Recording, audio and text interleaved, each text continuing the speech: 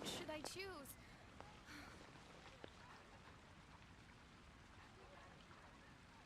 And a radish veggie soup. Star Snatch Cliff is known for its views.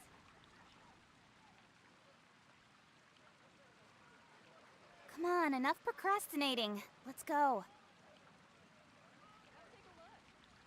The neighboring nation of Liyue has the most prosperous commercial port in all of Tibet. Ancient alchemy truly is fascinating. Which should I choose?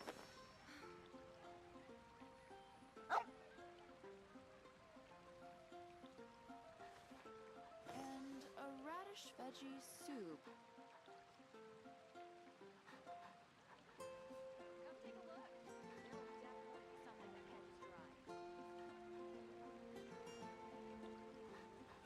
Ancient alchemy The truly neighboring is nation of fascinating. Liyue has the most prosperous commercial port in all of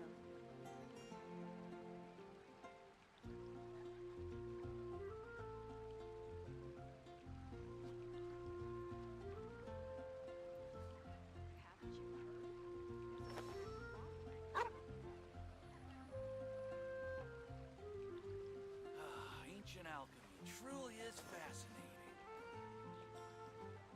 Ancient alchemy truly is fascinating. Which should I choose? The neighboring nation of Liyue has the most prosperous commercial port in all of Tibet.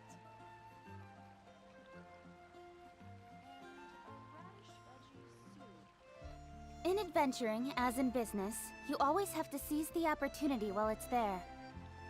Ancient alchemy truly is fascinating.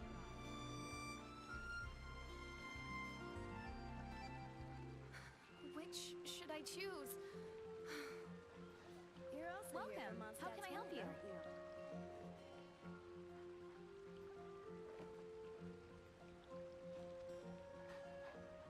And a radish veggie soup.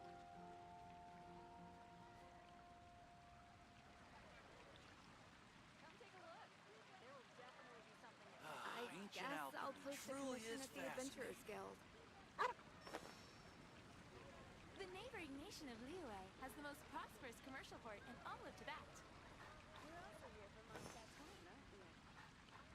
And a radish veggie soup.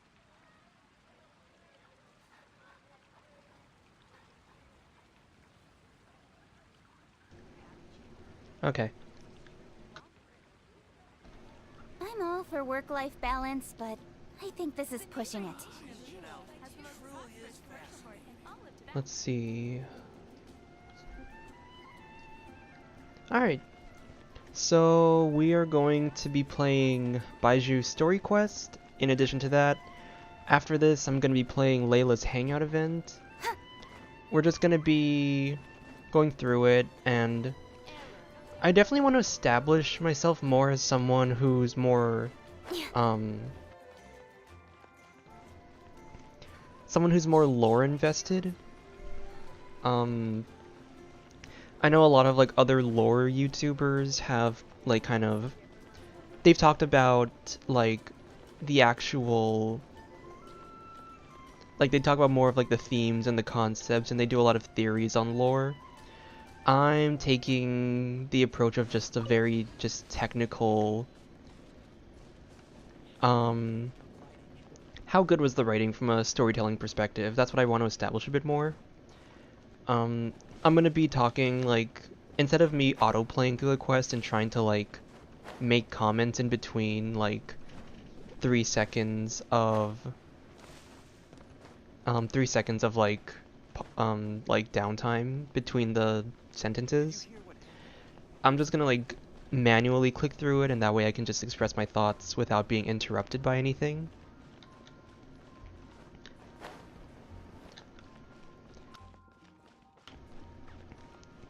And yeah, that's what we're gonna be doing today.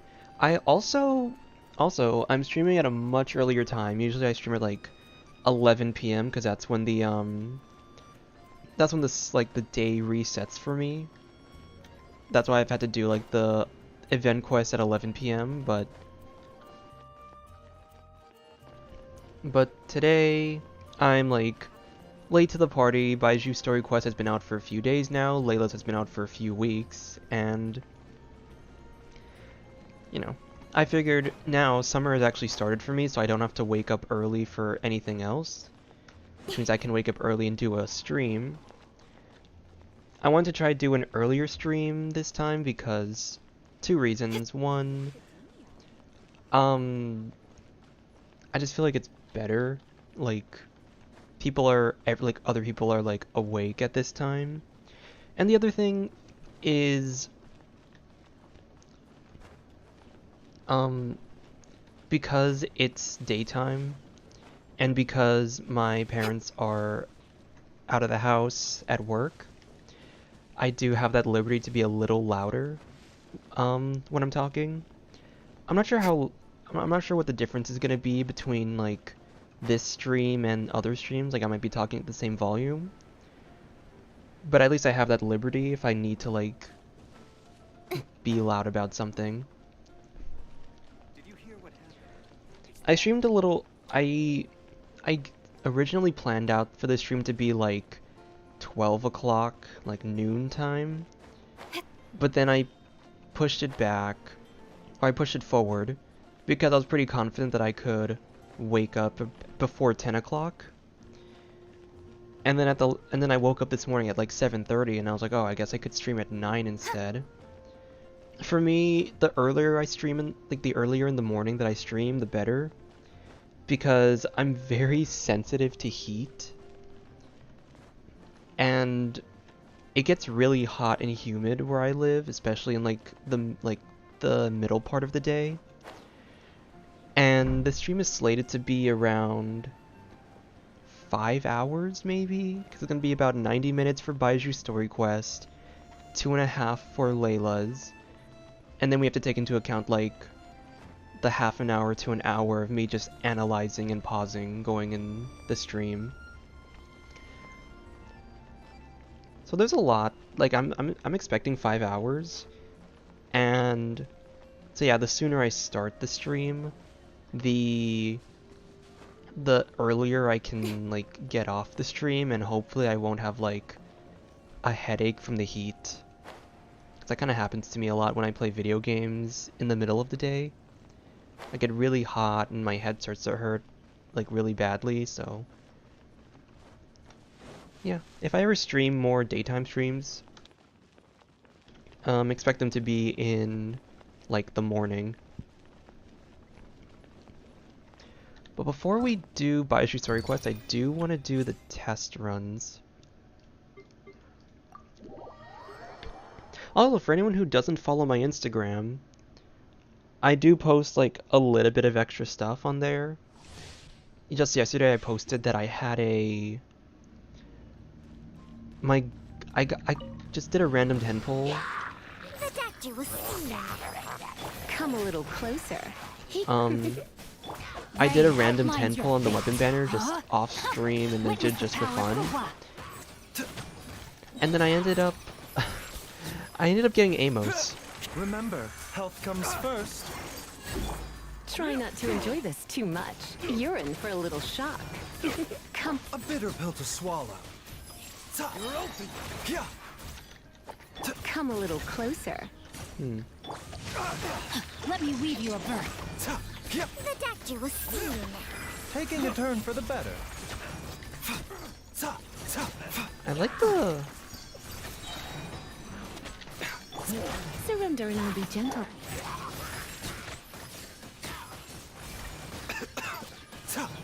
Did he just cough in his... Rain cutter. Remember, health comes first. A bitter pill to swallow. Yeah. See, I would love to get Baizhu. You're in for a little. But I kind of used up all of my wishes.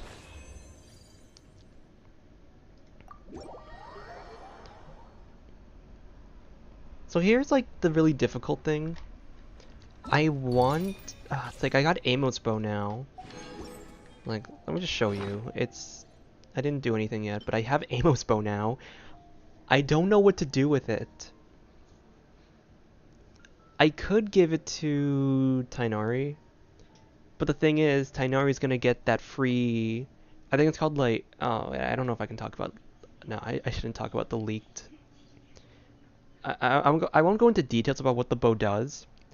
All I'm gonna say is that next patch there is a bow coming out, and it's like a best in slot, or it's like it's like an event best in slot for Tainari. So it's like I want to make use of that bow, which means I can't really. I don't know. It's like this one. This one's technically the best for Tainari at the moment, unless I can get Hunter's Path. But I don't know. I'm thinking. Here's the thing, and here's my wishes. I have very low wishes at the moment. I don't think I'm gonna be able to get. I'm gonna just. Like I said, this is gonna be like an off-stream thing. Like I'm not gonna do any wishing sessions on stream for Ganyu. But if you follow my Instagram, you may or may not see a post about me getting Ganyu in the future. Well, like we'll just see how. We'll just see if I actually manage to get her. I'm hoping. I'm hoping we do, because I mean, I have the bow, I might as well get the character.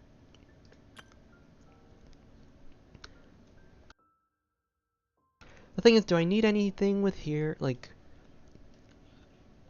I shouldn't. I shouldn't need anything, so.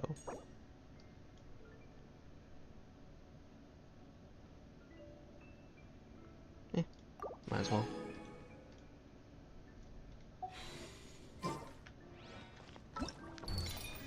Thing is, I don't know. The other thing is, I don't know what I'm gonna run Ganyu with. My options are Wanderer's Trope or Blizzard Strayer. And the hard part with like the two is that like Blizzard Strayer is objectively better, but Heart of Depth, or not Heart of Depth, yeah, Blizzard Strayer is objectively better, but This is long overdue. like it's limited to freeze teams. Look at how easy that was. Yeah, like it's limited to freeze teams, so I don't know if I really want to.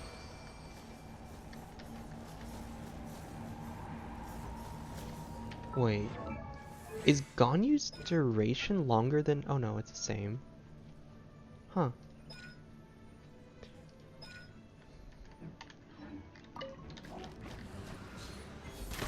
Glaze over. No touching.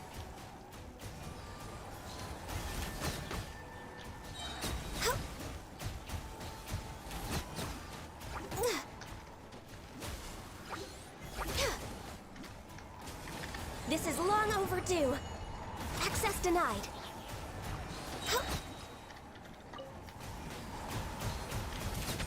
Look at how much damage it does. Like, holy crap.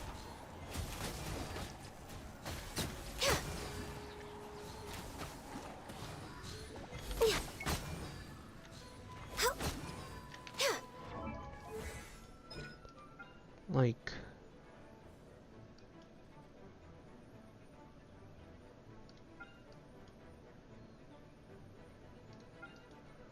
Dude, this is like...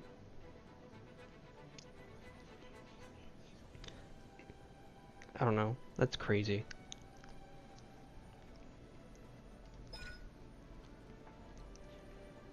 Refunds 15% of the ore used when crafting bow-type weapons? Ooh.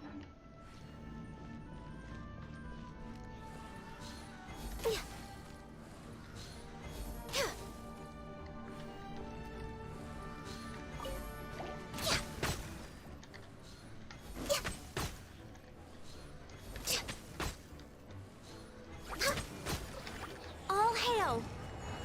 Born of ice and frost.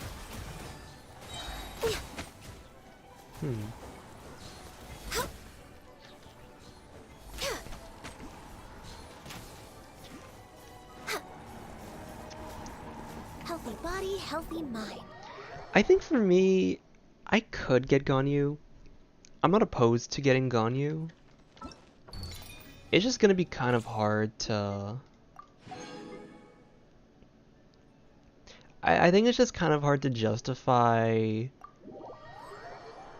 I don't know, Freeze goes in and out of meta, so I don't know if I really want to use a freeze team. No, my sword! Huh? Huh. Witness the power of Gugwa! Come at me! Breaking new ground! Scanning!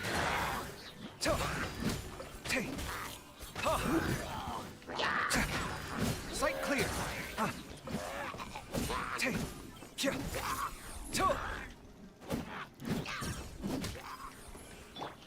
Let me weave you a verse. Rain outlines your... Come at me! Watch and learn!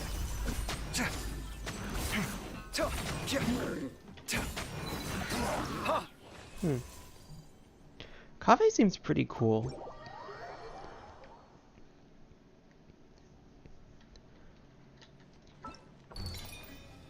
Yeah, see, like, I never expected to roll for either of these two, but after I got Amos, I'm just gonna try my luck with Ganyu off stream. And that should be fine, because in 3.7, I'm definitely saving all of my primos, because I heard that Eula is 3.8. Which basically means I don't have to worry about, kinda just means I don't have to worry about, like, about any sort of, like, you know, any, like, 3.7 wishing. I believe that...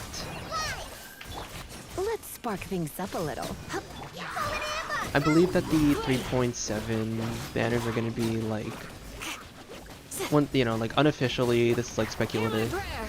But I think it's supposed to be, like, Yoimiya, Yai, and then I'll hate them Kaveh. Or, I'll hate them Kazuha. And the thing is, I already have Yai. I don't really need Yoimiya at the moment.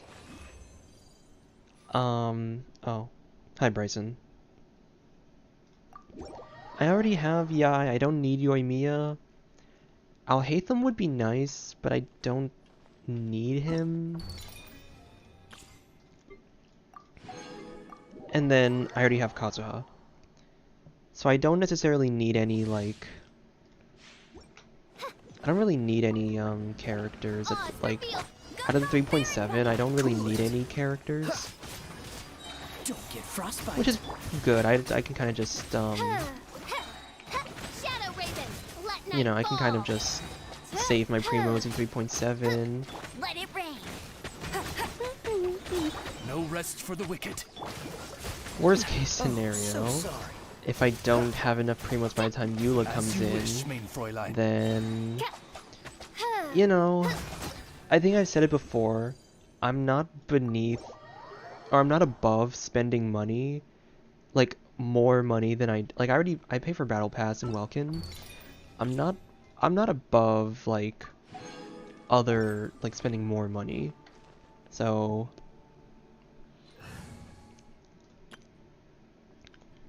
So who do I want to play?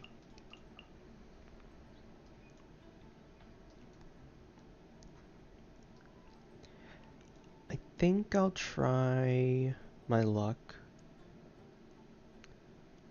What'd be good? Baizhu's abilities are very...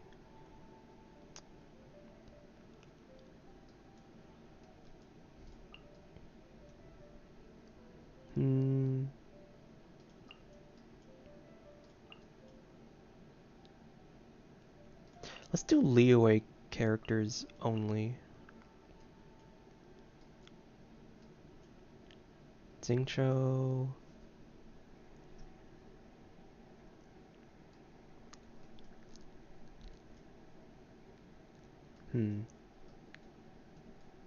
Let's. It's gonna be like such a. It's gonna be such a weird team, but.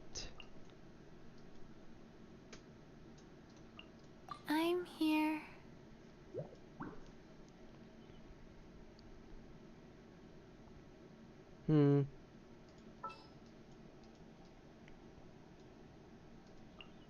Send one, send them all. It's probably the worst team comp I've ever made, but we're gonna do it. Alright, now that we've done the test runs and all that stuff, let's actually do the story quest. I haven't, I've tried avoiding leaks. I've seen a couple pictures, but nothing that really spoiled stuff for me. but from the pictures I'm hoping that this quest is a little more, like, I'm hoping it's a little more interesting.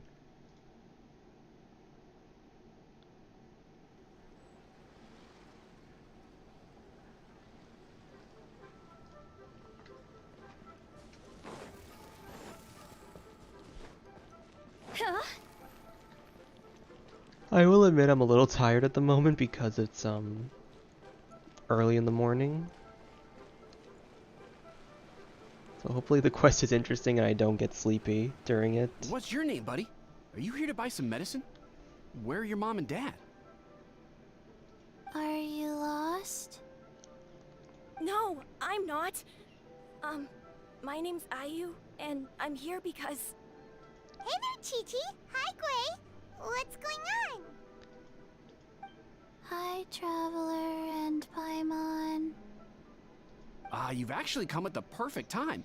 This little boy seems to have gotten himself lost. I think he must be new to the city. Probably wandered away from his parents and... No, listen to me. I'm not the one who's lost. It's my dad. Your Oh. dad? How does a fully grown man manage to get lost in Liyue Harbor? Well, my dad's always been kind of forgetful. In the past, he was just a little slow to react sometimes. But I'm worried that it's getting more serious. So, what about your mom? She went out a few days ago to gather some herbs for my dad, but she still hasn't come back. Meanwhile, my dad's been getting worse and worse.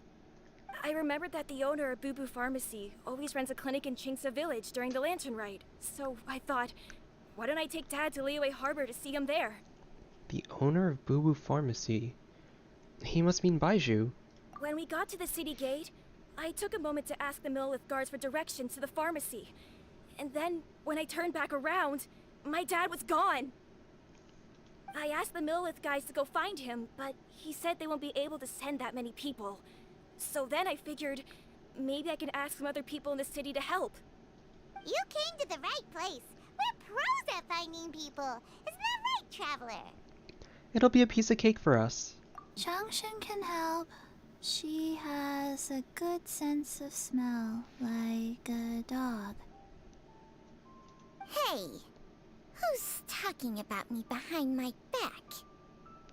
Changsheng, Chi-Chi meant that as a compliment. There's no need to be upset. Hello, child.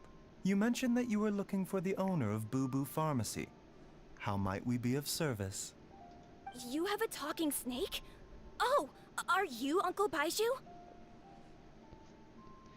I'm hoping this doesn't become the quests where, like, he's the main character and he's just the side character. I'm hoping to but here's the thing. I saw that the stuff was like 4 minutes long, like the cutscene duration. So that means that hopefully that means we get like a lot of like lore dumping. It'd be nice to see him be like the main character and he's like kind of like maybe he or his parents are like some sort of like a parallel to that. Uncle Baizhu. Changsheng, now's not the time. My dear boy, could you tell me more about your father's condition? As much as you can recall. Yes, Dr. Baizhu. I like the little I see. And your family lives near Chingsa Village, you say? I visit patients there frequently, but I don't recall ever seeing you or your parents. I do like how they're like actually playing with the models a bit more. They're experimenting with like model motions and poses. Like the fact that he actually kneels down, that's something I feel like I don't really see too often in story quests. It's also similar to how like they actually animated Paimon pulling Kave's hair in that event. Like they're definitely getting more experimental with it, and I really like that. Uh-huh. My mom doesn't like meeting other people, especially during Lantern Ride. She always tells me to just stay at home and keep my dad company. Is that so? Ayu, By any chance, is your mother's name Jiangli? Whoa, yeah, it is. Do you know my mom, Dr. Baizhu? I certainly do. Gui, Chi-Chi, are there any pressing matters in the pharmacy at the moment? Ayu's parents are old acquaintances of mine, so I would very much like to assist with the search. Would the two of you have time to join me? Don't forget us two. We already told Ayu that we'd help. Oh, really? Well, that's wonderful. We are most grateful for your support. You can count on us. Chi-Chi and I need to clear up the shop front first, but once that's taken care of, we'll be right out to help you with the search. Family is very important. Thank you. Then I'll leave you to handle the pharmacy. Traveler, Paimon, why don't you come with me and Ayu? Let's start by talking to the Millilith guards at the city gates, see if they have an update.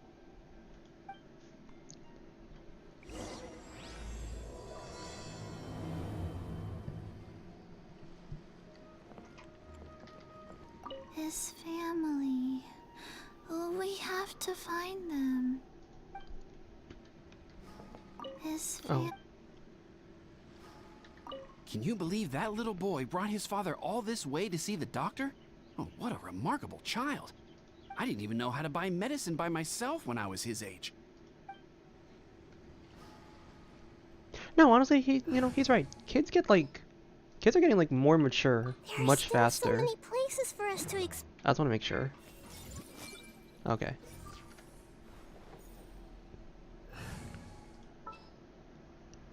Yeah, no. Kids get like they're so mature these days. Good eye. And at the same time immature. I don't know, it's a weird dichotomy. They're either like super grown up already, or they're like still like brats. Yeah, when I was that kid's age, I didn't like, I'd be like scared to go to the cash register by myself. Especially in those ones when like my mom would. We searched to the north, but couldn't find anyone who matched the description. Well, that complicates things. The city folks say there's no sign of him either. We need to start looking further afield. But where are we gonna get the people? Wait. That's Alejandro. That's Sino's voice actor. You can hear. Oh my god. Excuse me, sirs. Have you found out anything about my dad yet? Ah, hey there, buddy. Dr. Baizhu. What brings you out this way? The boy asked for our help, so we're here to join the search. Any new developments to update us on? Oh, thank goodness. We were just discussing how we're running out of manpower. As for updates, I'm sorry to say that we've searched the surrounding area thoroughly, but didn't find anything. The guards at the crossing up ahead said they hadn't seen anyone either, so we don't believe he was heading towards the Guili Plains. But it is possible that he was bound for Luhua Pool. Luhua Pool? The terrain there can be tricky to navigate. Let's hope he hasn't run into any trouble. We'll take that area. You will? Ah, great. We can't thank you enough. Sorry we weren't able to find your dad, buddy. That's okay. Thank you for trying. I keep forgetting that like I'm not on autoplay at the moment, so I keep on like I just keep on thinking that I could just like coast through it. We'll update our superiors on the situation and see if they can assign anyone else to help. I'm afraid we have to stay at our posts, so we won't be able to join you in the search.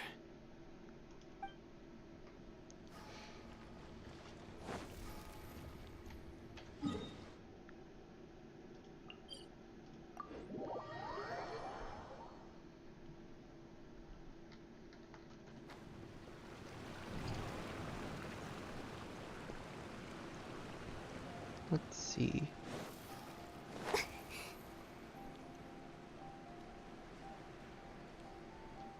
Dad! Oh my gosh. Dad, can you hear me? thought that was like I thought that was Hu Tao for a second. Go!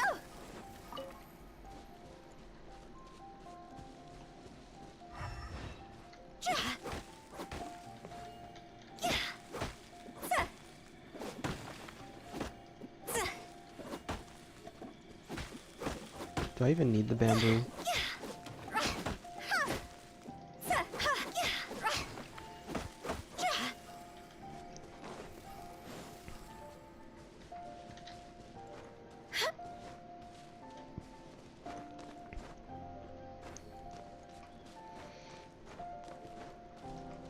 Let's see.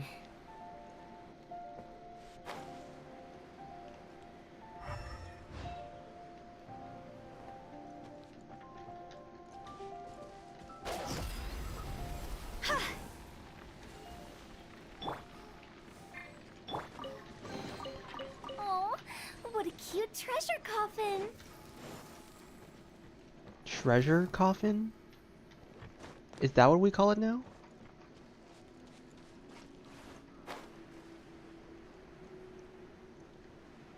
Oh, wait, is that him? Look, there's somebody over there. Oh no, it's... Hey, you! Stop! Don't go any further!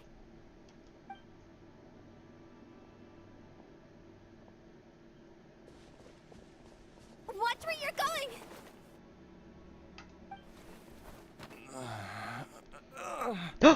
Hu Tao! Oh my gosh, I didn't think we'd see her in a quest. Oh, dear customer, Wangsheng Funeral Parlor does appreciate your patronage, but you needn't hasten the inevitable. Are you alright? Okay, that's awesome. They're actually bringing in other characters into the story quests. I forget if they did that. I think that's like the stuff that I like kind of dislike when it comes to certain other story quests. It's that they feel disconnected. Like you don't like it's just NPCs and it's just like it's just NPCs a lot of the times. So I'm glad that they actually bring in like other characters.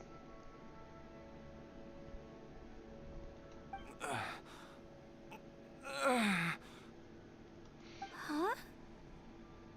Dad! Hey, Hu Tao! My, who do we have here? It's the Traveler in Paimon, and... my worst nightmare. Oh. Do these two have like tension? I see she still hasn't warmed to you. Thank you, Director Hu, for saving this man. Dad, are you okay? Do you recognize me? It's me, Ayu. Are you? Who am I? Your name is Jiao Liang, and you live just west of Qingse Village. You were supposed to come to Liyue Harbor to see the doctor. Remember? Does that jog your memory? Oh, my name is Jia Liang. Liyue Harbor. See the doctor? Yes, I'm Jia Liang, and I need to see the doctor. Wait, why do I need to see the doctor? Is this like dementia or Uh-oh. He seems in really bad Alzheimer's? shape. We need to get him back to Boo Boo Pharmacy right away. It's either like dementia. Sorry, Hu Tao. Gotta dash. Dinner's on us next time. Hold on a second. You're not seriously thinking of taking him to Boo Boo Pharmacy in this state, are you? Huh? Why not? What's the problem? Come on, Baizhu. Don't tell me you haven't noticed it. Didn't your master teach you how to spot the signs? Why do I get the sense that you spotted them right away, but you're planning to use it for your own ends? Oh. We getting like a villainous side to Baizhu? Use what? What are you talking about? Paimon's lost. There are traces of god remains in Jialiang's system. Oh, so it's not like natural illnesses? Oh, yes, but more importantly, they're on the verge of an outburst. If that happens, the consequences will be unthinkable. I'm sorry, what? God remains? There's no need to worry, Director Hu. I have methods of keeping them at bay. It is the sworn duty of all who practice medicine to cure illnesses and save lives. What reason would I have to neglect a patient in need who is right there in front of me? Besides, it was my late master's dying wish to be able to save this patient in particular. Perhaps out of respect for him, you could give me a day's grace so that I have time to treat him? Now you're bringing my great-uncle into this? Baizhu, just what are you planning this time? Merely Oh. to cure this man, nothing more. But of course, if you have any doubt as to my intentions, you are more than welcome to accompany me to Boo Boo Pharmacy and monitor my activities. I forgot that, like, Hu Tao's ancestor is related to, it's like, her ancestor is like Baizhu's. I forgot about that. Which makes sense. I read about it like once in like a snippet somewhere, but... Oh, really? I thought I was persona non grata at Boo Boo Pharmacy. You're being unusually generous today. I'm literally like majoring in like a writing. And I don't, wait, persona, a person who is unacceptable or unwelcome. Oh. The more you know. Don't forget that we're here too. We won't let things get out of hand. Okay, deal. We're not gonna solve anything by keeping Jialiang here. I'm happy to do it your way, but only for my great-uncle's sake and the travelers, of course. You must be pleased you brought the traveler along. Otherwise, this would have been a much more vexing ordeal. Well, time is of the essence. Let's get ourselves back to Boo Boo Pharmacy at once. I do like that they're bringing other characters into this, and it's not just Baizhu with a bunch of NPCs. Blockages within the cardiovascular system, reduced blood flow and energy circulation? I see. I suppose this must have caused the cognitive abnormalities. Dr. Baizhu, how bad is it? Can you cure him? Don't you worry. Baizhu's a really great doctor. He's sure to find a way. Isn't that right, Baizhu? Ayu, do you know when your father first started displaying these symptoms? I'm not sure. He's been like this for as long as I can remember. But it wasn't as bad as this when I was still little. So it's been a long time indeed. Is it a grim prognosis? No. I have a treatment plan in mind. We can start tonight. Come and see me again tomorrow morning. I promise that by then, Ayu will find his father healthy and lucid again. Thank you, Dr. Baizhu. Thank you so much. If you still have any misgivings, Director Hu, please feel free to hang around for as long as you wish. However, it would be best if you step outside this room. A doctor must be able to focus when treating a patient. Any distractions heighten the risk of complications. Yes, of course, absolutely. I'll just go and look at the flowers or something. But I will be back in an instant at the first sign that something's amiss. See you tomorrow, Baizhu and Chang. Bye for now, everyone.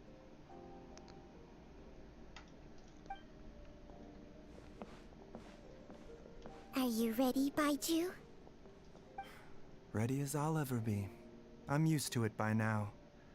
Come on, let's get started. Oh.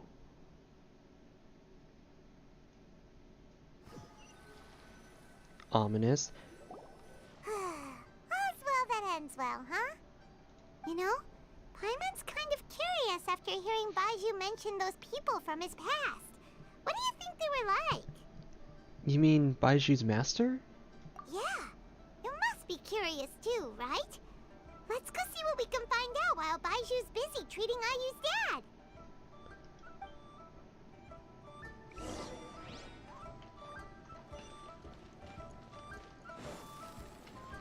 Oh. Mr. Quay, I want to go to the Adventurers Guild and get them to help look for my mom. Should I take anything with me? Well, you need enough cash to pay their fees, and there'll be some paperwork to fill out. I can come with you if you like. Wow, these two are hard at work. We probably shouldn't disturb them.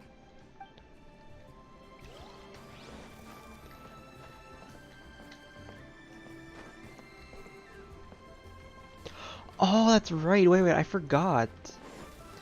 Hu Tao doesn't like Baizhu because Baiju's goal at the moment is to try and get like.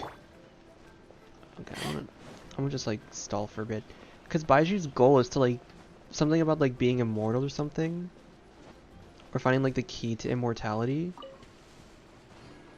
And so the issue is like that Hu Tao kind of believes in like the cycle, like the natural cycle of life and death.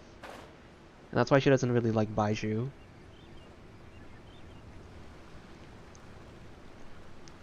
Although I feel like we're gonna get that anyway in this, like right now.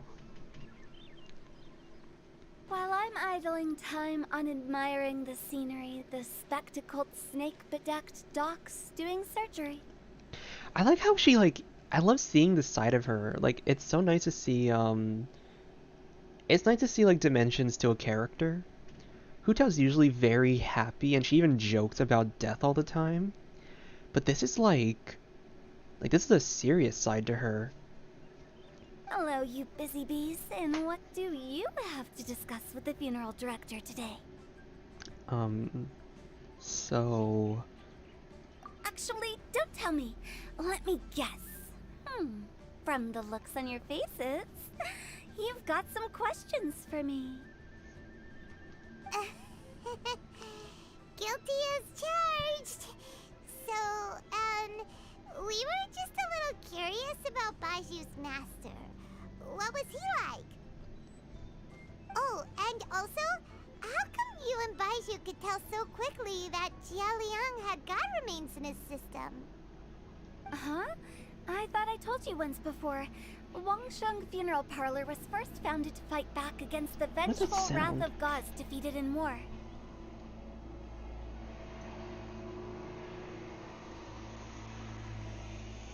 Oh. Oh, that vaguely rings a bell.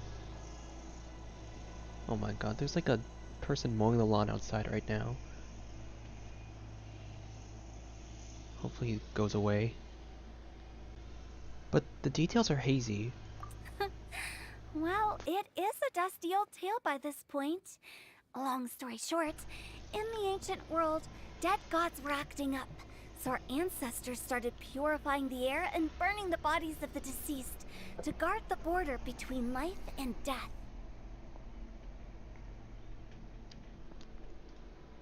These days, we don't deal with the wrath of the gods anymore, but all the relevant know-how is still passed down to each generation, so we can identify God's remains when we see them. Okay, Paimon gets it now. Wait, so how did Baizhu learn to spot them? Almost certainly from his master, who was also my great-uncle. Baiju's master was my grandpa's younger brother, a former deputy director of Wangsheng Funeral Parlor. Wow, fancy that! Huh. So, if he was from Wangsheng Funeral Parlor, how did he end up as Baiju's master? According to my grandpa, he and my great-uncle once went traveling together when they were young. They ended up at Chenyu Vale, where they met a pharmacist. That pharmacist must have cast some sort of spell on my great-uncle, because after that encounter, he suddenly announced he wanted to leave the family business and go practice medicine instead.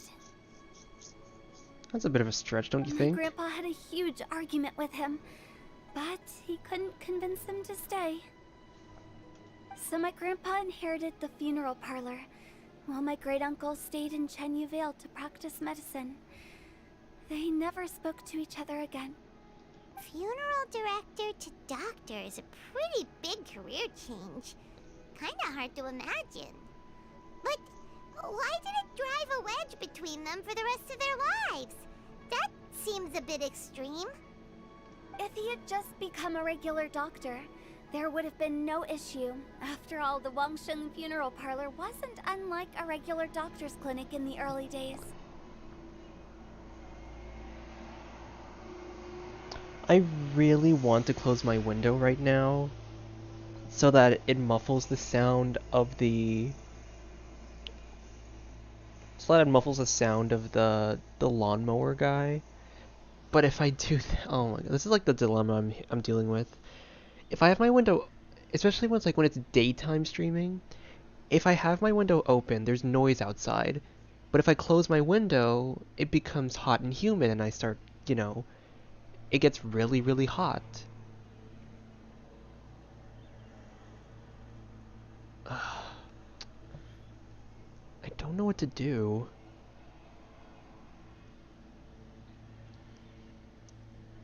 Okay. Let me try...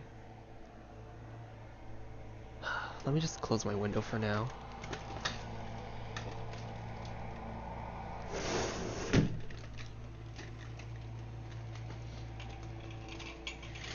This dude's driving like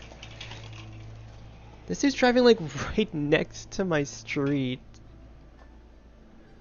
But according to my grandpa, the pharmacist they met had a very ominous aura about him.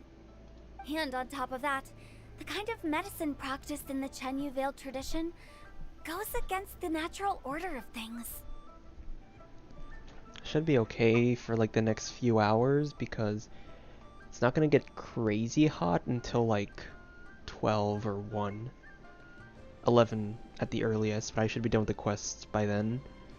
In what way? Don't know.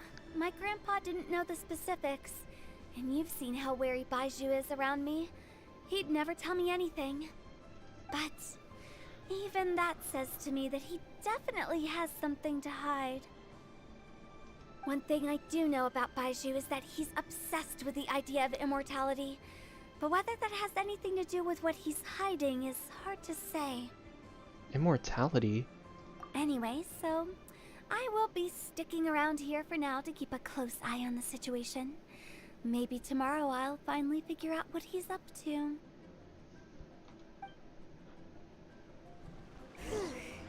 After all that, it seems like we have more questions than answers. Never mind. We'll just have to ask Baizhu himself about all of this tomorrow. Oh, while you're here, have either of you seen Chi-Chi around? It's not every day I get to infiltrate Baiju's lair, but alas, I didn't catch a single glimpse of her anywhere. Aha! What if Baizhu knew I'd be on the lookout for her and hid her away in advance?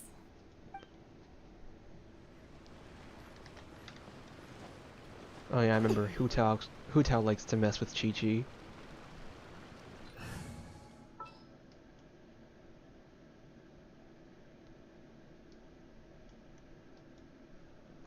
Be nice if we could like sift through characters based on their region.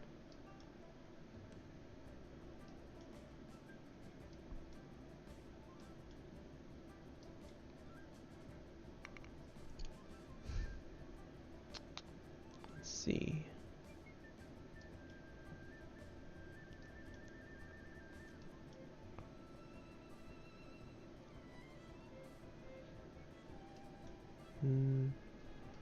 No, I think beta would be the best option.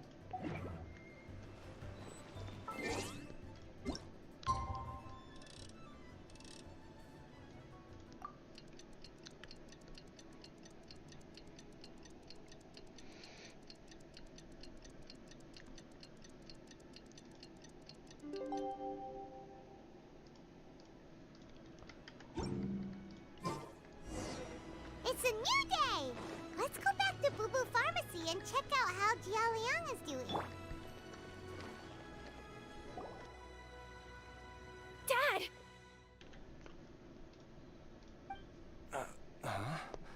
Oh, are you? No, he's looking Dad, better. you remember me! Yes, I remember now. Oh, are you? I'm so sorry. You must have been worried sick. Has your mom shown up yet? She's been gone for a while, hasn't she? Don't worry, Dad. I got the Adventurers Guild to help us look for her. And Dr. Baizhu's gonna help too. Right now, all you need to do is concentrate on getting better. Great. That's wonderful. I can't thank you enough, Dr. Baizhu. My pleasure, really. It's the least I can do to honor my late master's dying wish. If anything, I should be apologizing to you for not making the time to visit in all these years. Not at all, Dr. Baizhu. It's only because Jiang Li... What was her reason again? You're still in the early stages of recovery, so you'll need to take it easy for a while. Take it slowly and try not to overexert yourself. I suggest you stay at Boo Boo Pharmacy and rest for at least the next few days. Director Hu, do you have any further reservations about Jia Liang's condition? It seems like the evil presence is gone after all. You really did manage to suppress it, huh? But how did you accomplish this in a single night? That would be a trade secret, I'm afraid. If that gives you any cause for concern, you may continue to monitor Jia Liang for as long as you wish. Though I regret to say that Boo Boo Pharmacy cannot offer to reimburse Wang Sheng Funeral Parlor for any revenue lost in the meantime. Oh, come on, Baizhu. I'm not that unreasonable.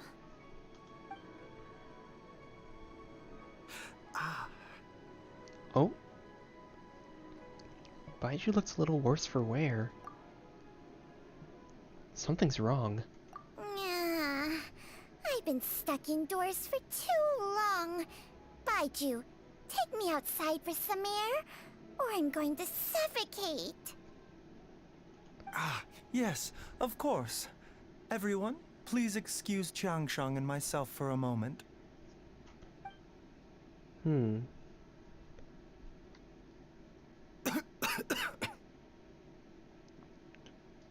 Suffering now, are we? Did you seriously expect to cover it up just by putting on a brave face and ignoring it? If it weren't for my quick thinking, they'd have all seen the sorry state you're in by now. But in any case, why must you keep this a secret from everybody? You should at least share your secret with one person you trust. Who's there? The way that Sheng just like turns her head is so adorable. But yeah, Baizhu has like a chronic illness, doesn't he? It's just me. Why did you follow us here? I thought you were looking a little unwell. Oh, it's nothing. I just needed to get some air. What did I just say about putting on a brave face? Traveler, Paimon, the truth is, Baizhu did not cure Jialiang's illness.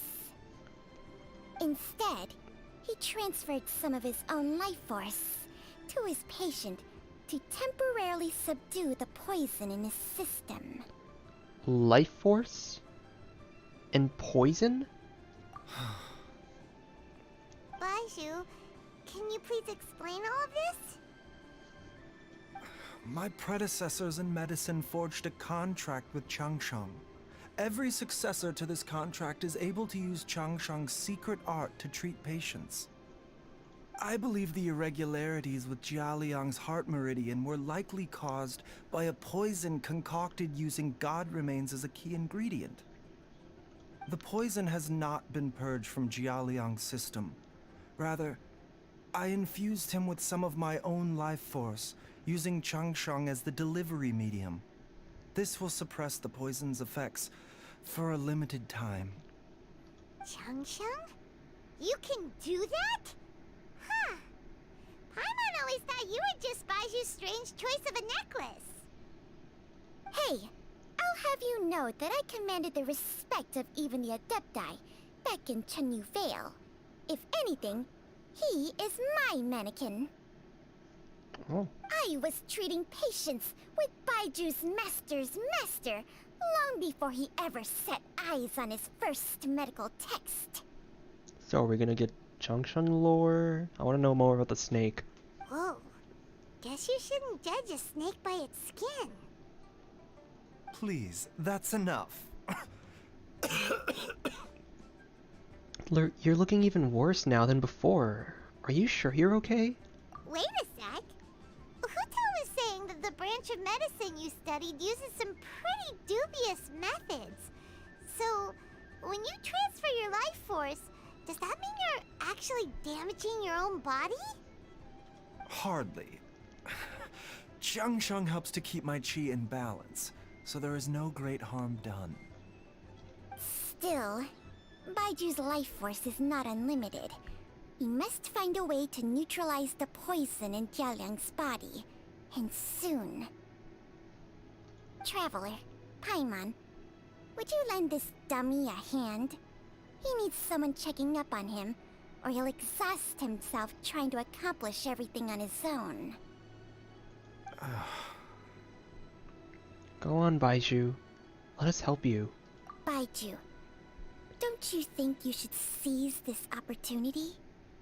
You cannot expect to hide this from everyone for your entire life. Time will see that all secrets surface eventually. Entire life. Thank you, Traveler and Paimon. Huh. Paimon doesn't think we've seen this side of you. But there's no need to thank us. You've helped us out before. So, what are the next steps? The poison in Jialiang's system must have accumulated over a prolonged period. I think I should pay a visit to their family home and look for clues as to how he might have been exposed to it. Do you know where his house is? Yes. I asked Ayu this morning before you arrived. He told me that his family lives in a secluded spot to the west of Qingsa village. Let's head there together once I've asked Gui and Chi-Chi to look after the pharmacy. As well as investigating Jialiang's exposure to the poison, we should also keep an eye out for Ayu's missing mother, my fellow disciple Jiang Li.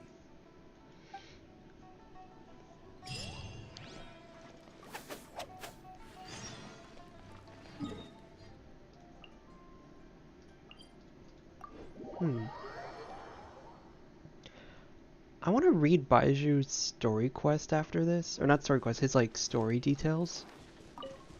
I'll have to pull it up on like the official website. Or like, not official, but like the wiki page. Since I don't have him, of course. Also, how many... Okay. Theoretically, I can do another 10 pull by the end of the stream. So I think I get like 60 from his story quest, and then I get like another 60 from Layla. So we'll test our luck and we'll see how lucky we get. Maybe I can get an early... Maybe I'll get an early 5-star. Who knows?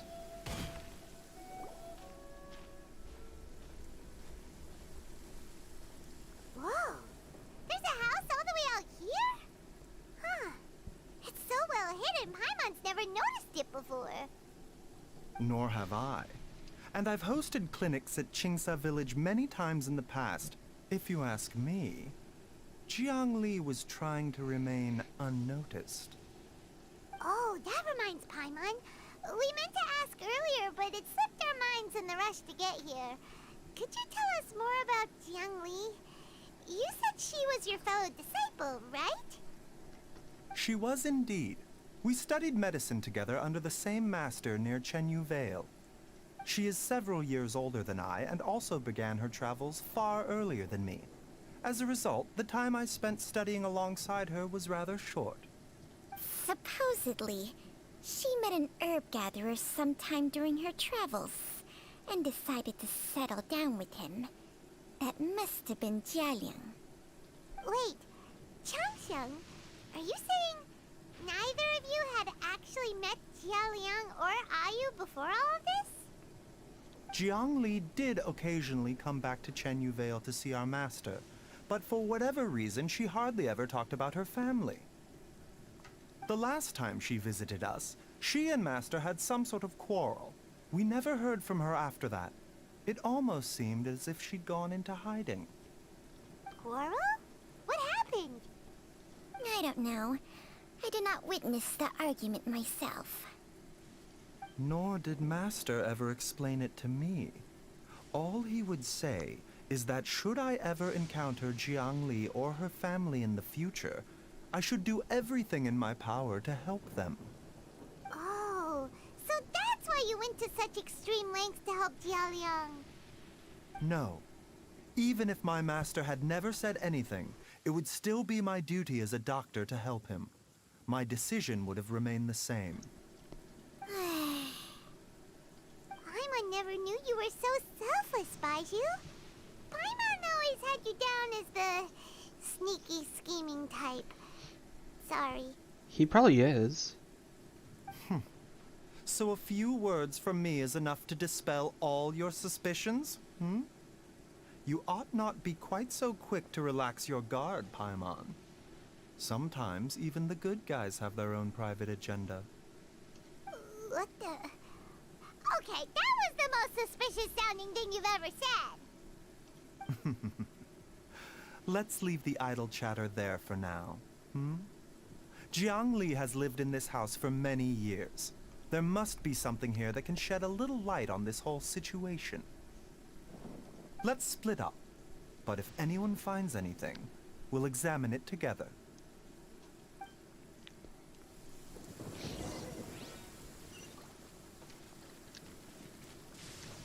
Once again, I like how they did something similar with this quest that they're doing with Dea's quest.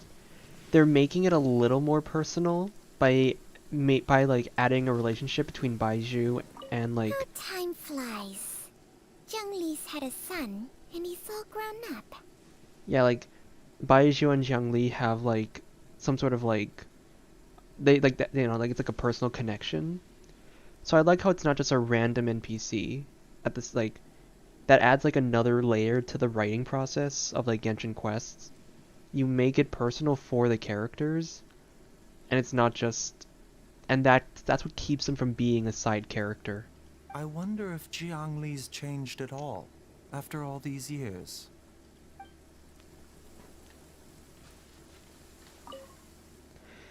Several faint marks can be seen on the pillar. Maybe it's used to record Ayu's height as he grew up. There's some faint, faded writing near the bottom mark. The more quickly Ayu grows up, the sooner can leave. Judging by the number of marks on the pillar, the family has led a secluded existence here for many, many years.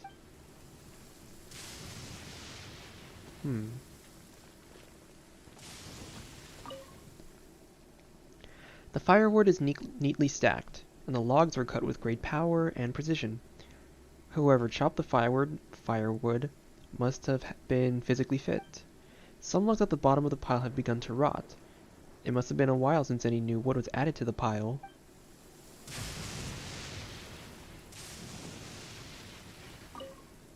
Some roof tiles broke. Mom and I tried to get up and take a look, but we didn't manage. Luckily, Dad was able to fix them in no time. The dinner table was a bit wobbly today when we sat down to eat. Dad tried to fix it, but ended up breaking one of its legs by accident. Dad's forgetting things again. I'll have to write it all down for now, and read it back to him when he's feeling a bit better. Traveler, Paimon, come quick!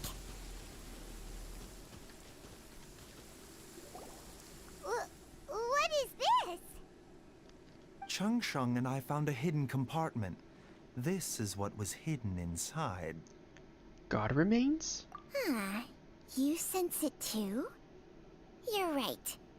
This is a poison concocted using god remains. Is it? Breathing? Paimon's not seeing things, is she? No. Your eyes do not deceive you. I do believe the poison in this bottle is alive. Alive? Some toxins act a lot like living organisms. I read about this once in the Origins and Symptoms of Diseases. This ancient class of poisons consists of mother and minor loads, capable of sustaining a connection over vast distances. If it's a concoction of this kind we're dealing with, then both the poison in Jialiang's system and this one here are likely minor loads. Offshoots, essentially. I wonder if Jiang Li poisoned her husband. Offshoots? So, the main body is somewhere else? Correct. Whoever is administering the poison can manipulate the source to indirectly control the poisoned individual's behavior and even cognition. Similarly, the poisoned individual will hear, to a varying extent, the call of the source. The call of the... Wait. So, back when Jialiang ran off, maybe that explains where he was heading!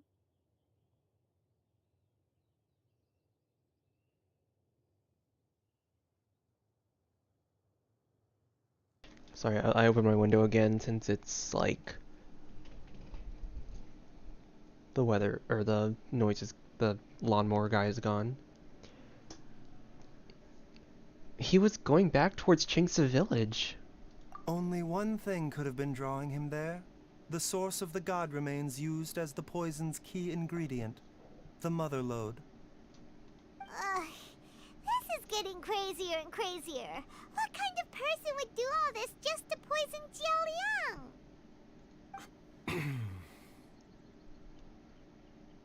Hey, why has everyone gone quiet all of a sudden? It's Jiang Li, right? Since this poison was carefully hidden away in a secret compartment, the one who concocted it is likely a resident of the house. You mean Jialiang? Why would he poison himself? Paimon. Paimon. Think. I just realized. Oh my gosh, wait, I just realized something.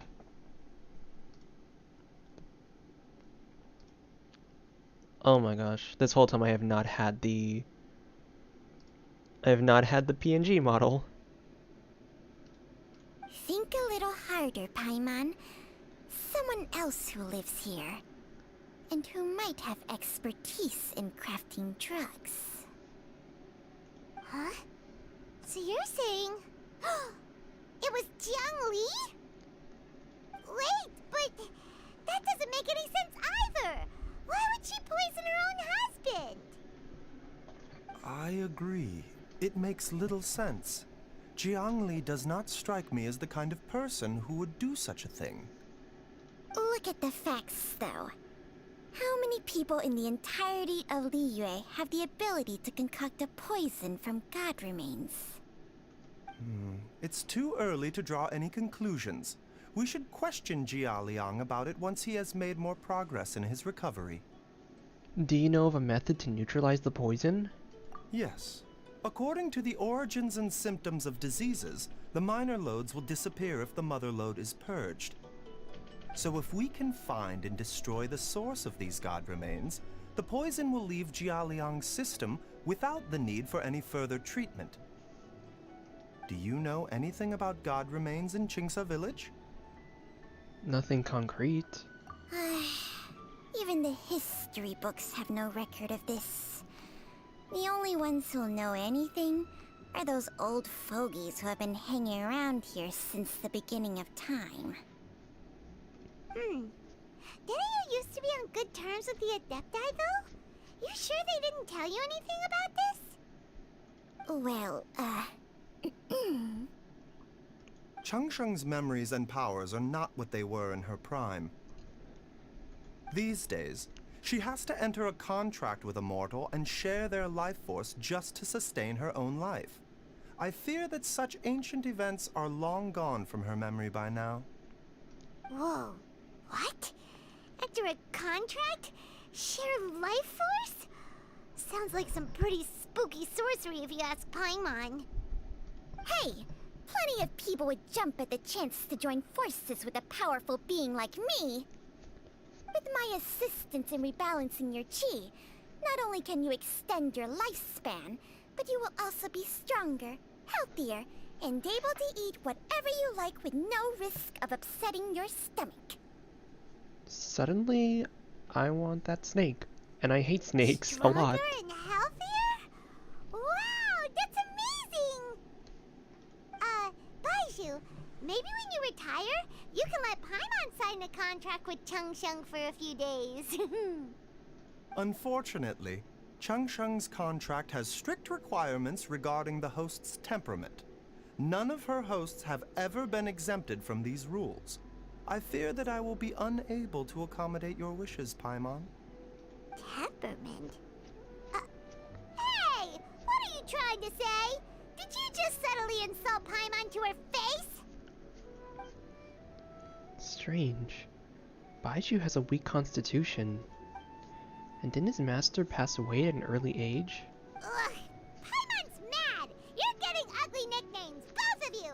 Baizhu, you're Mannequin Man! Changsheng, you're just a pain in the neck!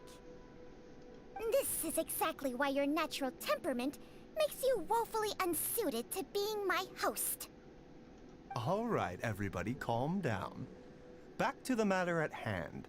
Is there any way at all for us to seek counsel from the Adepti about this? I'm thinking Zhao, Ganyu, Zhongli, Cloud Retainer, Mountain Shaper. With how antisocial they are, if it were up to them, they'd go their whole lives without showing their faces to the common folk. Actually, I do have someone that I can call. What? Seems you're as well connected as they say, Traveler. We are truly fortunate to have you on our side. Oh. If you're talking about who Paimon thinks you're talking about, you better do the honors.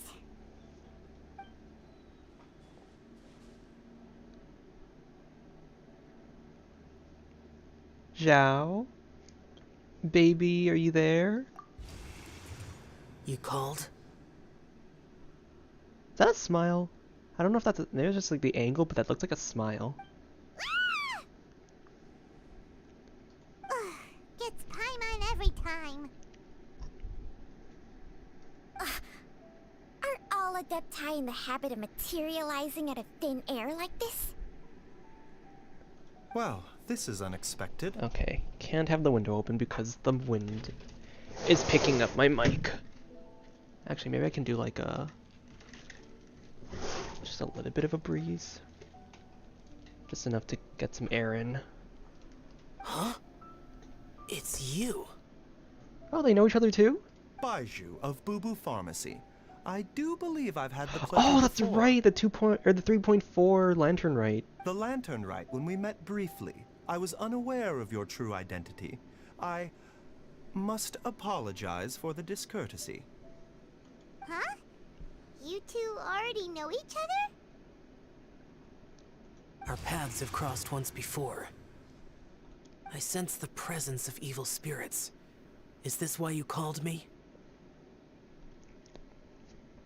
Actually, I wanted to ask you about dead gods.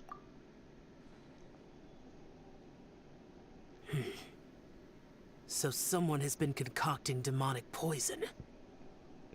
Too often, fervent desires drive mortals to abandon all regard for their own safety. It is lamentable. He said it! He said the word! I now know what you seek. It is true that a god's remains are buried beneath the foundations of Chinksa village. A vile monster known as the Ch once wrought havoc over this land, before it was subdued by Rex Lapis. The land was finally cleansed of poison when Rex Lapis used statues in his likeness to seal the serpent's remains. Jinxa Village was founded some time after that. The seal is still mostly intact. If the Ch is the source, then it must be some of its blood leaking from deep underground. However, its aura is faint and barely detectable. You will need to investigate further to identify the location of the leak. I see. I do not like to intervene against mortals unless absolutely necessary. But when demonic forces are involved, things can spiral out of control. If that happens, be sure to call my name again. I will. Thank you, baby girl.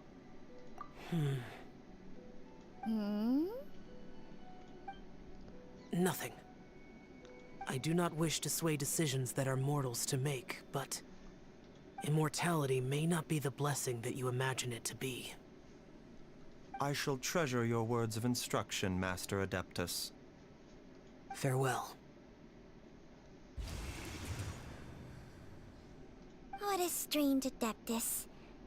Rather different from the way I remember them. That's Xiao for ya! And thanks to him, we finally got some concrete info to go off of. If the god remains are leaking from underground, Jiangli must be paying a visit to a subterranean cave on her herb-gathering trips. If we can find the cave... Master, there's a problem. Gui? Did you run all the way from Boo Boo Pharmacy?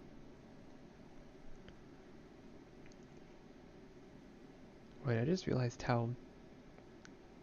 Holy, that is... big. Wow.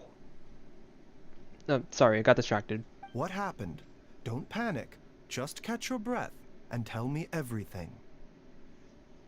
It's Jiaoliang. Oh? He was fine one minute, and then he suddenly took a turn for the worse. Already? How? Based on past experience, he should have been fine for the next 3 days at least. It seems that my worst fears have been confirmed. Everyone, back to Boo Boo Pharmacy now!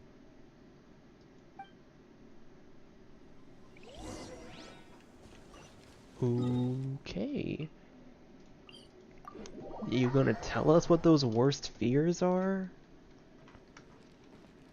Faster? Okay, faster. Rise.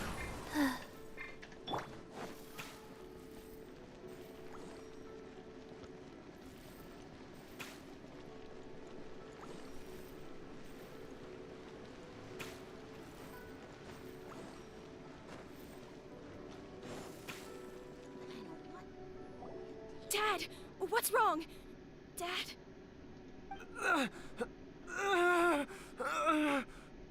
Don't be scared. Dr. Baizhu will be back soon.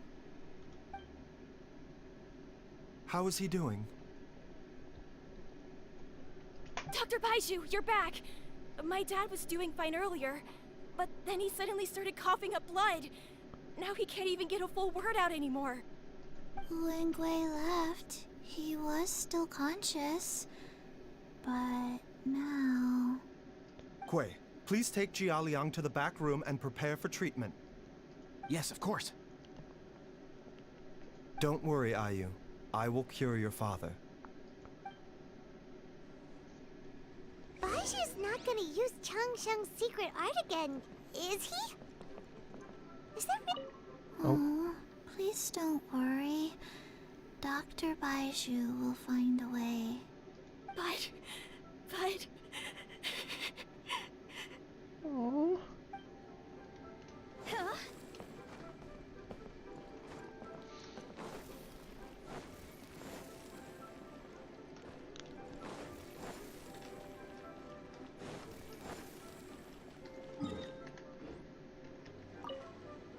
Dr. Baizhu is still treating the patient. Please do not disturb him for now.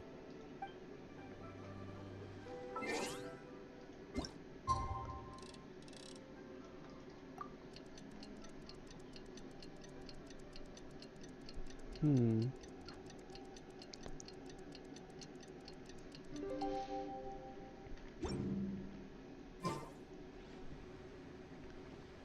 are you feeling, Dad? Are you still hurting anywhere?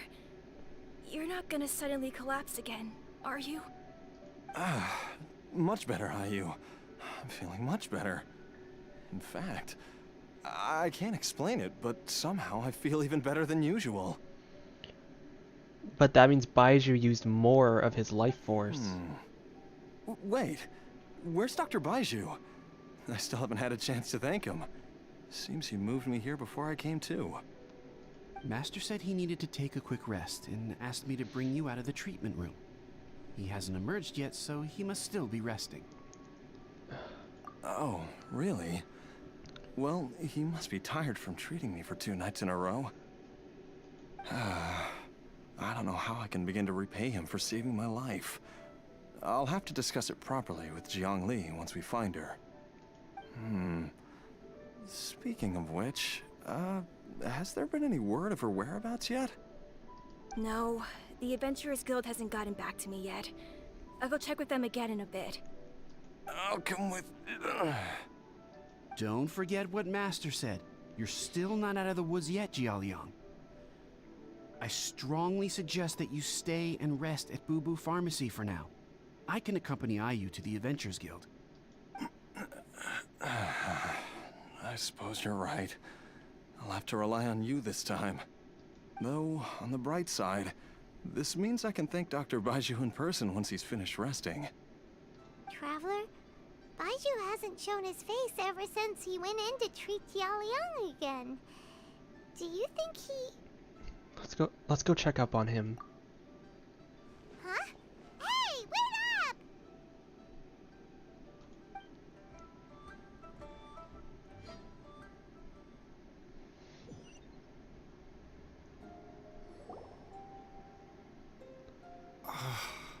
Huh? You're finally awake? That was far too risky. Even with me here to help you balance your chi. There was no time. I had no other choice.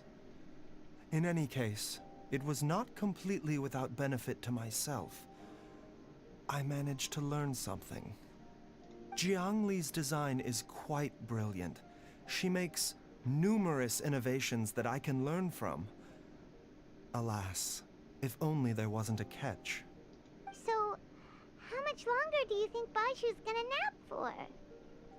They've been outside waiting for you the whole time while you were asleep. Shall we at least go and show our faces?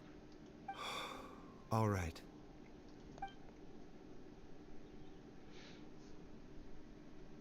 I love that I have so much about this quest that I love from the cinematic standpoint. He hasn't. There's no way he could have just... Who's talking behind our backs again? Ah! Baizhu! Changsheng! Are you both okay? Of course. There's no need to be concerned. I merely had to transfer a rather large amount of life force on this occasion. But, with Changsheng's help, I will recover in time. Jialiang seemed fine yesterday. Why did he need more life-saving treatment again so soon? I made an error in my initial diagnosis. Jialiang is in fact suffering from more than one ailment. And as a result, his life force depleted at a greater rate than I had anticipated. What? You mean, even if you got all the poison out of him, he'd still be sick? Yes. But more pertinently, the poison in Jialiang's system is there precisely because it is being used to manage his underlying medical condition. Jialiang has a rare congenital heart condition, and ongoing treatment is essential to maintaining healthy functioning of his heart meridian. Left untreated, it puts the patient at risk of coughing up blood and fainting, and in the longer term, causes irreversible damage to the internal organs. Though it was created from god remains, this formula is not a poison in Jialiang's case. Rather, it's his medication. Oh. On the bright side, at least Jiang Li isn't a bad guy. Had he not taken it all these years, he likely would have died a long time ago. So that's why Jiang Li did it. Still, using poison to treat a disease is hardly a viable long-term solution. As time passed, and the poison accumulated in his system, it began to impact his cognition. Moreover, the longer he relied upon this medicine, the more resistant his body became to it. Jiang Li had to concoct ever greater quantities to ensure its continued efficacy, or he could have still perished at any moment. That explains why Ayu said his dad has been getting worse, and why his mom went off to gather herbs. God remains are extremely dangerous to be around, because humans have no natural defense against them. I shudder to think how many times Jiang Li has exposed herself to them. I fear that the situation is just as that Adeptus described. In an effort to save Jialiang's life, Jiang Li has abandoned all regard for her own safety. I'm kind of just really... Why are the names so similar? Jialiang and Jiang Li. That literally gives me brother-sister vibes. I never suspected that even Jiang Li would turn to the same path as so many others over the years. Perhaps this is the inevitable course of fate. To sacrifice one's own life to save others. To go beyond human means in order to do the impossible. Whatever the cost may be. Fate? Well, I think that it's too early to say with any certainty what fate has in mind. In any case, I have stabilized Jialiang's condition for now, so our immediate priority should be to get ourselves back to Qingsa village and find out where Jiang Li is. Her regular exposure to god remains over such a long period will have been catastrophic for her health. And given that she's already been missing for several days, I am fearing the worst. Who's that? It's me, Traveler, Dr. Baizhu. Oh, he overheard us. Ah! It's Jialiang! Don't tell Paimon you overheard everything already. Dr. Baizhu, please let me come with you. You've already done so much for my family. I can no longer just sit here and watch while you put yourself at risk for Jiang Li's sake. After all, if it wasn't for me, she wouldn't have had to put herself in harm's way in the first place. I know I won't be of much help in battle, but at the very least, I can show you the way.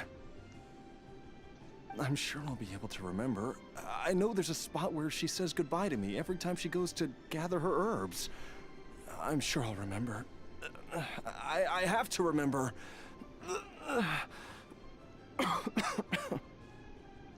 Be careful. If you get too agitated, your blood pressure and stress levels will rise, putting further pressure on your heart. For your own safety, you should stay here and rest. No! We're out of time! We have to go now. Right now. Before I forget everything again. Ooh. Ooh. What's it called? What's that called? The Dutch... No, Dutch is a different thing. This trip will be extremely dangerous, and there is a very real possibility that you will not return from it. Oh, whoops. I never expected to live this long in the first place. My death is already long overdue. So why should I fear it? There's only one thing I fear now, and that's that I'll forget her again before we manage to find her. Oh shit, Hootel's been listening in. Very well. Then follow me.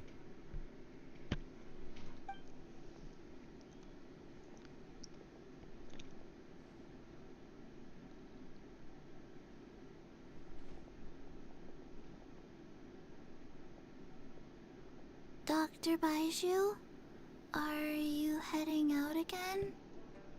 Yes. This could be a long one. Could you please prepare a dose of the usual formula? Please add an extra measure of mistgrass pollen, and 1 dose each of the ingredients from the 3rd and 5th compartments of my medicine cabinet. I hope it works. Dr. Baizhu? Do you mean... Hop to it now. And remember to be careful with the cauldron this time. You don't want to burn yourself again. Okay.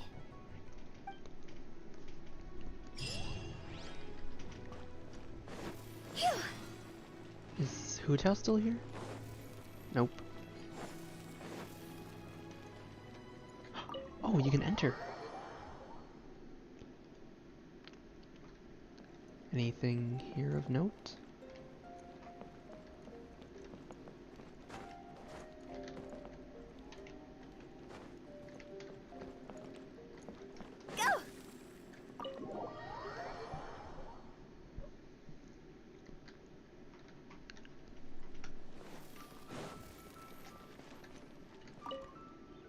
Everyone, please be careful.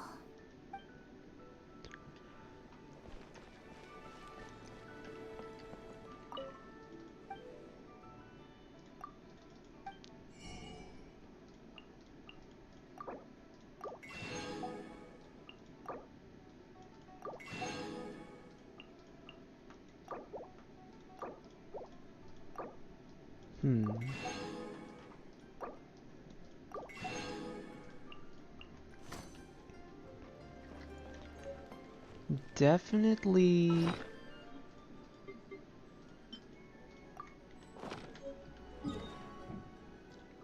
I'm really hoping we get like, I don't know, Hu Tao. I really like how Hu Tao actually has a bigger role in this. I'll definitely like talk about this later when I do my like quest analysis. But this is getting like, I don't know, like the writing for story quests has gone up. It's gotten a lot better. And I like how, you know, there's a lot more like interpersonal connections with the like the focus character. And there's a lot more like, you know, it makes the entire story feel a lot more like engaging. That strange feeling is back. It's just like the day I went missing. It's as if something inside me is trying to guide me somewhere. The Motherlode's influence is growing stronger. But is it because we're getting closer to the source? Or because the leakage of Che blood is growing more severe? Jialiang, can you sense which direction the source is in? I think it's this way.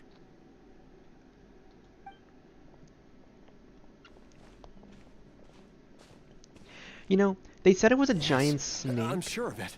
They said it was a giant snake. Like Zhao said that the demon was a giant snake. So I wonder if I feel a dull ache in my heart. This must be the way. I wonder if Changsheng is like connected to this snake. This place feels familiar. I think I've been here before.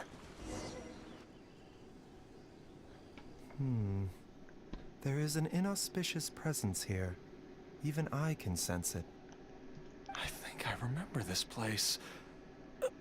Jialiang, are you okay? Maybe you should rest here while we continue the search. No, I have to keep going. Jiangli is still waiting for me. Then let's hurry.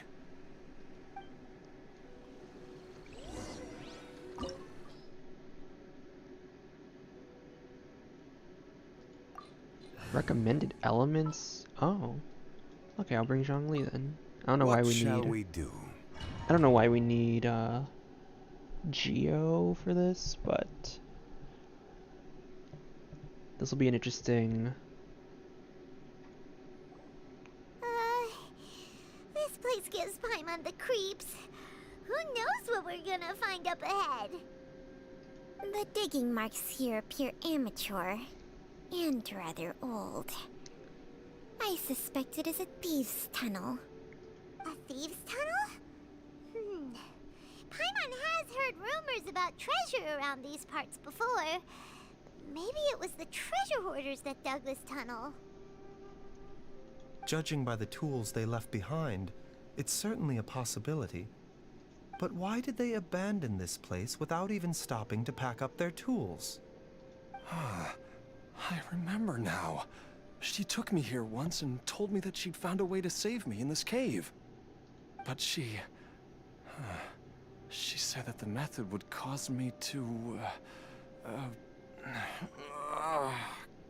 curses. Why can't I remember what she said? Easy, Jialiang.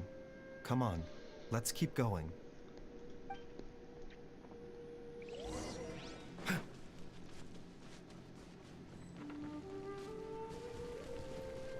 Your doctor will see you. Rain outlines your fate. Rain cutter. Go!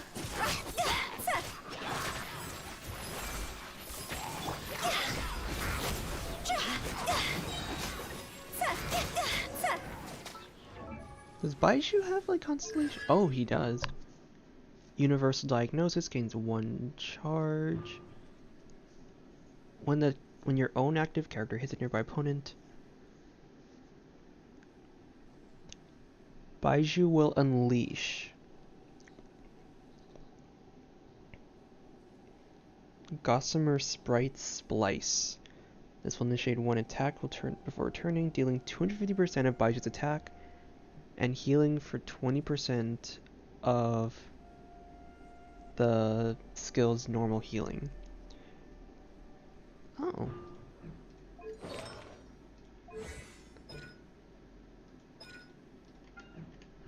Interesting.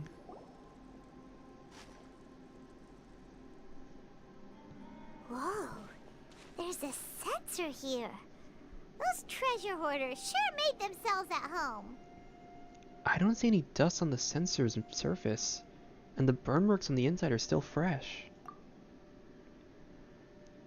I don't think this was left here by the treasure hoarders. I believe this sensor was used to burn a monster-repelling incense. A monster repelling incense? You sure? 'Cause we did run into that group of monsters just now.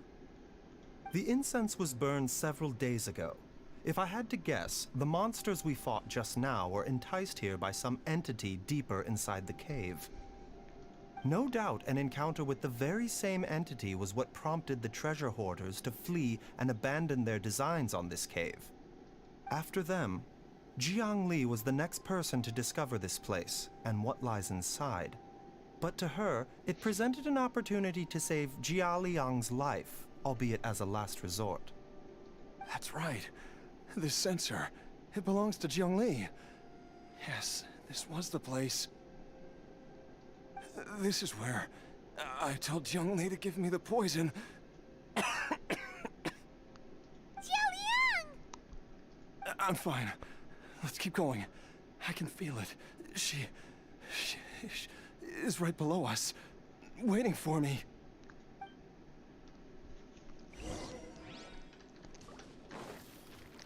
This is so, like, this is sad. But this is what I love about, like, the NPC characters. It's like, I know people really hate it when NPCs are kind of the focus of a quest, but it doesn't necessarily mean that you can't give an NPC I can feel it. meaningful... We're getting close. It doesn't mean you can't give an Almost NPC, there. like, meaningful, It's right up ahead. The place where we oh. made a pact together to...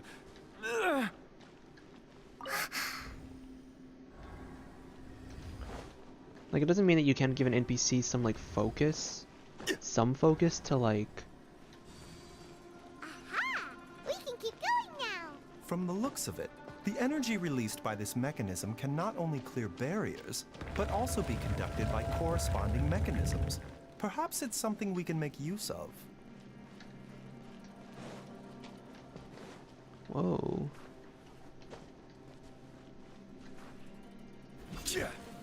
Solidify!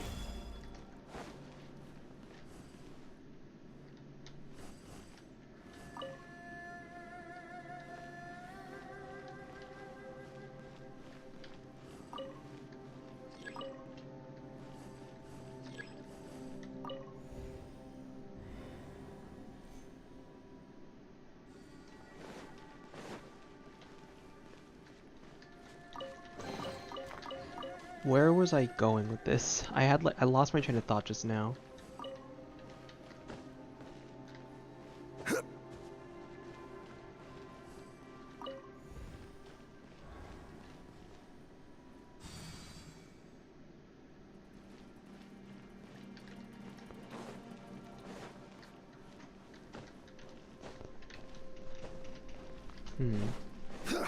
Should I go back to that later?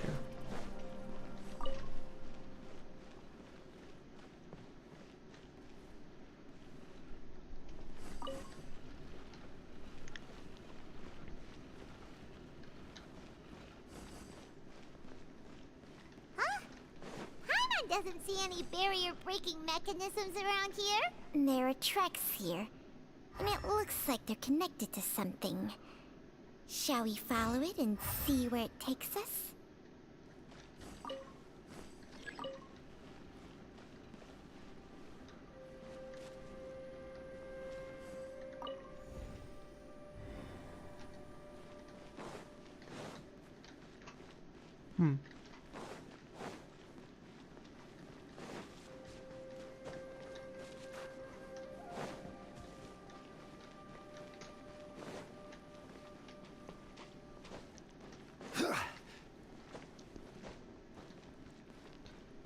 Oh, NPC focus, yeah. So so the issue isn't that they give NPCs focus at all. It's the fact that they give them too much compared to, like... Mind the side effects. Witness the power of Guhua. Huh?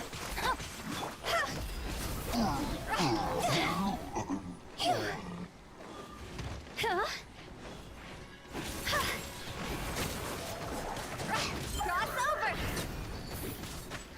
Rise! The doctor was seeing. See?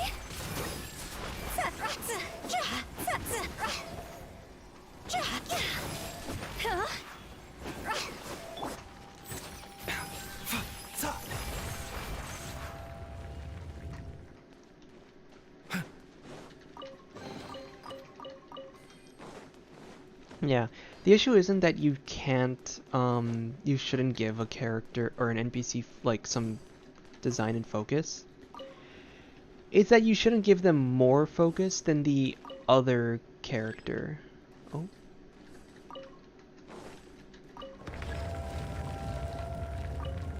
Like what they have right now is really good. It's a balance between the side characters and the main.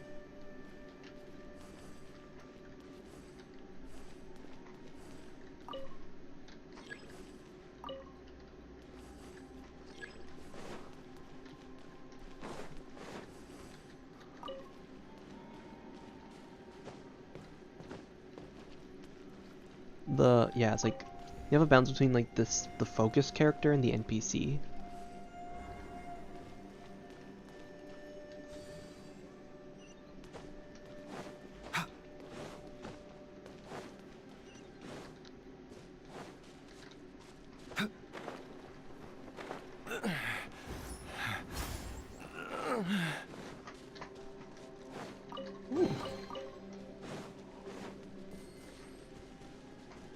Whoa. Zhongli! Look out! There's a monster next to her! The god remains must have lured them here. Watch my back. Mine's your face.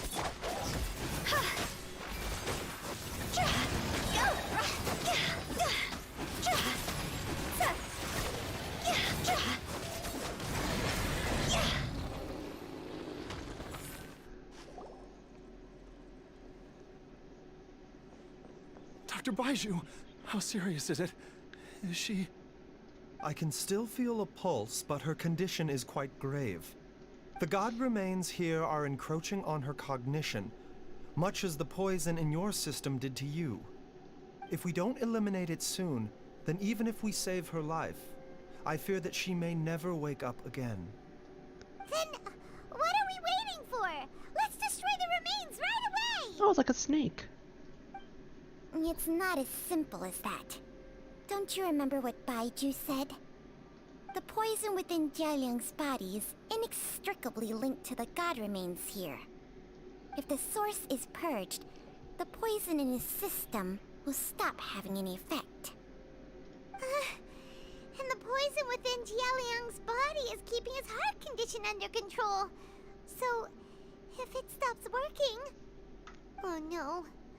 Are you saying... Indeed. If the god remains here are purged, then your life will come to an end. Oh, I hate these scenarios. We have to like pick one or the other. I wondered when this day might come. Wait! But we've all been working our butts off to save Jialiang's life! After all that, we can't just give up on him! Baizhu, you're a great doctor! Surely you gotta know of some other way we can save him, right? You could continue to take the poison, which would buy you some time. As for Jiang Li, maybe if we put our heads together, we can think of something? It appears to me that she was striving to concoct your medicine for you, right up until the moment when she lost consciousness. Maybe it's her greatest wish that you will continue to take it and live. Dr. Baizhu, give it to me straight. How long does Jiang Li have? The god remains have reached her internal organs. Under ordinary circumstances, I would give her less than 3 days. But if I were to treat her using a secret art... You can't be thinking about that again. But what would be the point of that? Dr. Baizhu, I'm all too aware of the dangers of god remains. You were not the first to mention it to me. If I continue to sustain my own life using this wretched substance, not only would Jiang Li have to keep risking her life to make my medicine for me, but I would have to live with the looming threat of these remains breaking out and wreaking havoc not just upon me, but my entire family. I know for a fact that I should have died over a decade ago. The fact that I've been around to see IU grow up is already a great blessing from Rex Lapis. If my choice can bring Jiang Li back, then even if I die... Jialiang... After cheating death for so long, it seems I've grown somewhat addicted to life. Traveler, Dr. Baizhu, could I have another minute with my wife? I just want to have one final moment together. Just a moment. That's all.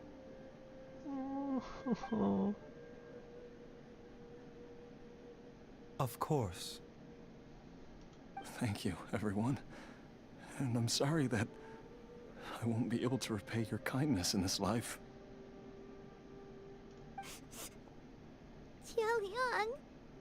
Baizhu, Changsheng... Is there really nothing else you can do? I am sure that over the years, Jiang Li will have tried all the conventional methods known to humankind. As for less conventional methods, I have little expertise besides Changsheng's secret art. Mortals are fated to grow old and pass on when their natural lifespan runs out. If it were so easy to combat the natural processes of aging and death, Jiang Li would not have had to resort to unnatural methods. What a crazy situation! Jiang Li risked it all to save Jialiang's life, and now Jialiang has to sacrifice himself to save Jiang Li! What's the point of it all? All we can do right now is honor Jiangling's decision and bear witness. I've seen many final farewells in my time, but I can never get used to it. In the human realm, all things must come to an end. Is it not a fitting end to die for a worthy cause? At least, that's what generations of masters before you have always believed. The path they chose was indeed a heroic one. But when I think of those who would willingly sacrifice themselves for others, I cannot help but think that theirs are the lives least deserving of death. When all this began, we agreed that once Ayu was old enough to help you gather herbs, it would be time for me to go. If you could only see him now. He took me all the way to Liyue Harbor to see the doctor. And he even got the Adventurers Guild to search for you. So, I know that you'll both be okay without me.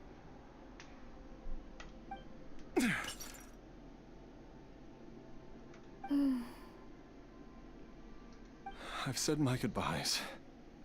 My time has come. Do what you must. This is so sad. As you wish.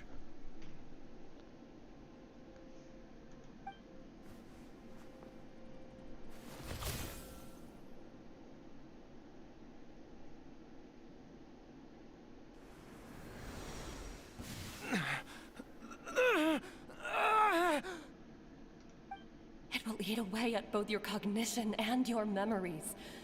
In the end, you'll become little more than a shadow of your true self. I'll take it. At the very least, it will allow me to stay with you and watch Ayu grow up.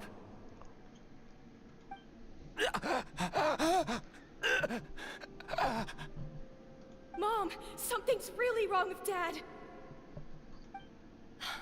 Don't fret, Ayu. I will gather some medicinal herbs right away. I promise you, nothing will happen to our family.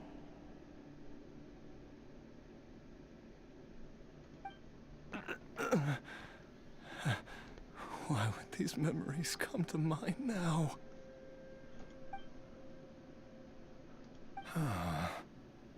The longer we live, the tighter we cling to what we have.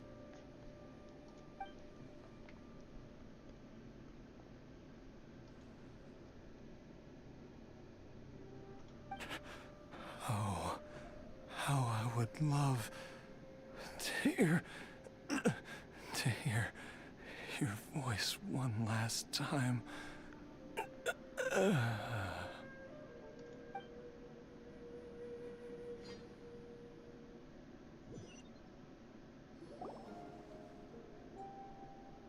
Jialiang. Jialiang. Jialiang. Jialiang. Dad, are you awake? How's he alive? Jiangli, are you? No. Huh? What are these? How does it feel to come back to life? Is he a zombie? Do you feel strange or different in any way? If so, could you describe it to me in detail? Dr. Baizhu, I thought that I was going to... Die? You did indeed. As things stand now, you're more akin to a zombie than a human. I'm a zombie? That's right. Before we set off, I asked Chi-Chi to prepare an elixir of immortality. With its help, you have been suspended in the space between life and death. Of course, this is but a crude imitation of an Adeptus art. I don't expect it to extend your life indefinitely. Whether it will keep you alive for a few days, a few months, or a few years, I'm as interested as you to find out. But, however long you have left, I believe it should be more than sufficient time for you to say your final goodbyes before departing the world in peace. I hope that Director Hu finds this arrangement to be a satisfactory one. An elixir of immortality? How'd you cook that up? Ugh. Leave it to you to work on something like that behind my back. It's a work in progress that hardly lives up to its name, and it would have had no effect were it not for Jialiang's iron will. In the end, I am merely a doctor. I understand very little of the great principles governing life and death and the perpetual cycle of yin and yang. All I know is that if I'm presented with a life that deserves to be saved, I will do everything in my power to save them. And even this would have counted for nothing without Director Hu's assistance. After all, did you not tell Jia Liang to show us the way before we set off for Qingsa village? Oops. And I'm busted. Without Director Hu nudging things in the right direction, we may not have found Jiangli in time. I knew someone was listening on that conversation, so it was Hu Tao. No wonder he didn't mention the elixir back then. I thought he was being frank and transparent with me for once, but apparently not. Director Hu told me to keep her suggestion a secret, but it seems nothing escapes Dr. Baizhu's attention. Never underestimate a serpent's sense of smell. All I wanted was to help Jia Liang find his missing wife as soon as possible, so that he could be on his way to the afterlife without any unfulfilled wishes making the journey more difficult than it needs to be. Leave it to Boo Boo Pharmacy to snatch the perfect opportunity right out of my hands at the last hurdle. Never mind. I'll just have to put it down in the books as a deferred consideration. One Chi-Chi was enough of a conundrum. The last thing I need's another one. If I'd known this was coming, I'd have whisked him off to the Wangsheng funeral parlor the moment I found him. You stay away from my dad! When I grow up, I'm gonna become an even better doctor than Mom and Baizhu, and cure Dad for good!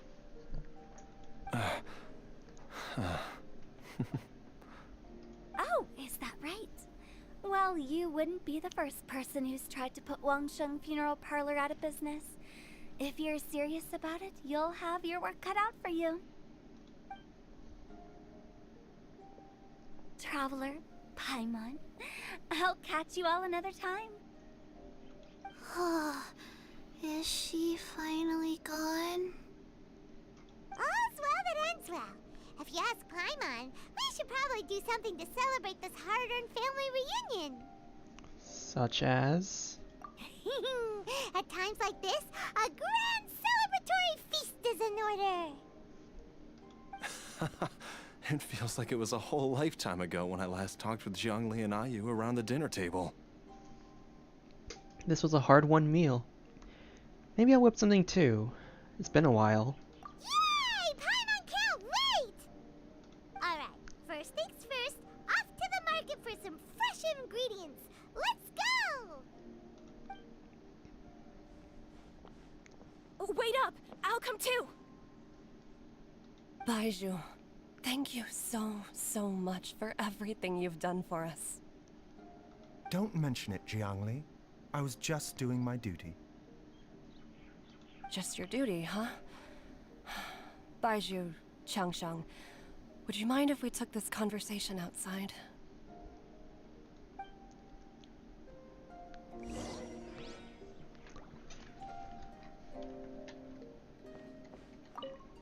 Now that you are part zombie, there are some rules that you need to know. Yes, ma'am. I'm listening. First, don't forget to stretch your body regularly. Second, don't forget to... Yes? Go on. Don't forget to... I forgot. Oh, the irony.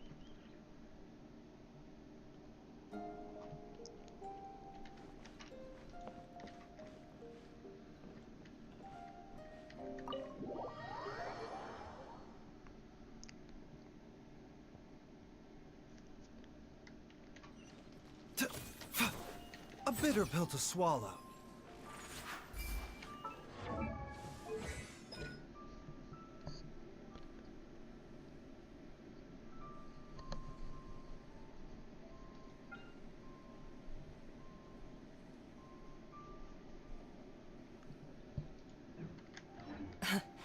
Time flies. It's been so long since we bade each other farewell in Chenyu Vale.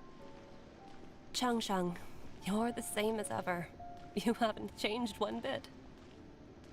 You, on the other hand, have changed a lot. You're right.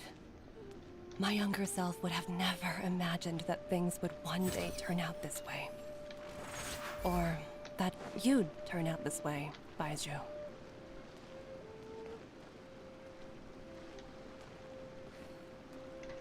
Mind the side effects. A bitter pill to swallow.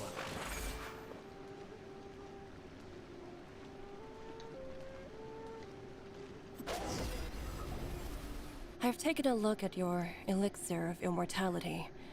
It's not altogether dissimilar from the poison I concocted in terms of the way it functions.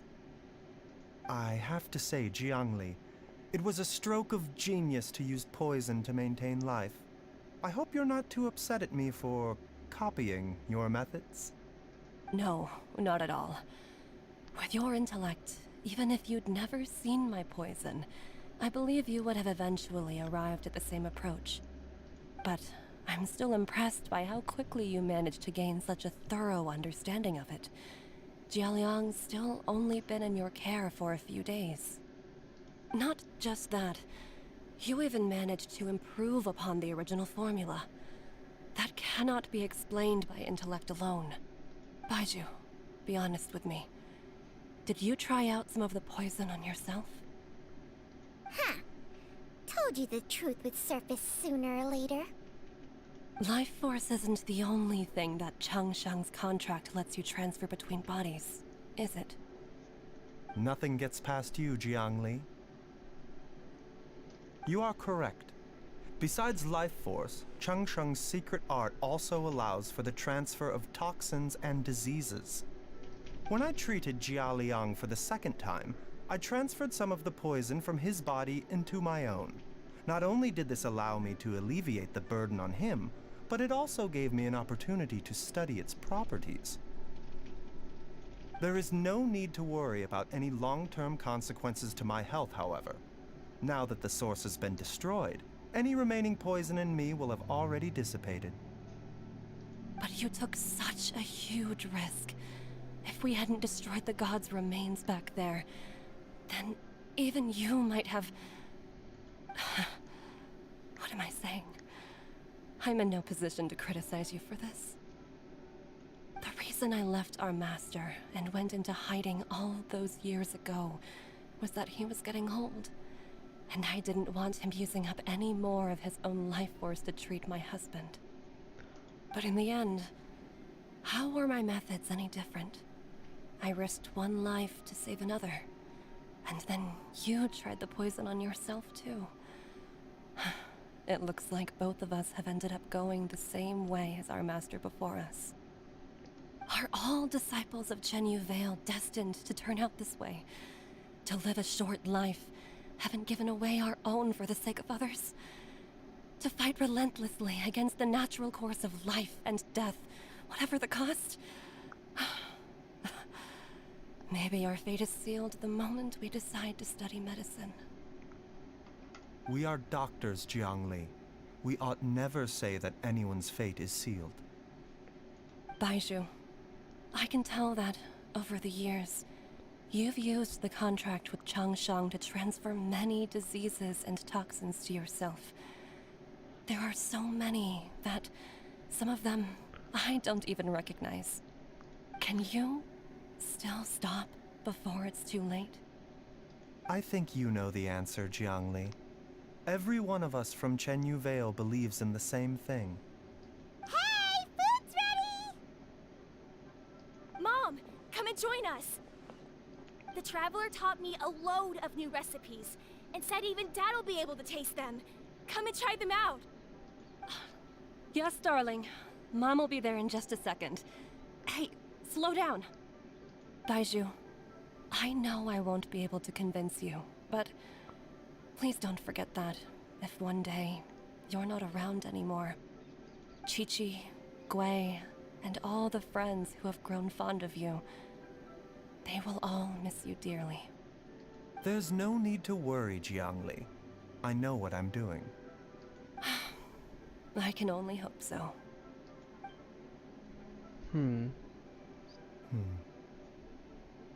Baizhu, what did Jiang Li mean by not around anymore? Are you gonna be okay? Also, when Changsheng was talking about fate, what did she mean exactly? Every single mortal I've ever contracted with, including Baizhu and Jiang Li's master, has passed away at a young age. Wait, that doesn't make any sense. You said that the contract with you helps people live longer. It is a very long story. Long ago, when plagues ravaged the land, one doctor made a pledge to rid the world of pain and suffering.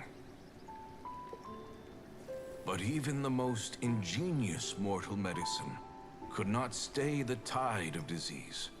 And after working tirelessly for many years, even his dearest loved ones fell sick and bade their final farewell. Legends told of an herb lord in Chenyu Vale who could cure any illness known to mankind. The doctor sought the herb lord, but found only a white snake, its breathing weak and its power all but spent. Sign this contract and let our lives be joined. Then I will impart to you the secret art of healing. But be warned, this art will harm your own health. With means beyond human ken, the doctor could now reverse the process of death. And yet, the time still came to say goodbye. Only now, the one departing was the doctor, his life force spent. His final act in life was to pass on the contract to his final patient, his favorite disciple. The disciple chose to dedicate their life to saving the lives of others. And generation upon generation followed in these footsteps.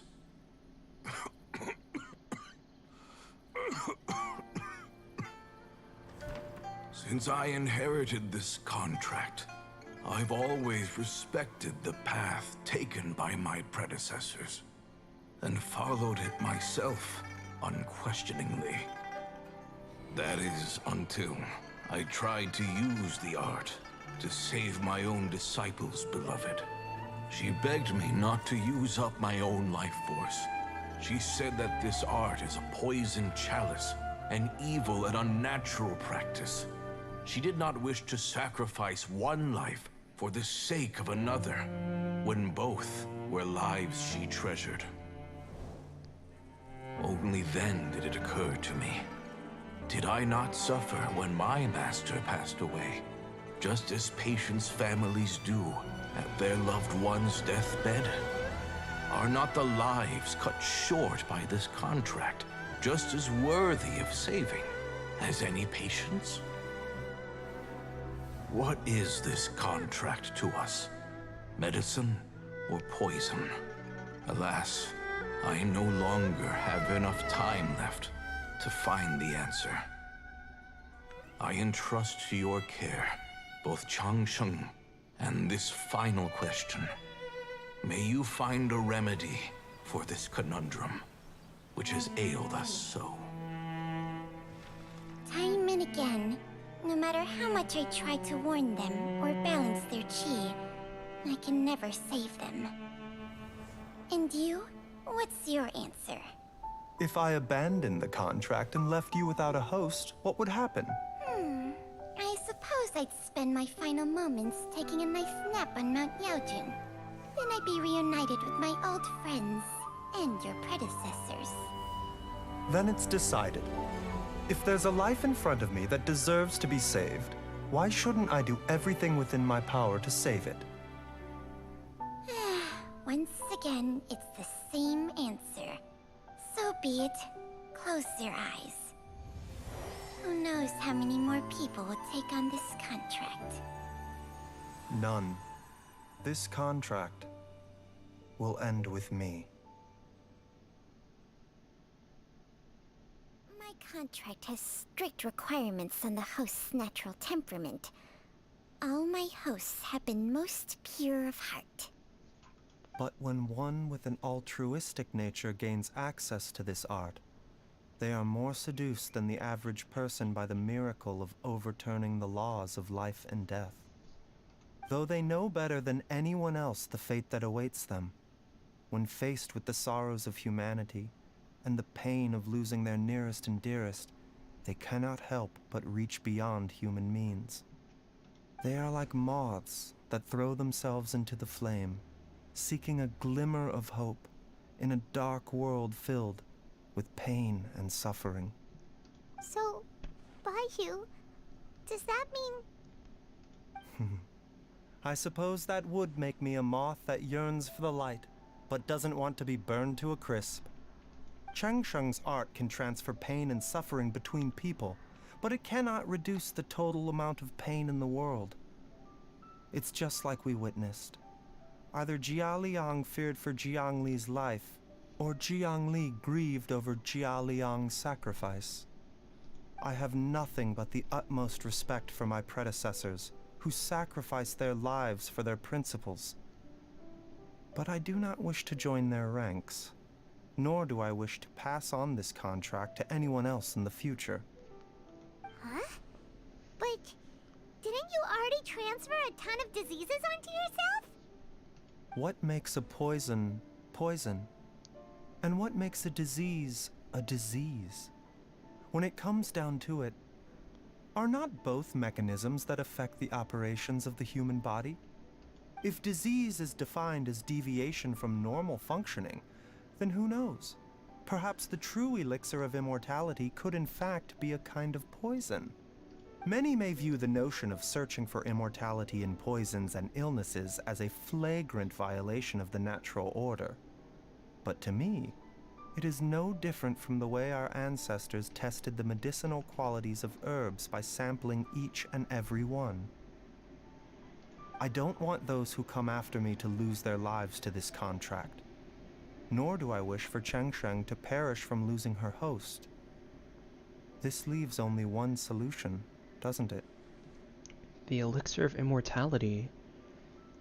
You have to become immortal yourself. Precisely. I will be Changsheng's final host, and the tradition of passing down the contract will end with me. Even the gods of old struggle to achieve true immortality. First you want to save others, then you want to save yourself. Now you even want to save me. You're getting greedy, Baizhu. But isn't wanting to have it all what makes us human? For a selfish moth like me, who's afraid of the flame yet yearns for the light, the only path forward is up towards the moon. Huh. For once, Paimon just does not know what to say. Dr. Baizhu, Traveler, what are you still chatting about? The food's about to get cold. We also have coconut milk for Changsheng and Paimon. Okay, fine. Let's go grab some food. Paimon has a bunch of burning questions, but they can wait till after we've eaten. Oh, Paimon. Leave some grub for me. I do envy Paimon sometimes. Eating her fill is enough to satisfy her body and mind. True. And yet, although we call them simple pleasures, are such things as these not precisely why we mortals cling desperately to the life we have?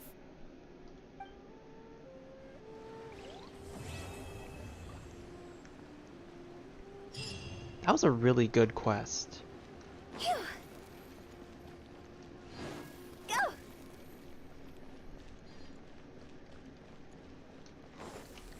Huh? Phew.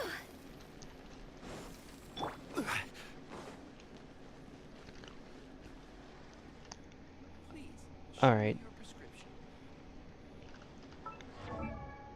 Let me just put this on a character that's not going to be loud when we do this. So let me try to analyze everything here.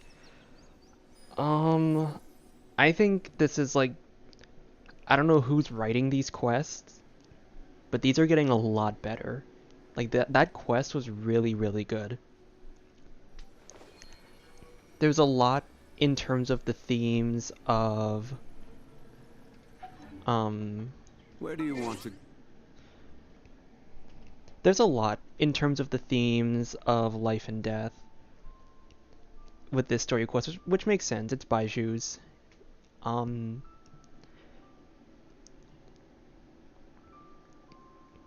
There's a theme of sacrifice, I think is also a really big one.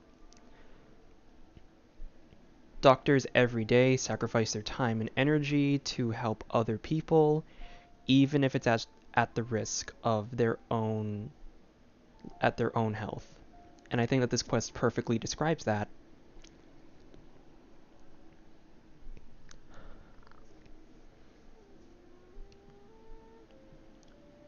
In terms of the writing of the quest, I think it was also really good. As I was kind of like spitting out like I was spitballing a little bit like here and there throughout the quest. There's a lot of good aspects about this quest that previous ones failed to have. The main one being, this quest was still very much Baizhu focused. We have a few NPCs, naturally, that serve as side characters, and these side characters are what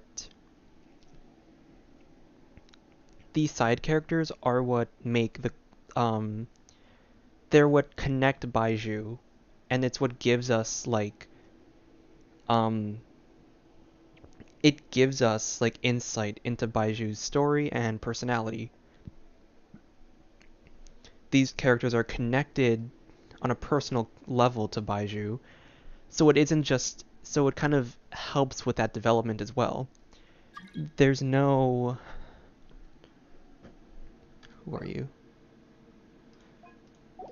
Next. If you'd like to see... There's no, like... You know, like, for example, I didn't really like... You know, I know, like, Yelan's quest was really good, but I know, for example, that was one that I kind of was, like, meh about. Just because it didn't have that same, like... It didn't have that same impact on, like, a personal level. It was very disconnected. What I think is really important to show in a character story quest is something that heavily connects to that character. That's why... Let me just skim through all of this. I'm gonna, like, skim through all of it. That's why I really liked... Let me go through the more recent ones.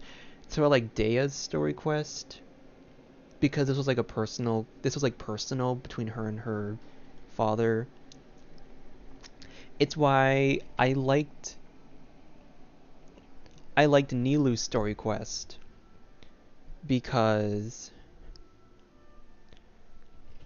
Nilu's story quest was connected. It's like as action, like as non-existent as the action was, it was a lot more personal to Nilu. It's why I liked... What else was there? There was one more. So I liked Raiden's. Because Raiden's got a lot more personal about her story.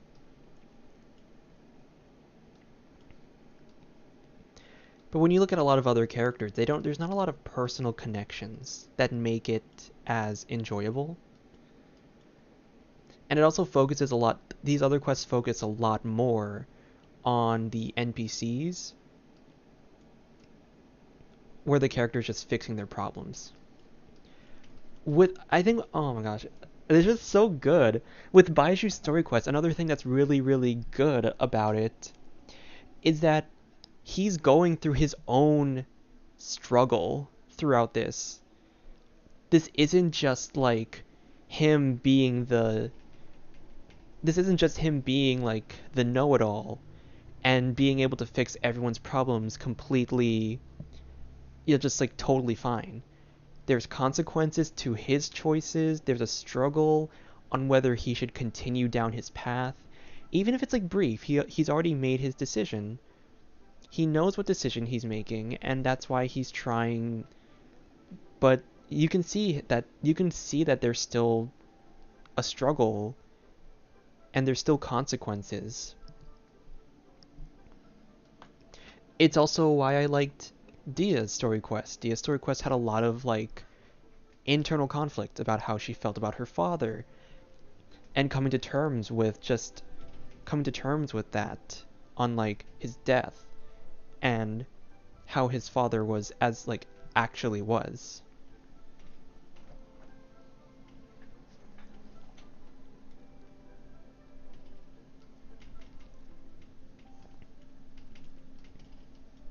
Yeah, I don't know. Recently these quests have been getting a lot more. They're actually getting to the character focus.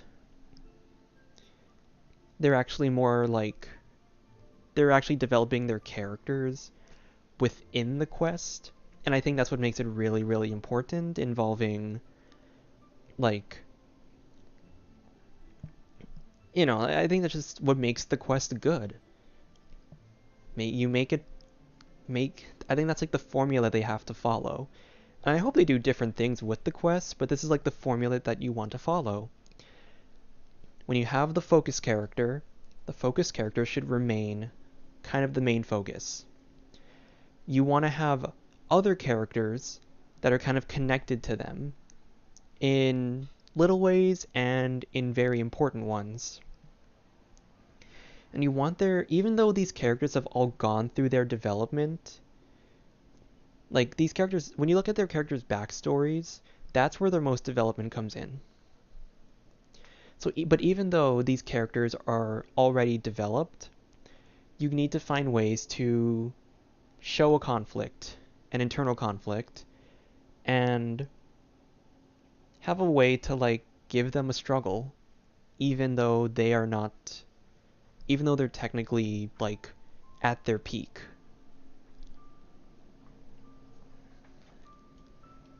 Yeah.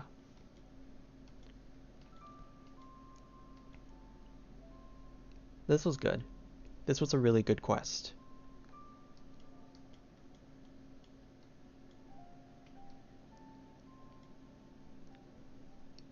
I do wonder if Baizhu is going to become... I wonder if he's going to succeed. Let's see. We are about...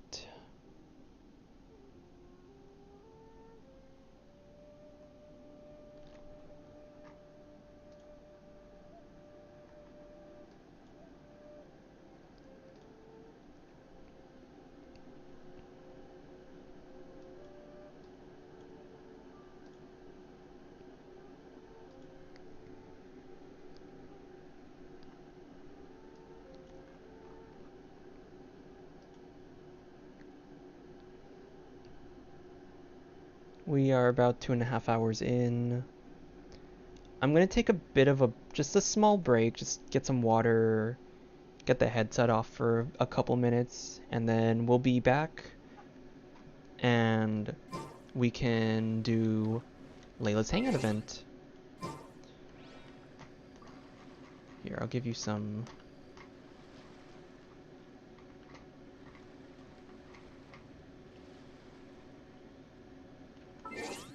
Oh, damn. No Zhongli asked for you. Yeah, I'll be back in a little bit. We'll just, I'm just gonna take a break.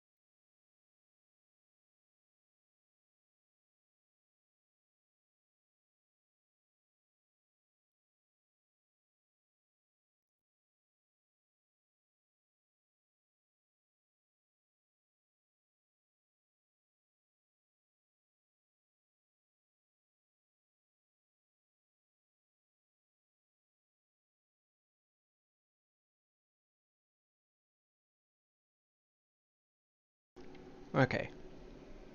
We are back.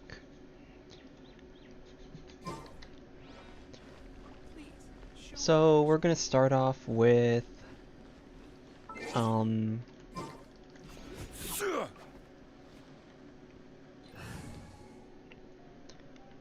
we're gonna move on to the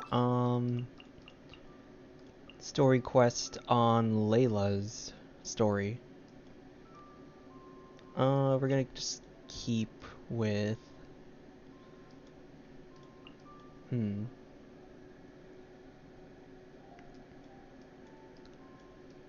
what are some Sumeru characters? Nahida obviously has to be there because it's Nahida. Let's just go with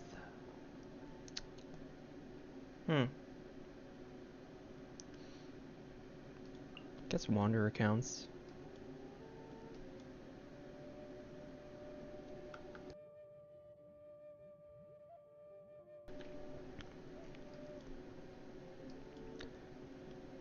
Oh wait, obviously Layla has to be one. I guess Story.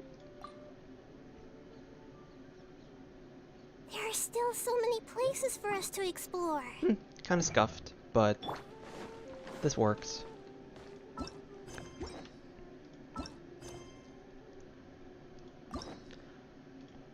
So yeah. We're gonna do Layla's story quest. 6 endings. Aren't there usually... Last I remember, aren't there usually like 5?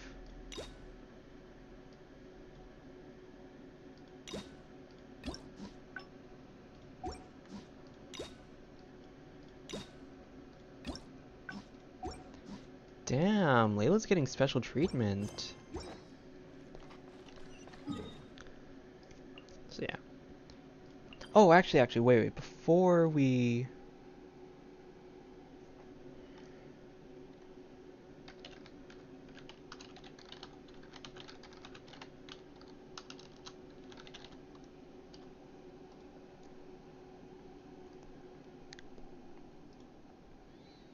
Before we do that, let me...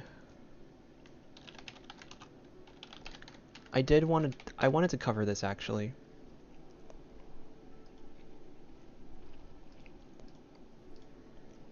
I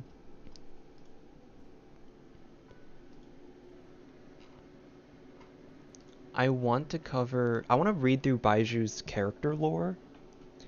I think it would give us a great I think the story quest already is like, we know stuff about Baizhu's story quest, but it would be nice to see it'd be nice to read it out. So let's just kind of skip through. Let's just go through this. Baizhu, the owner of Bubu Pharmacy, is a master of the medicinal arts. He is benevolent and kind, yet also shrouded in mystery and other contradictions. Despite having countless admiring physicians begging for his attention, he has insisted on choosing a zombie who can barely sort medicinal ingredients to be his apprentice. And though only a mortal, a talking snake with powerful spiritual energy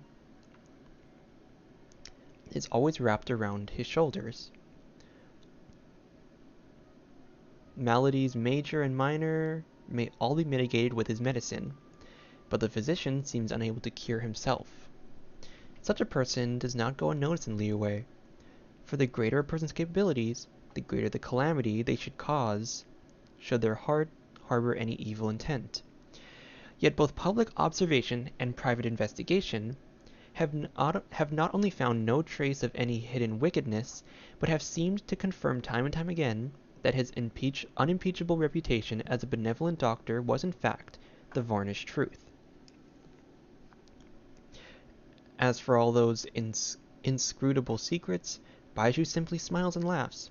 Good medicine is so bitter, so it shouldn't be a problem to let a good doctor keep a few secrets, no? Character Story 1. Though he's widely known by the moniker Mr. Bai, Baizhu's last name isn't Bai. The origins of this misnomer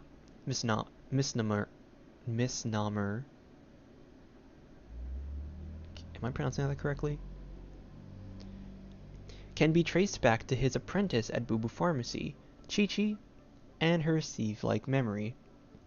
When she first arrived at Bubu, her memory was even worse than it is now, and she would even forget to return to the pharmacy at night after going out to gather herbs and ingredients during the day.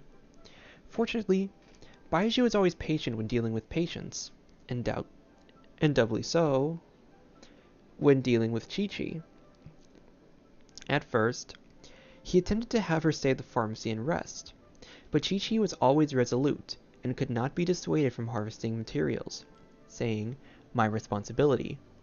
Helpless to stop her, Baizhu would personally go out to find her each and every time, and remind her of the fact that she lived with him at Bubu Pharmacy over and over and over, and with memory like what Chi-Chi sported then, remembering anyone's full name was beyond the realm of possibility.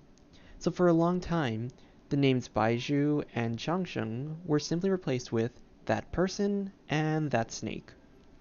Ever one to prescribe the right medicines for the disease, Baizhu prepared a notebook for Chi-Chi to write in and review whenever she had time. Finally, there came a morning when Chi-Chi saw Baizhu and did not cock her head and ask who he was, but said, "Good morning. Bye. Bye." Changsheng was ecstatic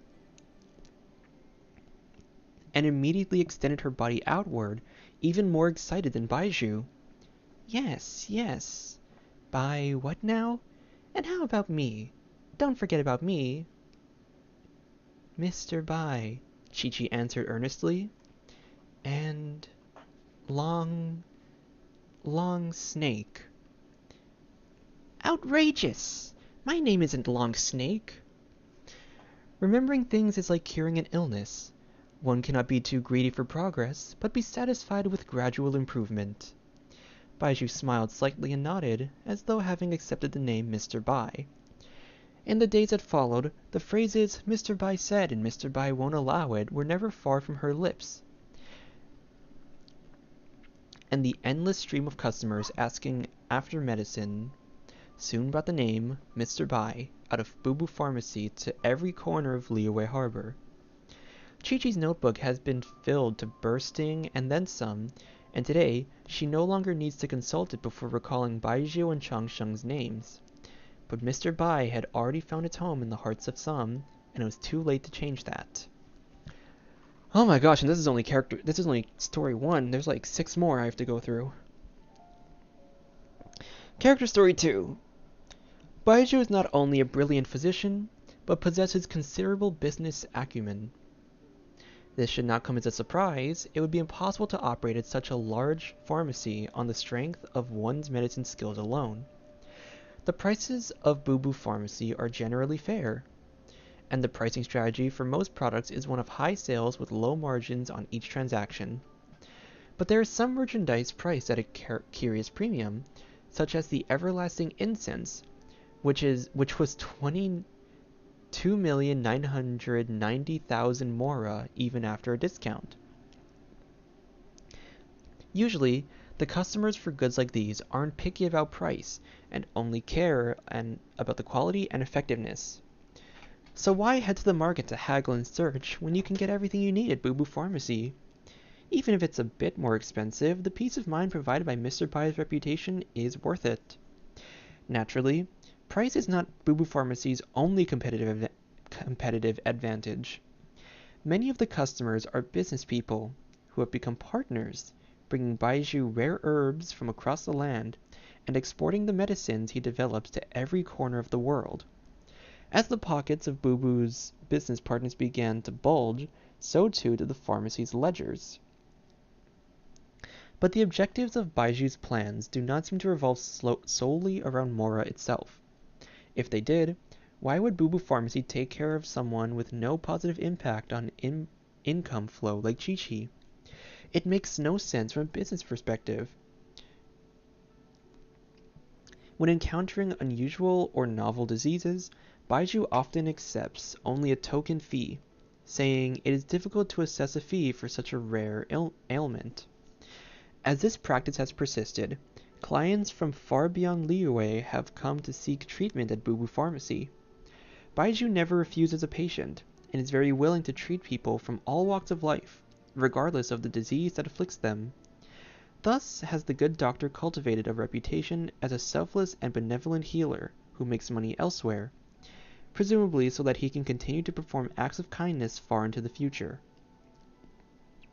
But only Baizhu himself understands the truth.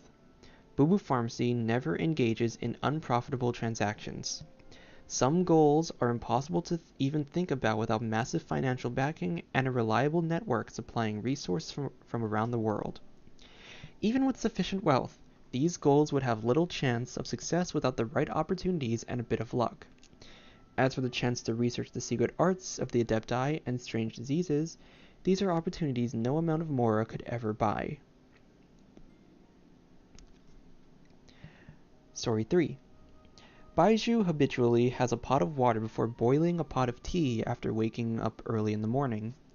There is never a shortage of pastries at the pharmacy, both sweet and salty, delivered from nearby shops and from around the neighborhood.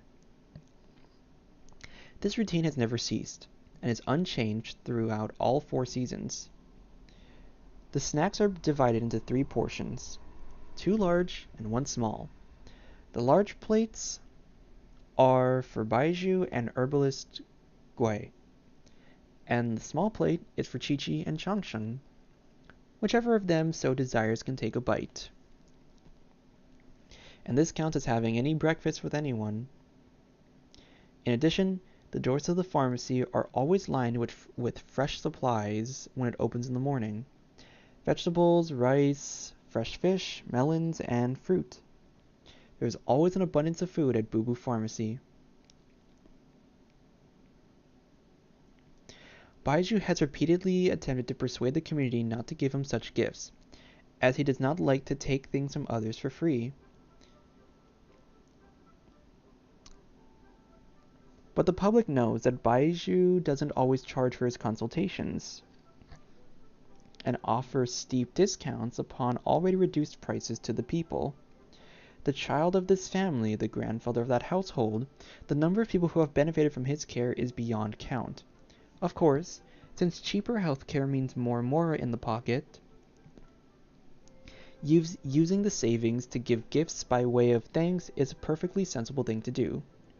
Baizhu's attempts to dissuade his well-wishers were defeated by this logic, and his only remaining response was to ask herbalist Gui to bring all the gifts from the door into the shop.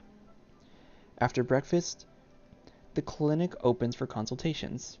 Baizhu remains in the shop to see patients, and herbalist Gui delivers medicines wrapped and prepared the previous night to elderly patients who have difficulty walking.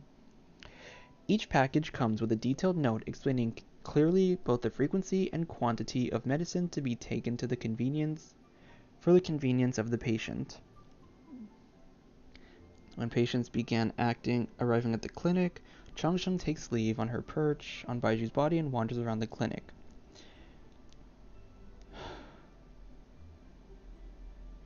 I'm gonna skip this.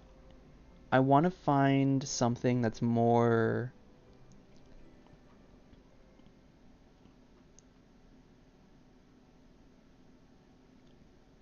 Okay, this is one that's actually more focused on his stuff. The storyteller rapped the wooden table, opened his mouth, and began to tell a tale of ghosts and demons. Though the public loves to hear these stories, they get old after too many tellings. And so people asked, is there anything else? You've told the one about the jewel seller and the one about the thief. What else is there? At that moment, Baizhu came down the stairs, and the audience saw him and thought to themselves, Dr. Baizhu has many stories, surely, but putting them into a book might be far too difficult. Other than discussing his exemplary behavior and medical ethics, if one wished to say a few words about him over tea or after dinner, the most that can be talked about is the doctor's private pursuit of the adeptal arts and the like, a matter that Baizhu has never intended to conceal. There are a multitude of visitors to Bubu Pharmacy, and those with sharp eyes cannot avoid noticing the books Baizhu reads in his spare time. For most ordinary people, immortality is simply too strange a concept. but there are people whose curiosity will be aroused, and who seek to know just how Baizhu wishes to attain immortality and how far along the road he has come. But this is proved akin to walking a tightrope at night. It is difficult to take even a single step.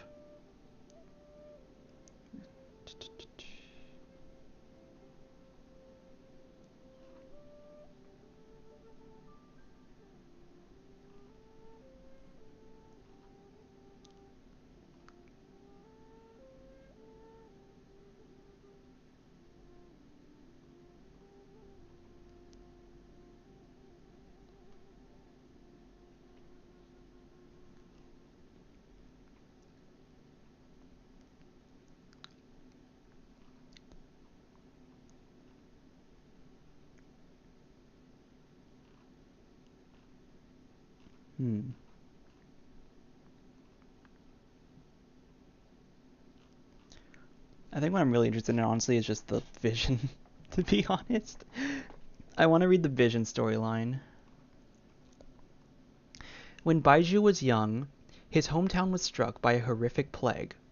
Fortunately, his master was practicing medicine there, and was able to contain the spread. But no miracle could bring back the lives that had already been lost. Having lost both his parents, Baizhu began to follow in the footsteps of his master, learning the physician's art. The world is full of strange and complicated diseases, but Baizhu's master was always able to provide treatment. Studying with his master, Baizhu learned a simple truth. Disease is dangerous, but it can ultimately be overcome with human intellect. Until the day finally came that Baizhu's master was completely exhausted by the maladies brought on by a contract, and could hold on no longer. Though Baizhu had learned much in those years, he was still unable to do anything in the face of such a complicated and serious affliction. The most intractable disease in the world, the one with no cure or answer, death, had finally come for his master. Was there really no escaping from sickness and death for mortals? The memories of his parents coughing blood from his youth had grown hazier over the years, but the scene of the cold tombstone of his master was crystal clear before his eyes. Standing before his master's grave, Changsheng's normally playful words were tinged with an imperceptible sense of melancholy. Who knows how many more people would take on this contract? Baizhu did not wish to see yet another precious life slip away before his eyes. No, this contract will end with me. Then when he opened his eyes, they shone with a golden light, as though they were unquenchable candles. The first thing reflected in his now vertical pupils was a vision, appearing brightly like a firefly on his master's tombstone. The vision was like the gaze of a god who had witnessed to everything, but it was also like those of his master, gentle and full of expectation.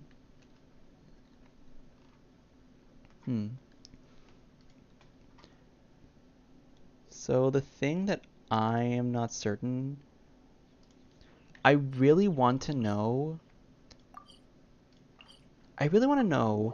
where Baiju's, like, I'm still trying to figure out this one thing with, like, vision theory, which is how different vision, like, how the different elements reflect a different thing. And right now, I have not gone through every Dendro character's, like, vision stories, so I haven't found a very solid thing yet.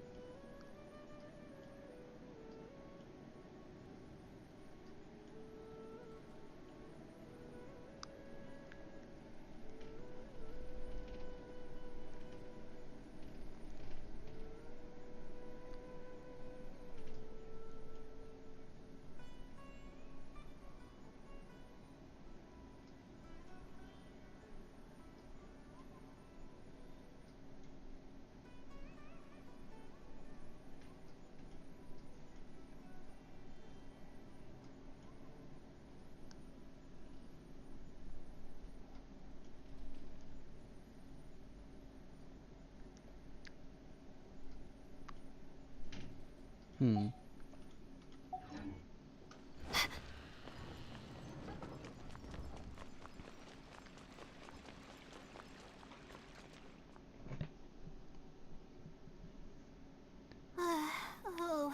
we meet again. Oh, Layla has like energy levels with this one. That's interesting. Sorry, but I don't really have time to chat right now. Are you gonna visit Twirly Whirly? Oh, come to think of it, I haven't seen Twirly Whirly in a long time.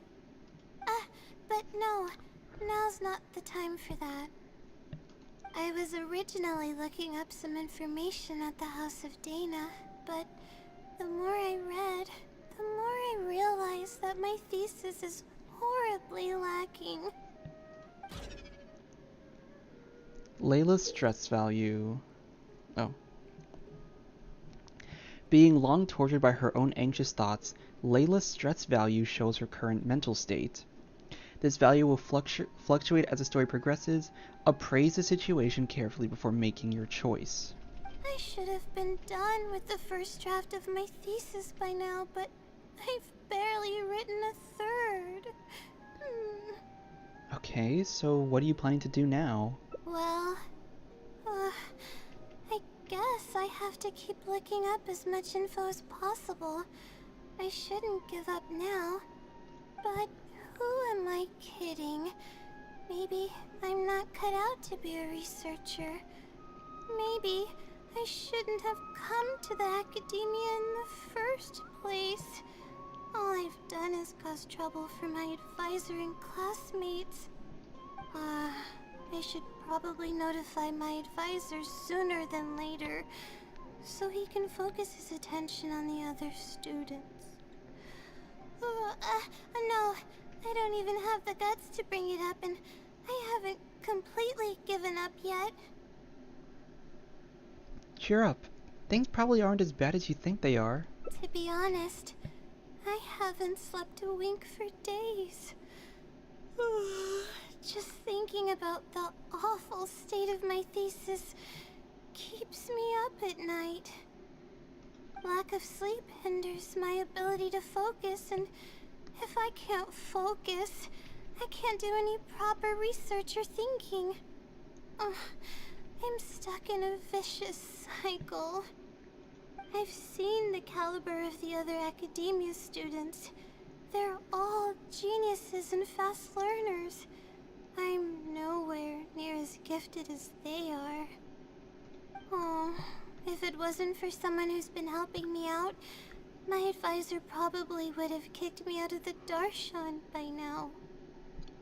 Who's been helping her out? Is this someone a good friend of yours? No. All my friends are back home. I'm the only one who got to come study at the academia. This might sound strange, but I actually don't know who's been helping me. I don't even know if they're a person or not. Due to my lack of sleep, I sometimes get dizzy and faint when I'm stressed out. It's that bad, huh? Yeah, but oddly enough, when I wake up, all the things I was stressing over are taken care of. My homework's somehow finished before the deadline, and my papers are perfectly written. But that's not all. My flowers are watered, laundry's done, even my broken camera was fixed. I really don't know what's going on, but for now, I'm calling the phenomenon a blessing from the stars. Maybe the stars above decided to help out after seeing all the effort I put into my research. If that's even possible. That sounds pretty extraordinary. But there's no point in me studying at the academia if I keep relying on this mysterious phenomenon. It comes down to my own efforts, improving one step at a time. How else can I honor my parents and live up to the expectations of everyone who knows me? That makes sense. The effort you put in is equally important. Oh no, I have already spent too much time chatting. I still haven't made much headway on my thesis. At this rate, I'll need the Wisdom Sealy's help. You just said you wanted to rely on your own efforts. Yes, but time's of the essence, so I have to take what I can get. Oh, sorry. I'm just making excuses. But the Wisdom Sealy is truly amazing and freely shares its endless knowledge. If you want its help, all you have to do is write down your question, and you'll get a response a short while later. Can Sealies even do something like that? No one knows who or what it actually is. It's just known as the Wisdom Sealy. But getting an answer all comes down to the Sealy's mood.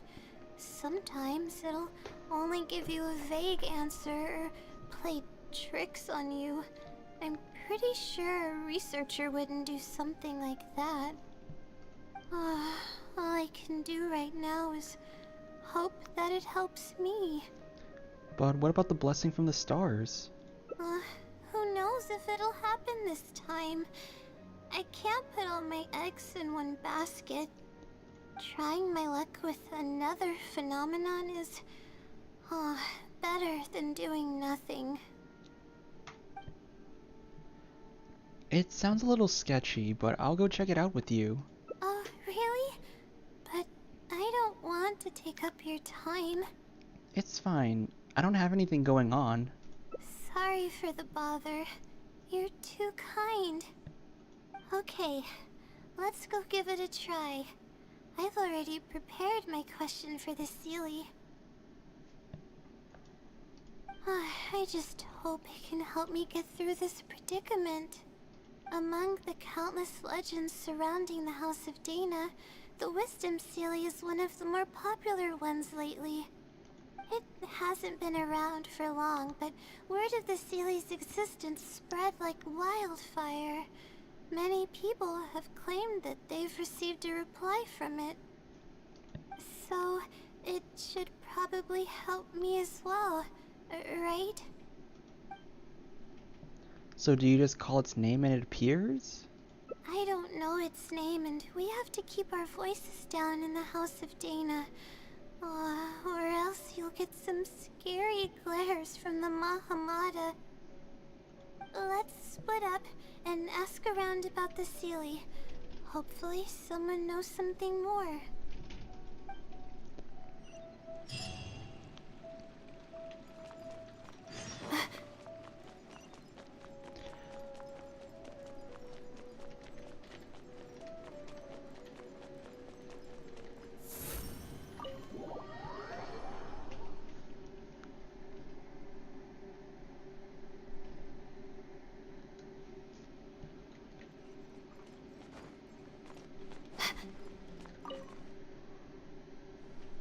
Excuse me?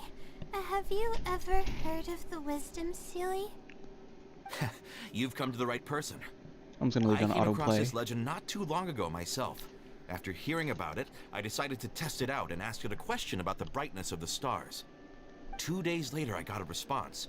It included 2 pages of detailed and accurate information. It saved me from having to look up a ton of resources. Really? Yeah, so I submitted another question a few days ago. I still haven't received a reply, though. That sounds like what others have said. But I don't have the time to wait for a reply if the Sealy doesn't answer right away. Whatever. Can you please tell me how to submit a question to the Wisdom Sealy? It's quite simple. Go to the bookshelf over there and find either Theoretical Astrology or a quick reference guide to astrology cases. Oh, know where those are. My Darshan has us use those 2 books quite often. Okay, so write your question in a letter addressed to the Wisdom Seelie, and then insert the letter into one of the books. Come back in a day or 2, and if you see a red stamp on your letter, that means the Wisdom Seelie has replied. However, if the stamp never appears, then that means the Seelie doesn't want to answer your question. I see. Thank you so much. I'm gonna go write down my question. Hopefully the Seelie replies.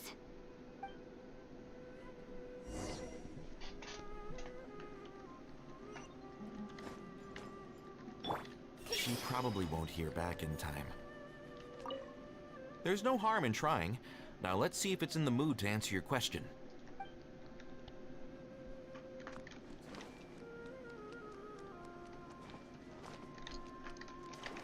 Behold! For future reference, I'm probably not going to do any streams longer than 3 hours. I'm like... Too slow. I'm tired, but I'm also The wind like... rises. I'm also just committed to finishing up this... to like, going through with this.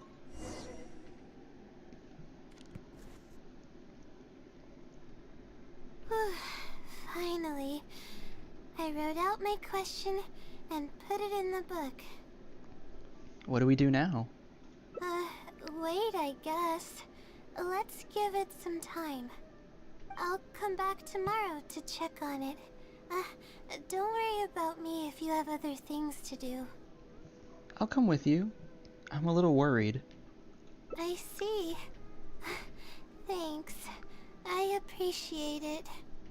Alright then, let's meet up here tomorrow. I really hope the Seelie replies.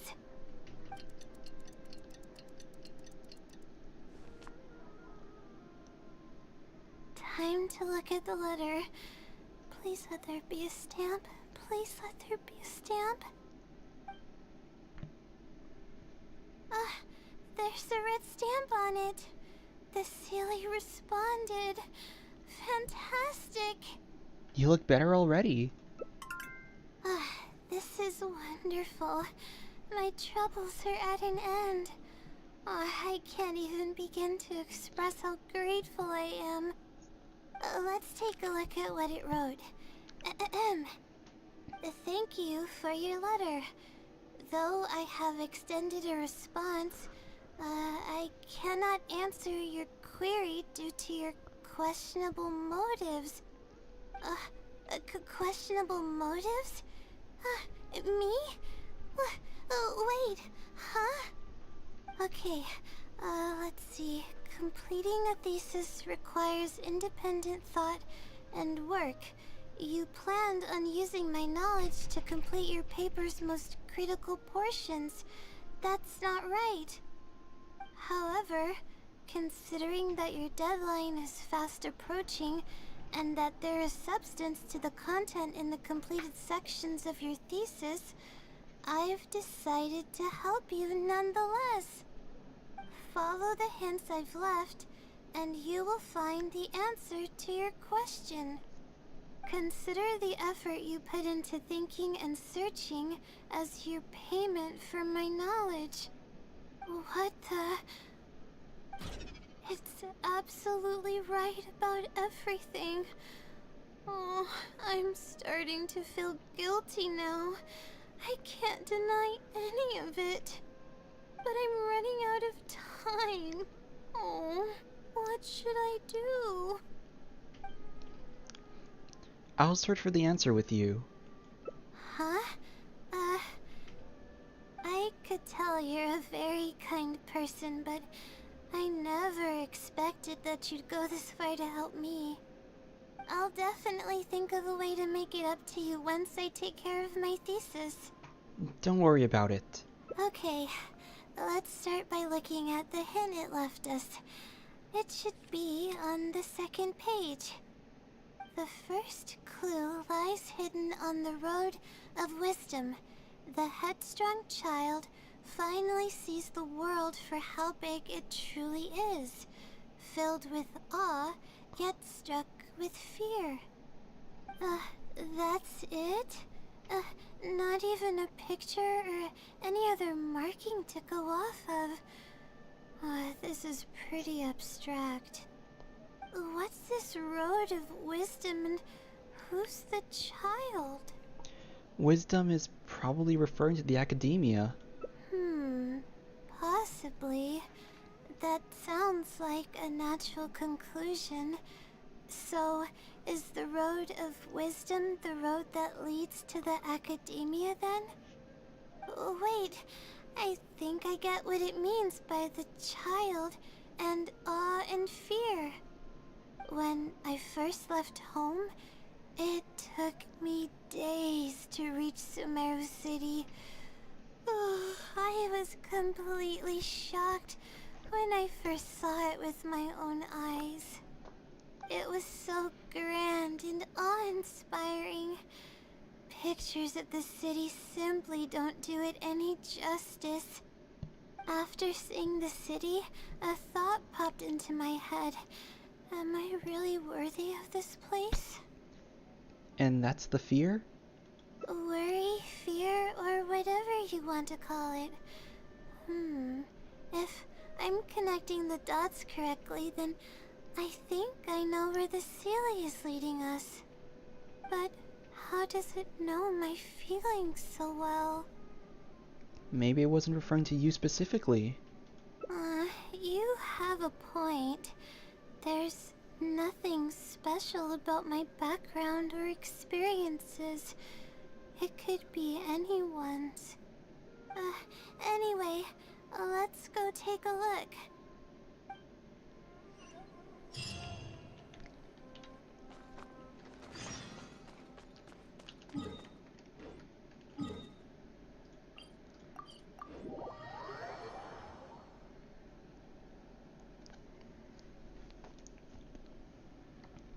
Yeah. This isn't happening again. I'm not gonna do, like... If I ever, you know, like in the future, I'll probably just stick with one quest or one hangout at a time. Oh, we should be close. This is the way I came when I first traveled to Sumeru City. Aw, it's been way too long since I last visited home. No, this isn't the time for that kind of talk. We have to hurry and find the clues that the Sealy left behind. It's a pretty big area. It is. Relying solely on what the Sealy said might not be viable. Assuming the Sealy is intentionally linking the clues to my past, I think I have an idea. Let's hear it. So this is a little embarrassing. At that time, the sight of Sumeru City was absolutely mesmerizing. I was anxious, but also excited about all the things to come. I was distracted and accidentally stepped on an Avidia leopard's tail. The price of being distracted. I didn't notice it at all. The poor thing was sound asleep, and after I stepped on its tail, it bolted straight up. I freaked out and ran as fast as I could. There were actually more Avidia leopards sleeping nearby, and they were all faster than me. I almost got bitten a couple of times. Good thing someone from the Eremites heard me shouting for help. They managed to scare off the leopards. Good thing you weren't hurt. Yeah, but when I finally managed to calm myself down, I noticed that the talisman my mother had made for me was missing. It's extremely precious to me. Ever since I was little, I would always carry it with me whenever I'm doing something important. I also had it with me when the academia conducted its selection exam at my village. I checked my bag at least a dozen times to make sure the talisman was in there. I feel much more at ease knowing that I have it with me. I had thought that it would also help me calm my nerves in Sumeru City, but I ended up losing it before I even finished registration at the academia. I can sympathize with your feeling of loss. Yeah, and that's when I started having sleeping problems. I just began to sleep less and less each day. Losing a talisman like that is definitely a bad omen. Oh, sorry. I'm starting to ramble again. What were we talking about before? Oh, right. Why the silly led us here. I think we should look around where the Avidia leopards attacked me. If the Sealy is trying to make me remember things that happened in the past, it would make the most sense for it to hide clues in memorable locations. Oh, hope the Sealy's clue wasn't also torn to shreds by Avidia leopards. Let's take a look around first. Yeah, that's the only way we'll know for sure. So there's like an interesting theory about Layla having dissociative identity disorder. And it's, you know, assuming that I'm right about this. Or assuming that I'm not like misinformed. We should be close. DID is generally something that happens when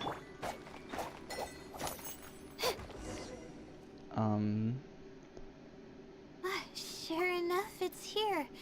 And in a really obvious place. That pretty much confirms my hunch about the Sealy's intentions.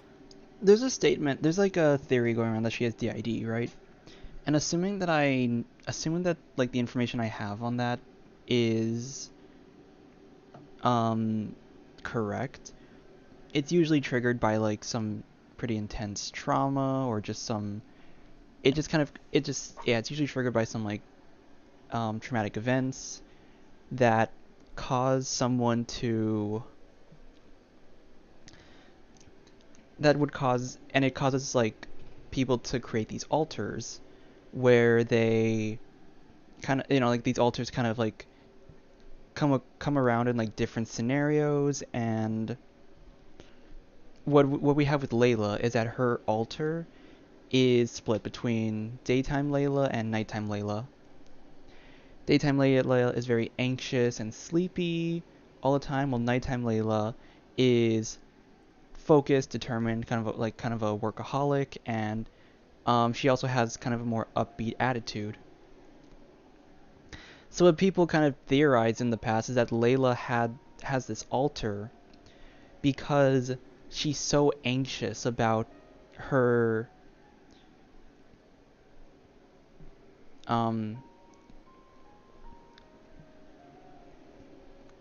she has this altar with her anxiety, or she has this altar because her daytime self has like, you know, she's so anxious about school and work, and she like has so little confidence in herself. So she has this altar to kind of like counter that and to help her through that. Anyway, it seems like the Sealy knows you really well. I don't know, but how did it know about all these details? I've hardly told anyone about this stuff. It's not hiding somewhere and spying on me, is it? Oh, that's a scary thought. Anyway, let's look at the clue we found. Seems like you haven't forgotten about your very first failure. See? It knows everything. This might be too much, even for the Wisdom Sealy. I have no idea what's going on. No wonder the Sealy is becoming legendary. Let's keep reading the clue. I've placed the second clue where heaven meets water. The answer, seemingly amongst the stars, was ultimately washed to some unremarkable place downstream. Just as I thought. It's something to do with me again. You already got the meaning? If the first clue was any indication, then the location described in this clue should also be related to my life experiences. Most Ratawahist research is related to studying the stars.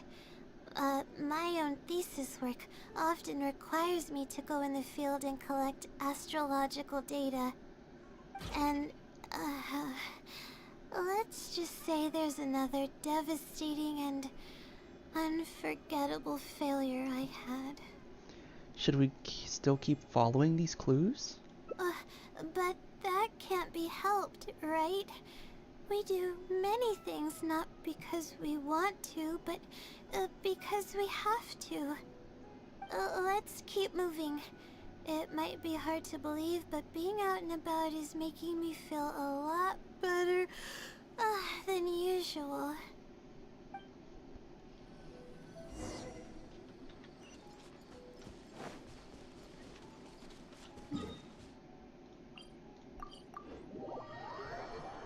So it's very obviously that this, like, this wisdom seal is Layla's, like, altar.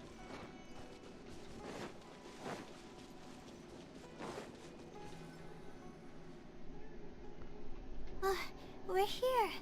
That's the spot. That's where I performed my first field observation after enrolling at the academia. I borrowed some equipment from the school and came here on a perfectly clear day. Everything was ready to go and I was positive that I'd be able to get some great data. But the equipment was a little heavy and I didn't notice that the ground was muddy and some spots were unstable. After I finished setting up everything, part of the ground suddenly shifted and my equipment started teetering over. I rushed over to grab hold of it, but I ended up tripping over another piece of equipment. The next thing I knew, everything was covered with muddy water. Oh, me and all my equipment. You must be wondering how someone can be so clumsy. Oh, not really. You wouldn't be wrong for thinking that. I don't sleep much, so I get lightheaded pretty often. It's a vicious cycle. The less I sleep, the more mistakes I make. The more mistakes I make, the harder it is for me to sleep. So what happened afterwards? Were you injured? I just got a minor fracture, so I had to rest at Marston for a while. To pay off the damages to the equipment, I took some part-time jobs. I just went to work whenever I couldn't sleep. It took me forever to pay off what I owed. Don't tell me. Your insomnia got worse after that? Bingo. The pressure from my studies and debt was crushing me, and I didn't want to tell my family about any of it. After all, I am the legendary Layla who made it into the academia at a young age. And had never failed an assignment in her life. Ever considered taking a break? Of course. I've even considered giving up on my studies completely and returning home to help care for the Sumter beasts, but that would be kind of embarrassing. I don't mean that I'd be embarrassed in front of others. I mean that I'd be ashamed of myself. After all, everything I've done up till now is only a result of my own decisions. Although, it hasn't always been smooth sailing, and sometimes things don't go my way. I made it this far on my own. There haven't been any major incidents with my studies, and I even managed to pay off the equipment damages. But I guess I'm exaggerating a bit. Most of it is still due to the help of some unknown person rather than my own work. Your parents would feel bad if they knew what you were going through. And that's exactly why they mustn't ever find out. Once I finally manage to acclimate to life in Sumeru City, I'll show them my success. Oh, I hope that day will come eventually. Anyways, let's continue looking for the next clue. It should be around here somewhere. An unremarkable place downstream was the description. Aren't these the fungi from...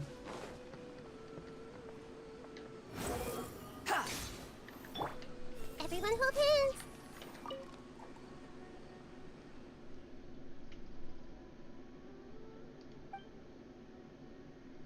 Wait.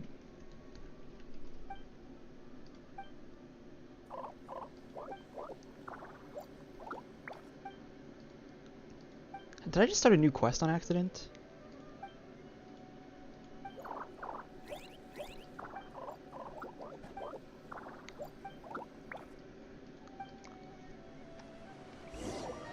Oh, what?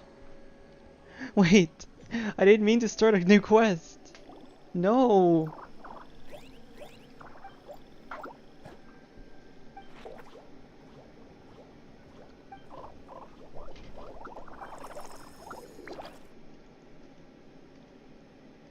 Have fun.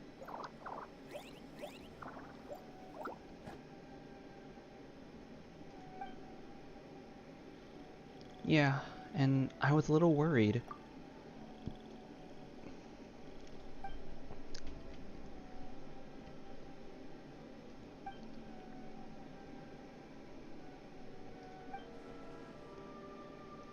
Where is this quest coming from?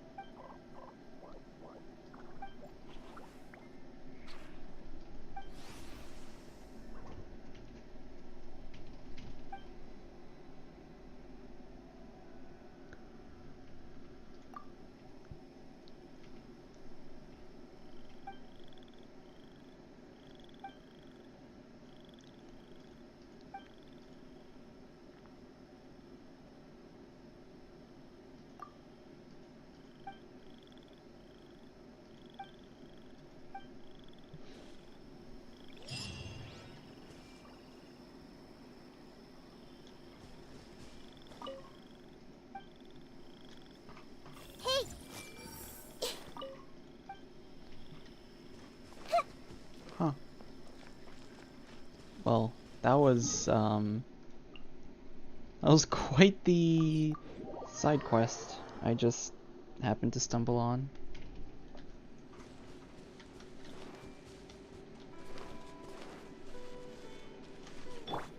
Behold!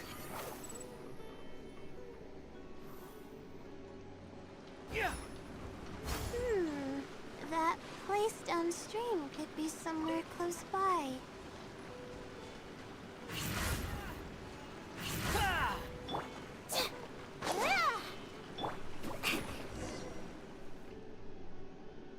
Here, it's over here.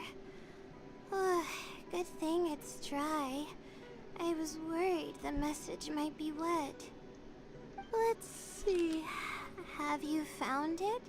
The unremarkable place downstream. Well, of course. How else could I be reading this message? Seriously. I've placed the third hint at a crossroad without a cross. You can turn left or right, but turning back shouldn't be an option. It feels like the clues are getting more and more vague. They're actually getting clearer for me.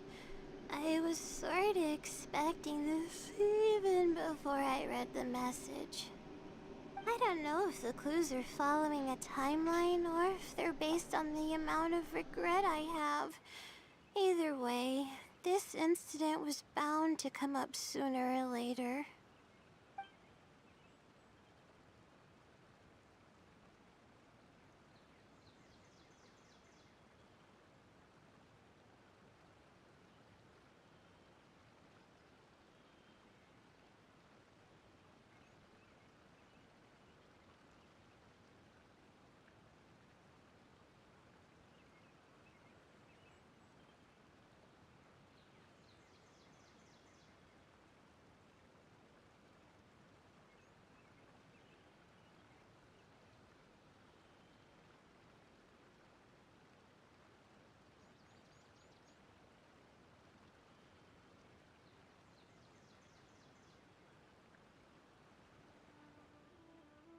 Sorry about that, I had to handle something.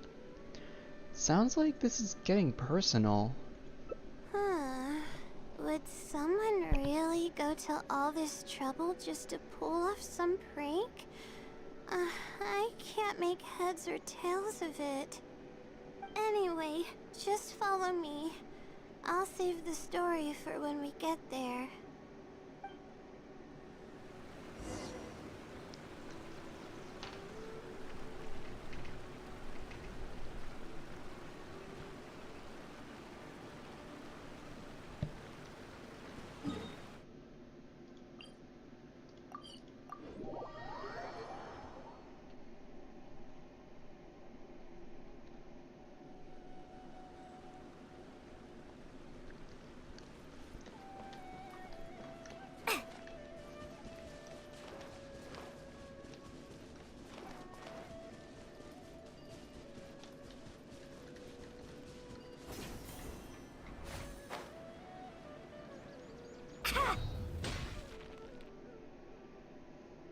This is the place that immediately came to mind when the hint mentioned a crossroad.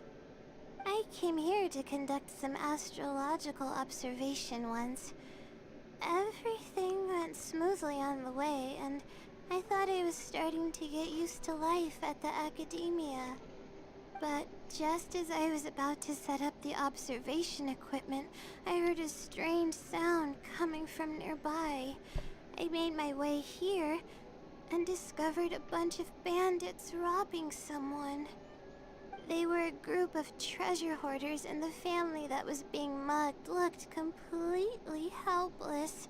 They definitely wouldn't have been able to escape, and simply handing over their Mora might not have been enough to make the bandits go away. So you wanted to help, but couldn't? Not exactly. I already had a vision by that time. Someone with a vision should technically be really powerful, right? Handling a group of treasure hoarders should be well within my abilities. However, I didn't know how to channel the power of the elements to fight at that time, and I was super scared. I wielded immense power, but I didn't feel any stronger than just an ordinary person. Then what happened? Then I ran away. I scrambled towards Sumeru City looking for help. Eventually, I managed to return with a few adventurers I ran into along the way. It took longer than I had hoped, and by the time we made it back here, the treasure hoarders and the family were gone. I don't know if the family only lost their belongings in the end, or if something worse happened to them. I faced a lot of problems after coming to Sumeru City, but this incident is one that I regret the most. I sat on the ground and began to cry. I could have stepped in to help that family. Would it have ended differently if I were just a little braver? You can't solve every problem with just courage alone. Being rational is just as important. Aw, thank you for trying to comfort me, but I can't stop myself from thinking that way. It's just as the silly said. Turning back shouldn't be an option. However, I can't help but think about running away whenever I'm faced with a challenge.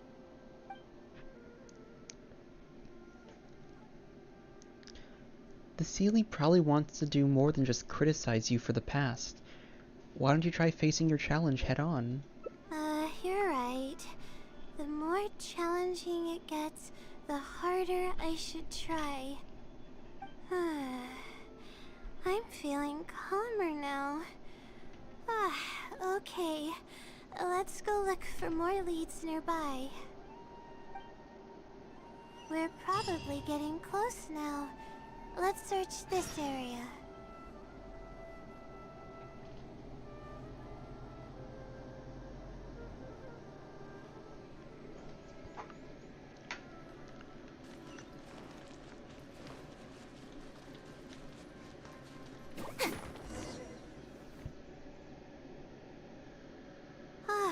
Here it is, just as I thought.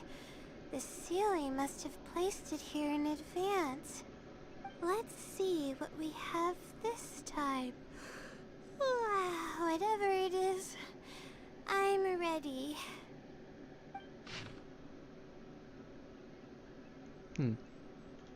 That's just a picture of a house. Huh? It's a picture? So it's not a riddle this time? Guess not. This house looks like it's in Vimara Village. Does the Sealy want us to go there? This might be the last stop in our search. I can't think of any connection I have with Vimara Village, though. I've only been there once, and it was pretty uneventful. Whatever the case, the only way we'll know is if we go there. Just be sure not to push yourself too hard. Thanks, but I'm fine. I'm used to pushing my limits. I know how far I can go.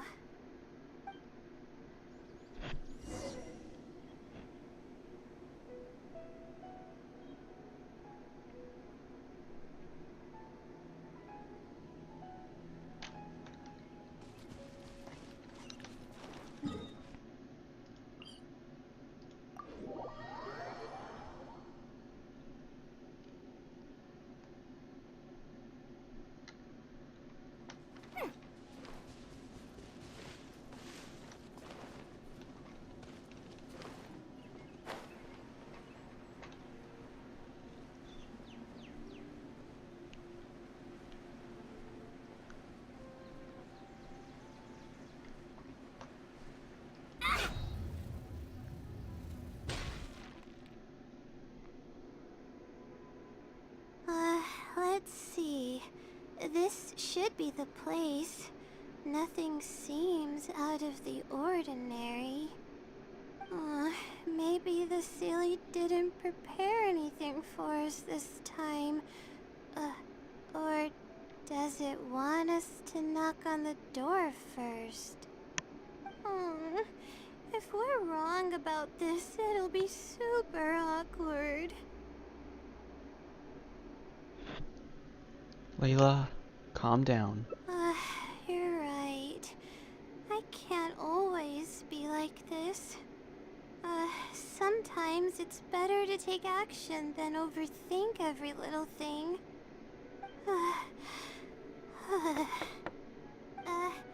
Hello? Is anyone home? Coming! Just a moment. Oh, it's you, Layla.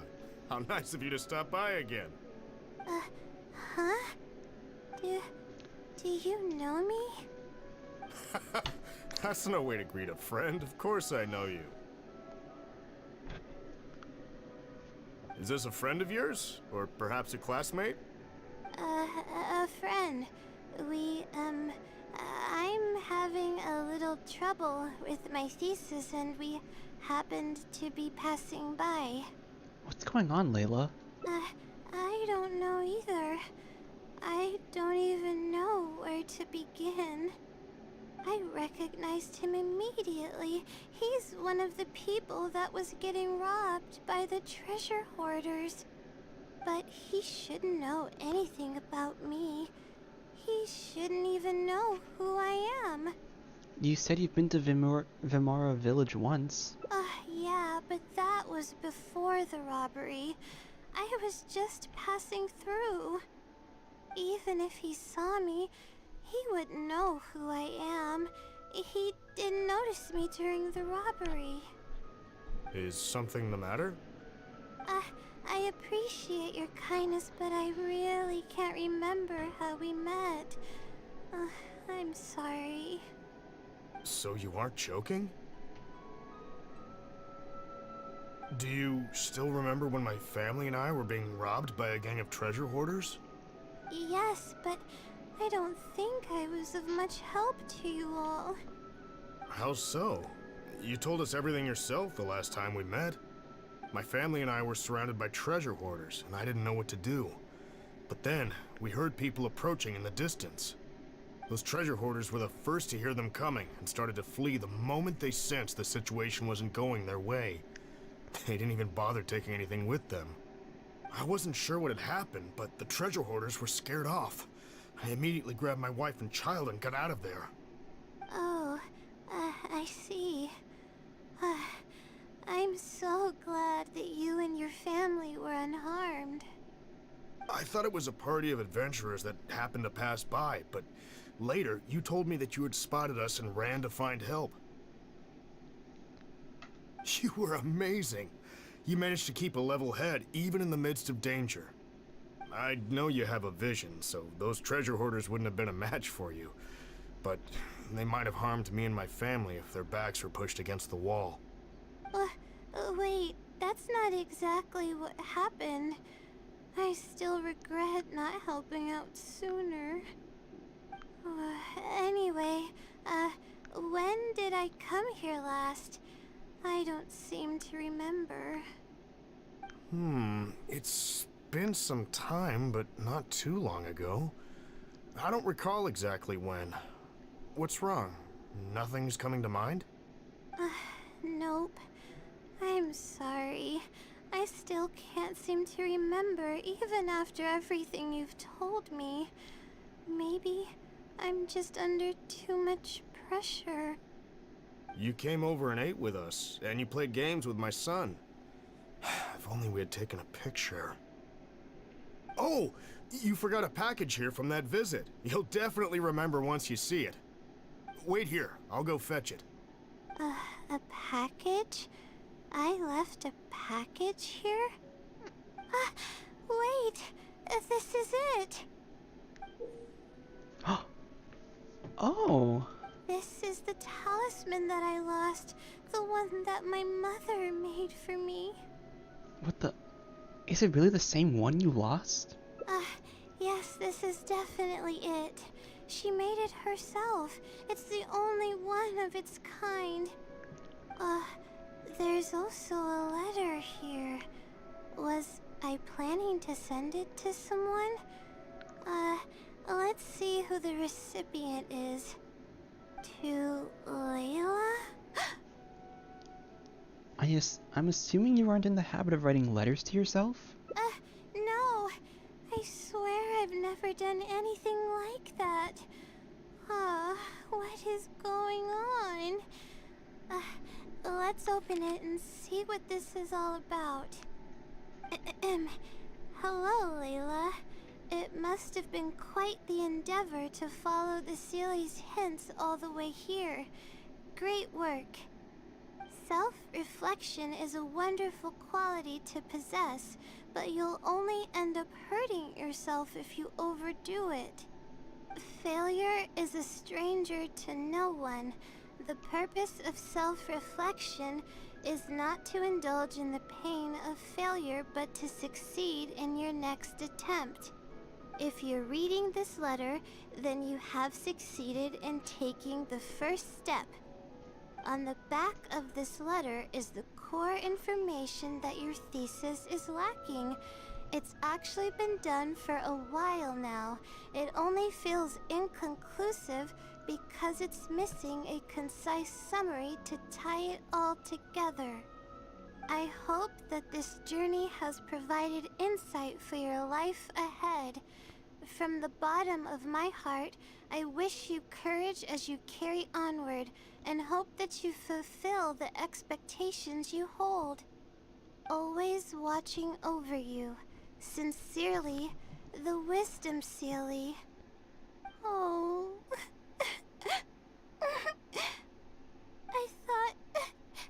I thought we were going to fail. I thought that everything we did and all the time we spent was for nothing. But the Sealy wasn't messing with me after all. Could it be that the Wisdom Sealy is you? I doubt it. I mean, unless I somehow came here while I was unconscious and don't remember it. Although, having said that, I have heard rumors claiming that I sleepwalk a lot. But even then, that doesn't necessarily mean that I'm actually the Wisdom Sealy. It could have just helped me while I was sleepwalking. Either way, it's safe to say that it's related to the blessing from the stars. I'll write back and ask to meet with the Sealy and see how it responds. Even though I still have a lot of questions, this experience was fruitful enough. If it wasn't for your encouragement, I probably would have quit halfway through and holed up in the academia somewhere. Perseverance really does pay off. I'm not sure if I understand what has happened, but it's something good, right? Yes, it's something really, really good, and I'm very thankful for it. Well then, since you're already here, why don't you stay and have something to eat? We just finished preparing some food. Come on, don't be a stranger. Your friend should join us as well. You can leave your troubles until after the meal. You must relax and gather your strength so you can take on the challenges ahead, am I right? He's right. Alright, thank you all. I can do this.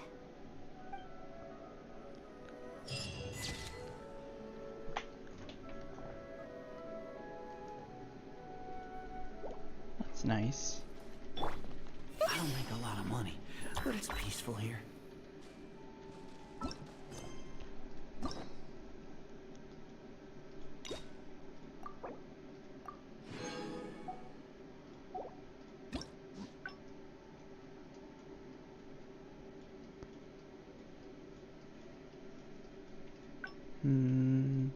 Here.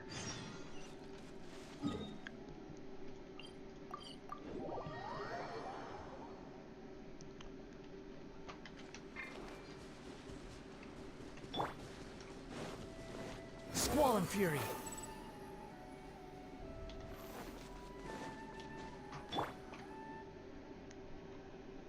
This is the place that I came here, but they were a group of not Let's see. Somewhat. However, I didn't then. Eventually, it took long. I don't know. I could have stepped in to help that family. Thank you. You did the for right trying thing. to comfort me, but I can't stop myself from thinking that way. It's just as the silly said. Let's take a break from searching and rest for a bit. But what about my thesis? We still haven't found the Sealy's answer yet. Forget about the thesis. You need to get some rest first. Sorry for causing you so much trouble. Let's find some place to rest. Alright, I actually don't have much stamina. I've been stressed this whole time and I feel exhausted. I'm really sorry.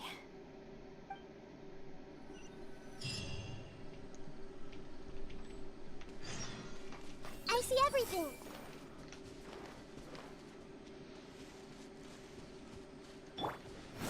Upon the gale.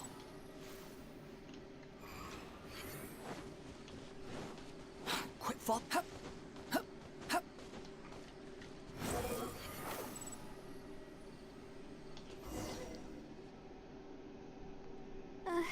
Let's stop here. I don't think I can walk any further. I'll prepare some food and juice. Alright. I'm gonna give my legs a rest. I'll be waiting for you here.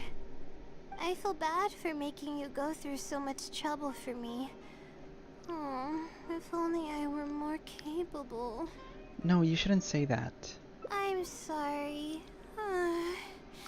I always find myself having to apologize. But enough of that. I need to pull myself together. The memories I've been reminded of are all really taxing. I cannot just give up this time, even if my head's not in a good place. Letting these heavy feelings get the best of me will only slow us down. Watch out! Behind you! What's wrong? Monsters! A lot of them too. Why didn't we see them coming? Just leave it to me. It'll only take a moment. No, I'll fight too. You need to rest. But I want to help. I can't just sit back and watch you while you fight. Don't worry, I can handle myself. I mustn't keep repeating my past regrets. That's the most valuable lesson I've learned today. I should take action when I'm needed and give it my all when the moment calls. If you miss those opportunities in life, you may never get another chance to make up for them. I suppose that's fate. I see. All right, let's take them all down.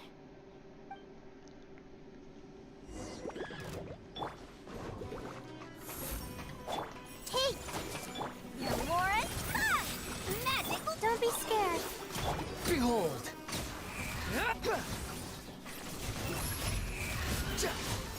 Bow your head!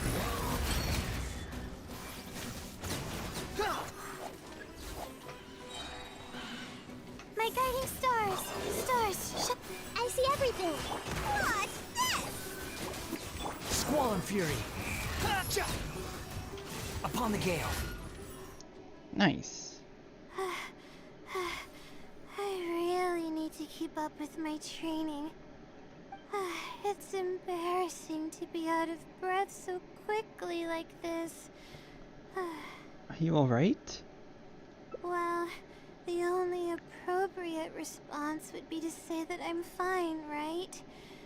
I'm pale due to lack of sleep, not because of the fight. But then again, I know you'd be able to see right through those words. I'm feeling weak. There's no hiding it. I'm just happy I didn't get in your way during the fight. You did great. Oh, thanks for the compliment. I sure don't get to hear that often. Although I may not be physically strong, my will is as resilient as they come. I'll be fine after I rest for a bit. Can you stay with me while I recover my energy? It shouldn't take long.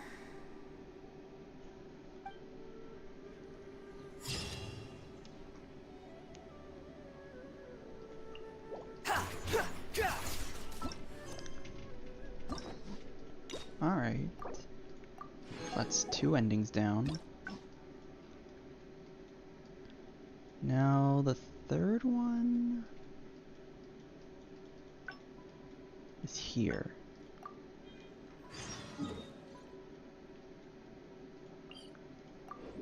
I'm getting hungry though. I'm gonna quickly just heat up some food and then I'm probably gonna eat while doing this.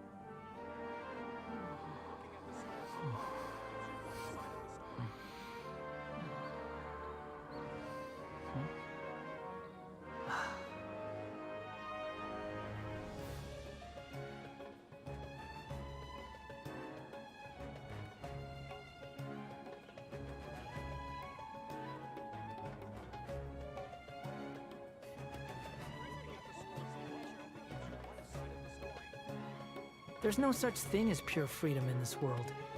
Even the wind cannot blow on forever.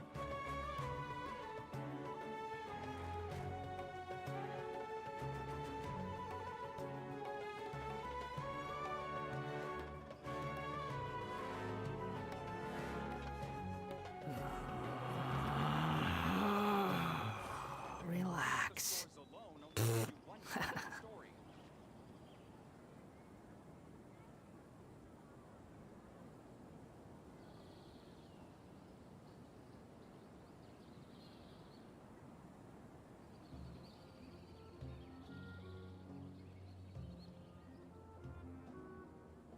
You think I've got a sharp tongue?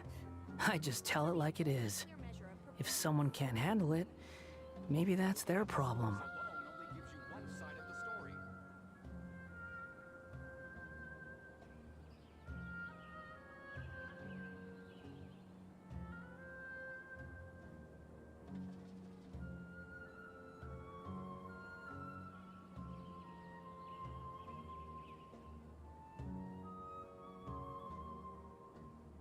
There's no need to exchange pleasantries.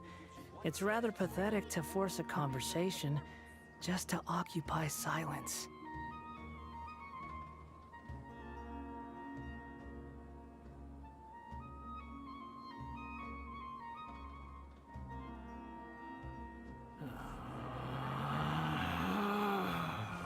Relax.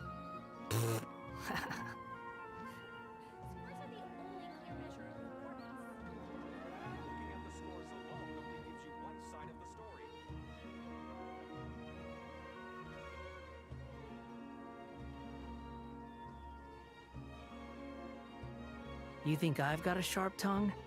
I just tell it like it is. If someone can't handle it, maybe that's their problem.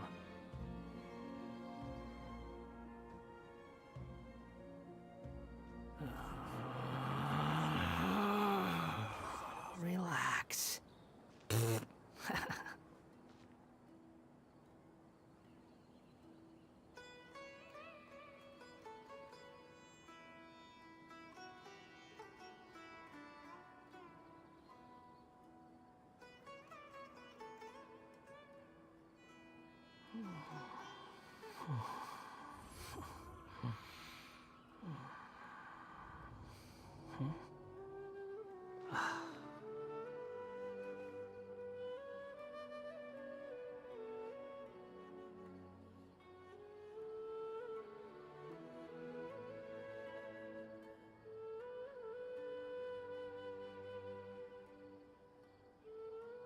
There's no such thing as pure freedom in this world.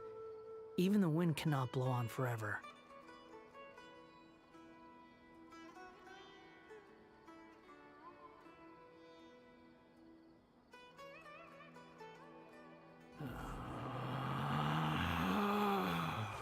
Relax.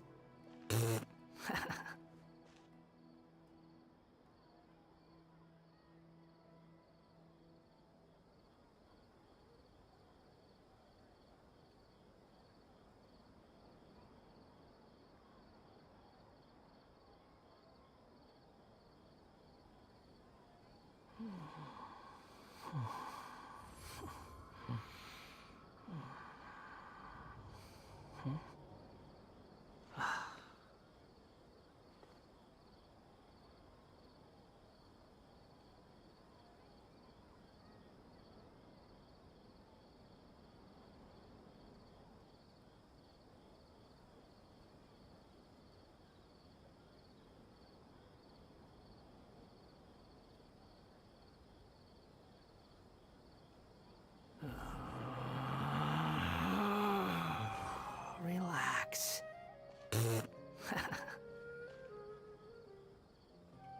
Alright. I have food, which is good considering, I don't know, my stomach was getting like really grumbly.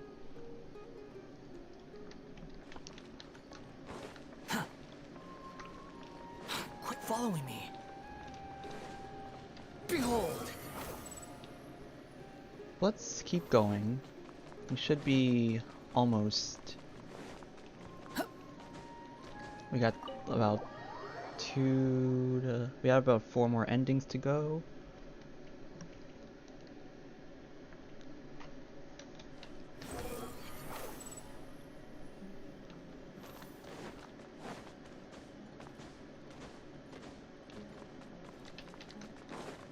The wind rises.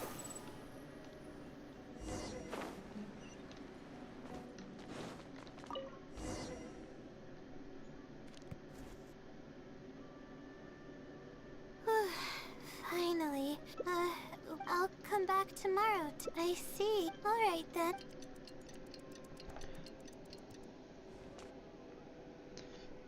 Let's see. Time to look. There's a red stamp on it. This is wonder. Let's take the thank you. Okay. However, follow the consider the what? It's but I'm running. It might be messing with you. Good point. Why else would it use such a roundabout way to tell me its answer? Supposedly, everyone who's been pranked by the Silly had angered it in some way. That means the Silly is someone who's very strict and serious about knowledge. But who knows if it's really a Silly or some person. The main issue is that you have a deadline to meet. True. And if I don't get an answer, then I'll only have wasted more time. Oh, but there's nothing else we can do. It's the one holding all the cards. It's completely hidden and can choose whether to help us or not. After all, it'd probably be impossible to find it and ask my question in person. Now that sounds like an idea. Huh? I was just kidding. Oh, please don't take me seriously. It's a Seelie we're talking about. According to legend, Seelies are elusive and can create countless copies of themselves. Who's to say that it won't summon a shooting star to crush us once we find it? You don't actually believe in those legends, do you? Sorry. I'm just a little panicky. Okay, Layla. Calm down and think. If the Seelie is a person, then there has to be a way to track them down. We have 2 possible leads right now. The first is the checkout logs of those 2 books, and the other is the red stamp. The red stamp bears the Retawahist emblem, which is used by a lot of people. It'll be hard to track down an individual, so we should probably start with the checkout logs. Can't disagree with that logic. Let's go and make an inquiry. We can also ask around the House of Dana and see if anyone else knows something about the Wisdom Seelie.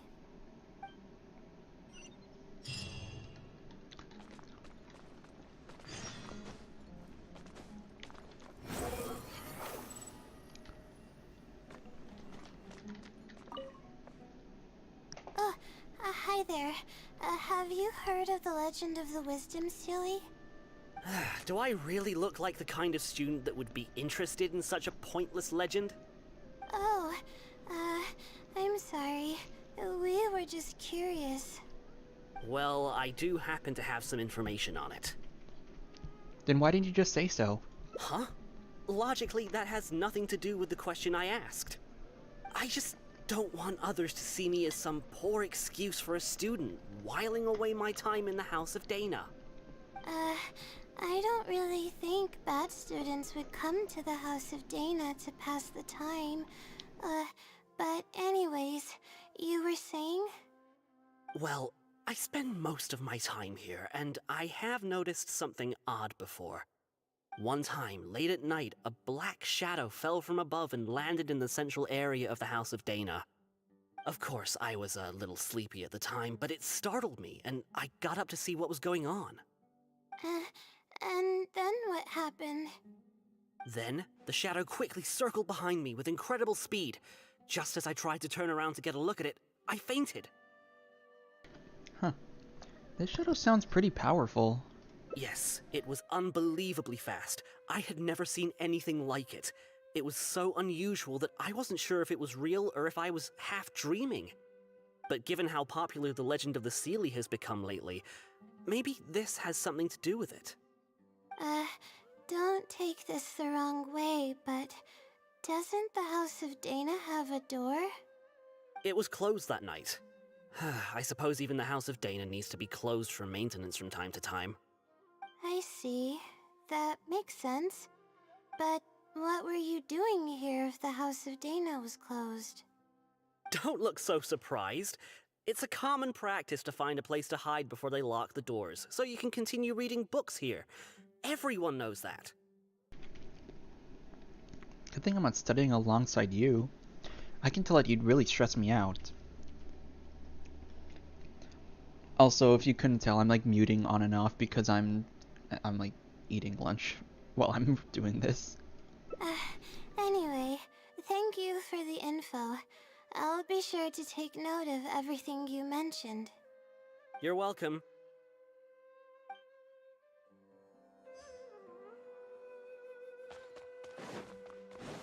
Behold!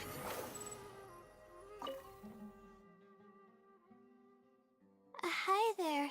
Do you know anything about the Wisdom Seelie? Yes, of course. I've been looking into it for quite a while now. However, I feel like I'm still missing some key pieces of information. Hey, maybe if we put our heads together, we can figure something out. Sure. I'll try my best. There are a few known traits of the Wisdom Seelie. First, it's extremely strong. It can easily carry a few dozen books, along with 4 or 5 pieces of astrology equipment all at once. It's extremely athletic as well. It only moves in a straight line and doesn't stop for anything, not even walls or rivers. Lastly, it has a number of special abilities. It has a hardened metal body that's impervious to injury. It can freeze water into ice, and it can also summon meteors. That doesn't even sound human. It sounds like some hero out of a fairy tale. Okay, so impervious body, that's Layla's shield. Water to ice is just the cryovision in general. Summon meteors is probably summoning those shooting stars. Well, it is a legend after all. It's no surprise that some details seem a little exaggerated. But these aren't just made up, you know. Each of its abilities has been confirmed by eyewitnesses. There have been many sightings too, including at Chatrakam Cave, the Avidia Forest, and around the waterfall south of Sumeru City.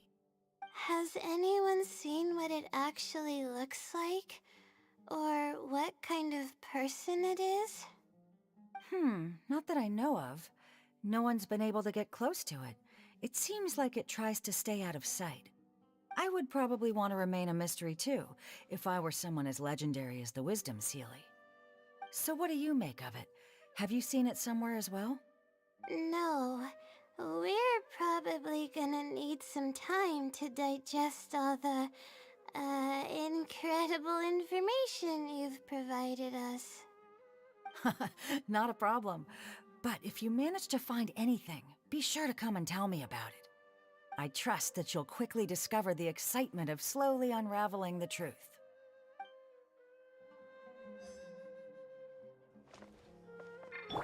It's so exciting to search and dig for the truth.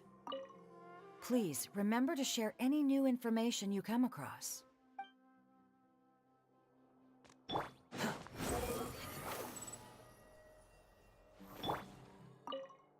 If you don't have any more questions, I'm gonna go back to my books now. No wonder the House of Dana has been getting more noisy recently. Did someone put the books back in the wrong place again?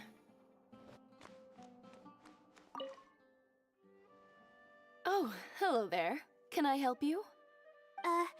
Hello, I'm a Ratawahis student and would like to see the checkout logs for theoretical astrology and a quick reference guide to astrology cases. Oh, are you also here to investigate the Ratawahist Wisdom Sealy legend? Also? I suppose it makes sense that we're not the only ones investigating such a popular legend. Yes, I myself am also quite curious about it, but unfortunately I haven't found anything out of the ordinary. Given you're a Ratawahist student, I'm sure you know that a lot of research references these two books. All our copies of these particular titles are frequently checked out. I have looked into it, but found no irregularities in the checkout logs. Is there any chance the Sealy could have taken the books out and returned them without being noticed? Not likely. That would be almost impossible. The House of Dana is extremely strict about the circulation of its books. There will always be a record if a book is checked out. And even if it managed to figure out a way to take the books without leaving any record, it's possible that someone would come looking to borrow the books before the Sealy returned them. If someone discovers that a book is missing or that it doesn't match my inventory records, it would come to my attention immediately. However, it might be possible to pull off in the case of a less popular book. Okay, I understand now, thank you. This is useful to know. With any luck, it'll help us work out the Sealy's identity. That was some good food I just had. Okay, Which was corn dogs. Everyone's given us a lot of useful information. Let's go through it and try to organize everything. Some things we heard were pretty straightforward, but others were just, ridiculous. We should be able to figure out more about its identity and whereabouts. Yeah. Let me think and see what I can make of it. Okay, calm down, Layla. I know the info's all over the place, but you can definitely do it. First, let's try to figure out the Sealy's identity based on the clues we currently have. Then, we'll analyze where it's been sighted and its motives. Finally, we'll piece everything together. From there, we should be able to predict its movement. Alright, let's give it a try. Charlotte infiltrated. It once infiltrated the House of Dana while it was closed.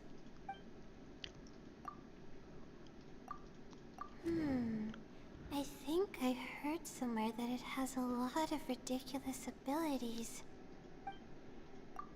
It's been to the Chatrakam Cave, the Avidia Forest, and the waterfall south of Sumeru City.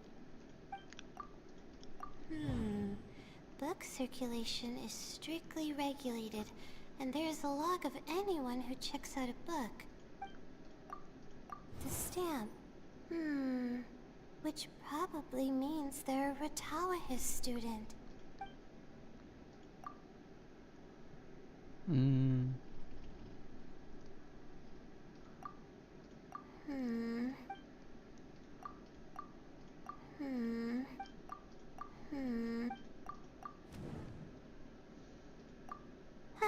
Okay, I think I've got it now.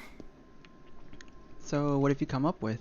First, based on the information Katayun provided, we can assume that the Sealy is a student from the Ratawahis Darshan. The possibility of it being someone outside the Darshan can be ruled out because it'd be impossible to gain access to those two books without going through the librarian.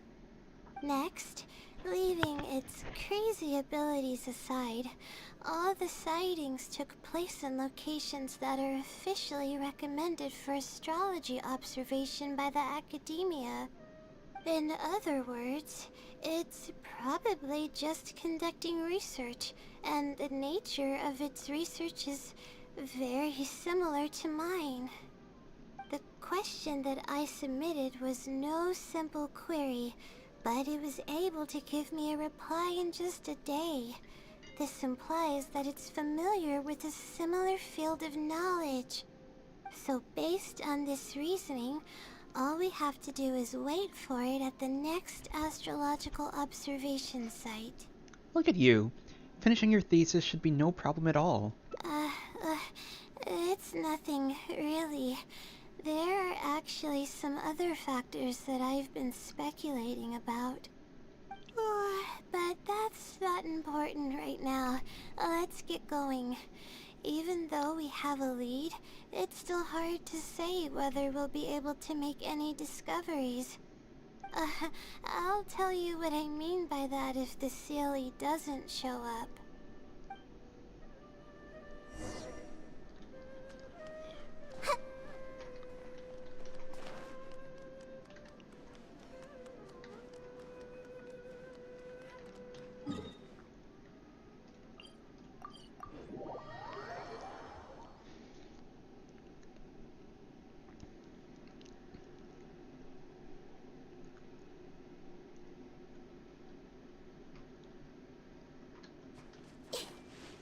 We should be able to see more from up above, but how do we get up there?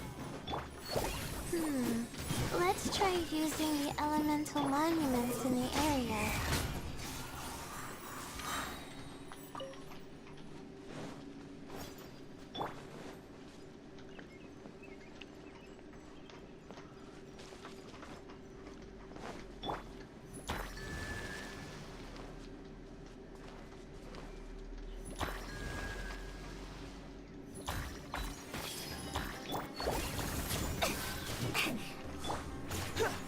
Not now.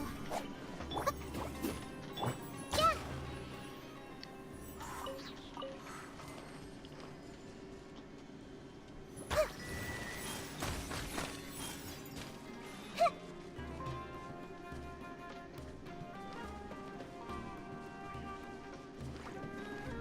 Hey, what's this?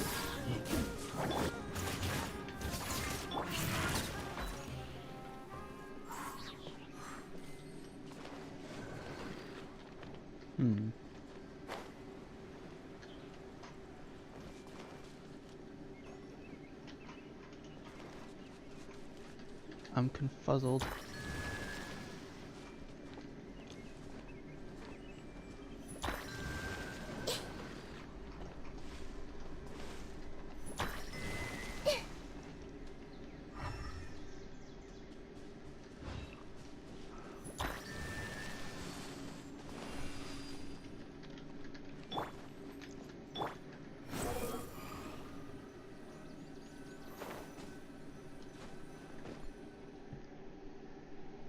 The weather today is perfect for observation. Let's see if it shows up. Honestly, spending an entire night waiting for something that we're not sure is gonna happen might not be the best use of our time. But we don't really have any choice. This is all we've got. Get some sleep if you're tired. I'll be up. It's not like I could sleep anyways. I'll stay up with you. Thanks. Oh, how about I share some basics about astrology with you? If you're interested, that is.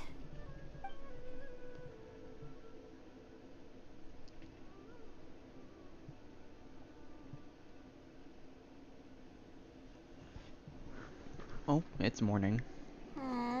Sure enough, it didn't show up. We hardly saw any animals, let alone people. No matter how conclusive the evidence is or how perfect our reasoning may be, nothing will happen as long as I'm awake. Are you referring to the wisdom Sealy or the blessing from the stars? They're probably one and the same. It's like I told you, I have a severe sleeping disorder, and there have been a lot of rumors about me sleepwalking.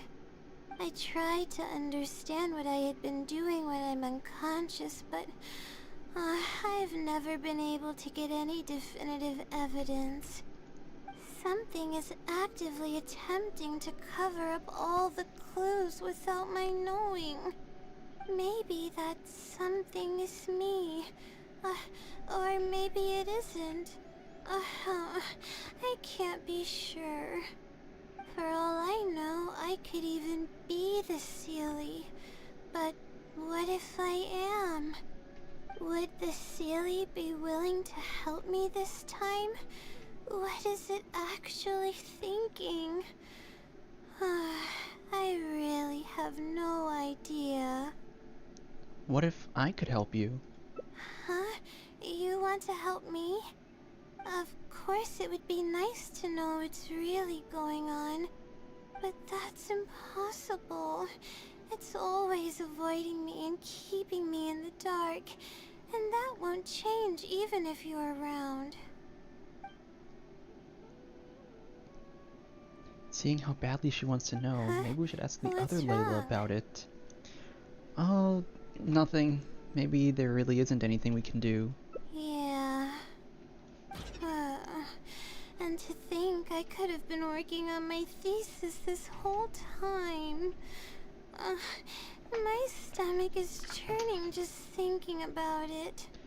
You're really not gonna finish on time now. Please stop. The more you talk about it, the more silly I feel. Oh, come on, Layla. What are you doing? Everyone's gonna start thinking you're crazy now. Oh no. I'm losing it. So dizzy. I'm sorry to have to make you feel so uncomfortable.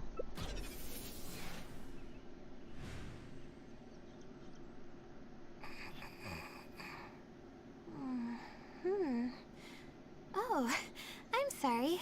I got distracted there. Where were we? It seems that she's completely recovered. Huh. Does that mean... Oh, what's wrong? You look like you've got something on your mind. Are you... the other Layla? What are you talking about? What do you mean the other Layla? I am Layla. You somehow seem a little different. Fine. It appears that you were waiting for me to show up. I suppose there's no use in me pretending. I promise I don't mean any harm and I'll answer all your questions. But before that, would you mind telling me who you are first? I'm a friend of Layla's. I'm trying to help her finish her thesis. Let me think. Okay, I got it. You two found this place by following the hints that I left behind. You were planning to wait for me. Or I should say you were waiting for the Seelie to show up. Was this your idea or hers? Mostly hers. I see. Yes, she's always had great analytical skills. It'd be nice if she was more confident, though. All right. That's all the questions I have. Your turn. Please ask away. Did you infiltrate the House of Dana?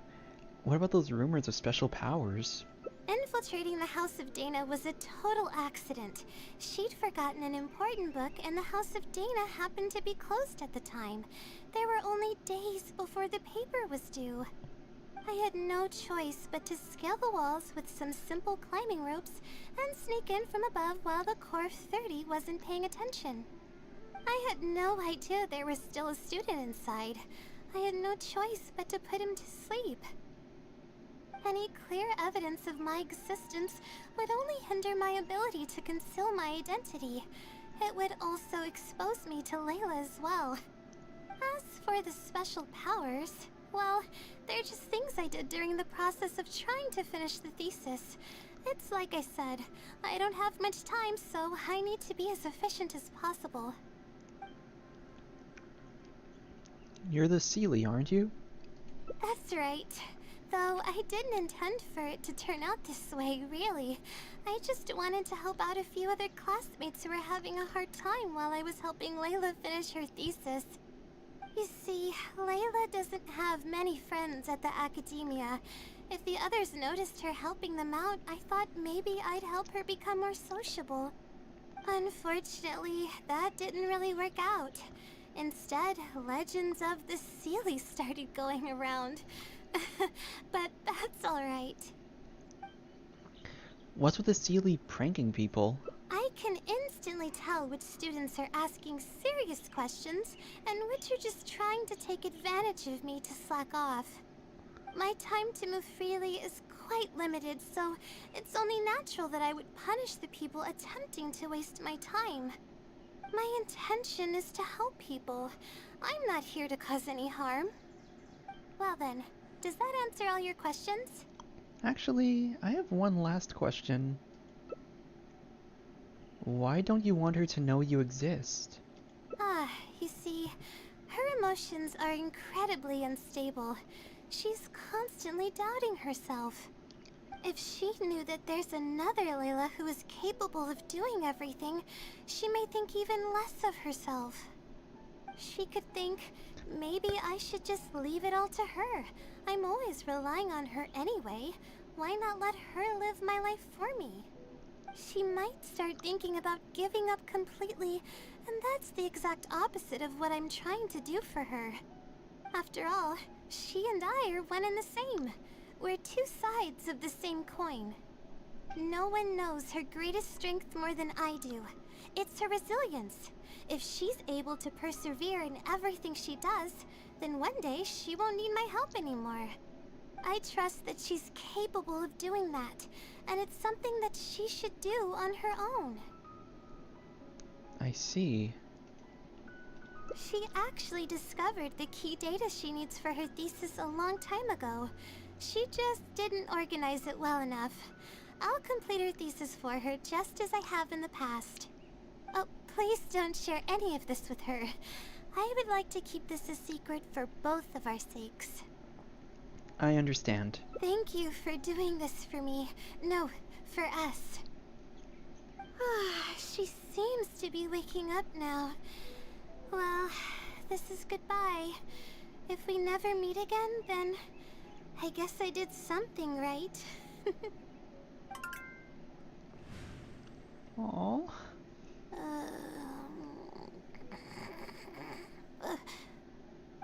Huh? Did I faint? Or did I fall asleep? You're fine.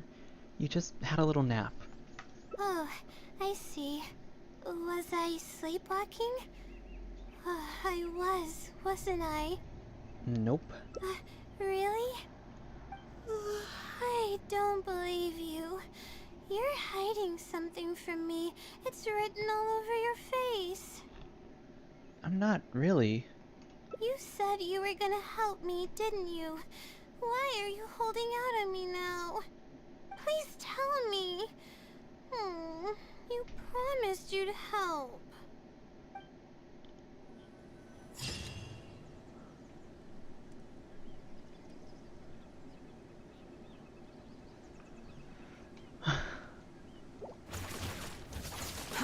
Too slow.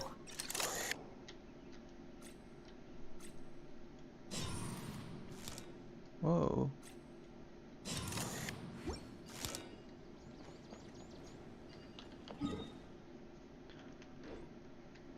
Dang. I'm glad we got to see the other Layla in the... I feel like that was like inevitable.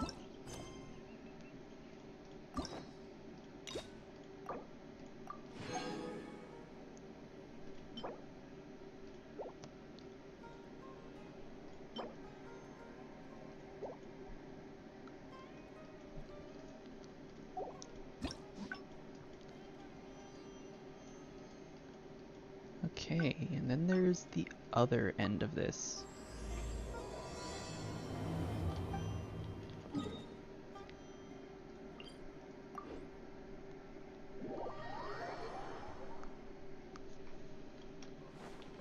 Quit following me.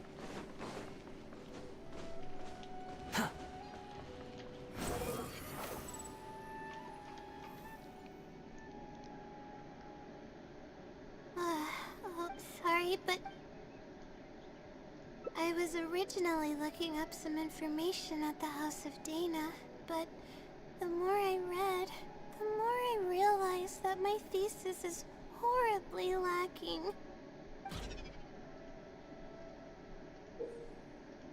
I should have been done with the well, but I should probably notify my advisors You still sooner have than time, later. right?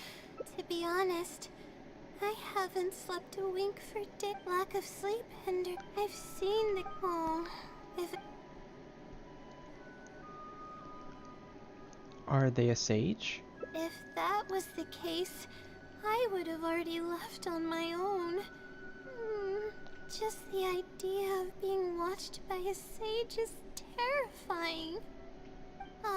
This might sound strange, but due to my hope, but I really, maybe the stars above decided to help out. But there's no, it comes down to my own, oh no. I still haven't, yes, but the wisdom's, if you want its help, all you have to do is write down your question, and you'll get a response a short while later. Maybe it's some researcher who wants to remain anonymous? No one knows who or what it actually is. It's just known as the Wisdom Sealy. But getting an answer all comes down to this, all I can do, trying my luck. It's too risky to rely on some fishy legend to complete your thesis. You're right. I need to keep a level head. I don't have time to waste. But what do we do from here? I can't just go back and start packing to leave. You should rest first. Rest? But my deadline's just around the corner. I don't think I can afford to rest right now. You won't be able to write anything in your current state. You do have a point. Sorry. I tend to panic easily, as you can see. Then how should I rest? I definitely won't be able to sleep. As soon as I close my eyes, all kinds of thoughts start floating into my head. How about we head to the Pootsba Cafe? Oh, that's a good idea. A cup of coffee might help clear my head. Let's go.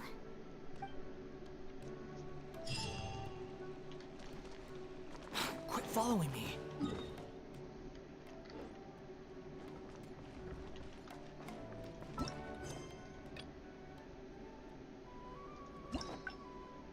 Wait, involved in another quest?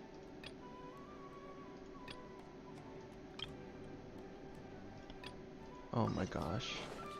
Squall and Fury! I have to deal with this one first.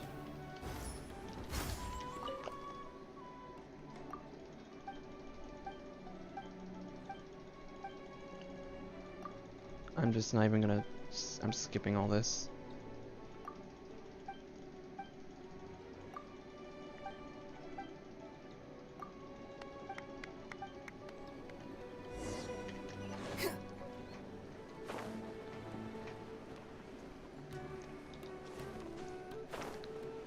Well, The wind rises. this is sad.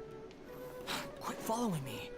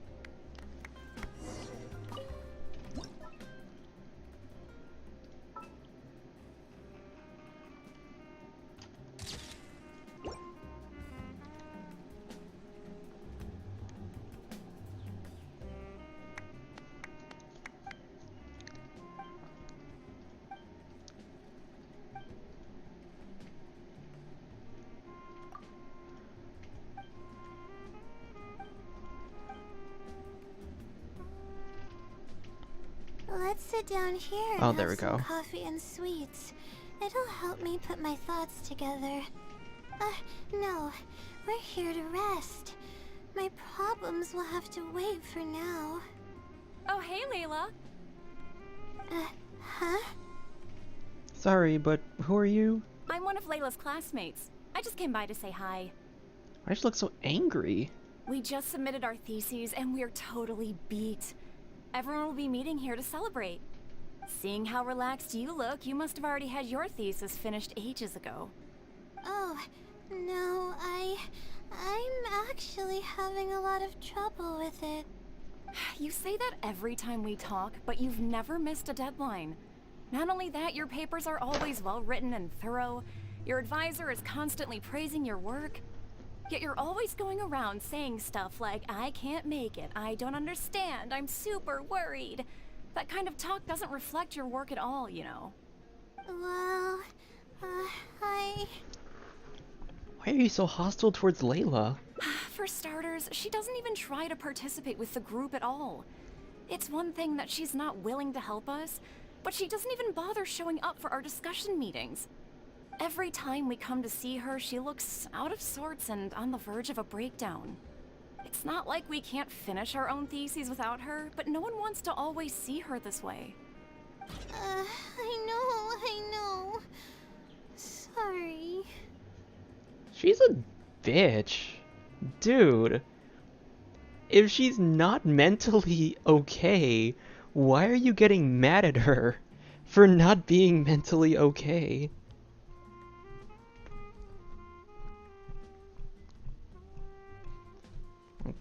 Bro, she's not hurting anyone.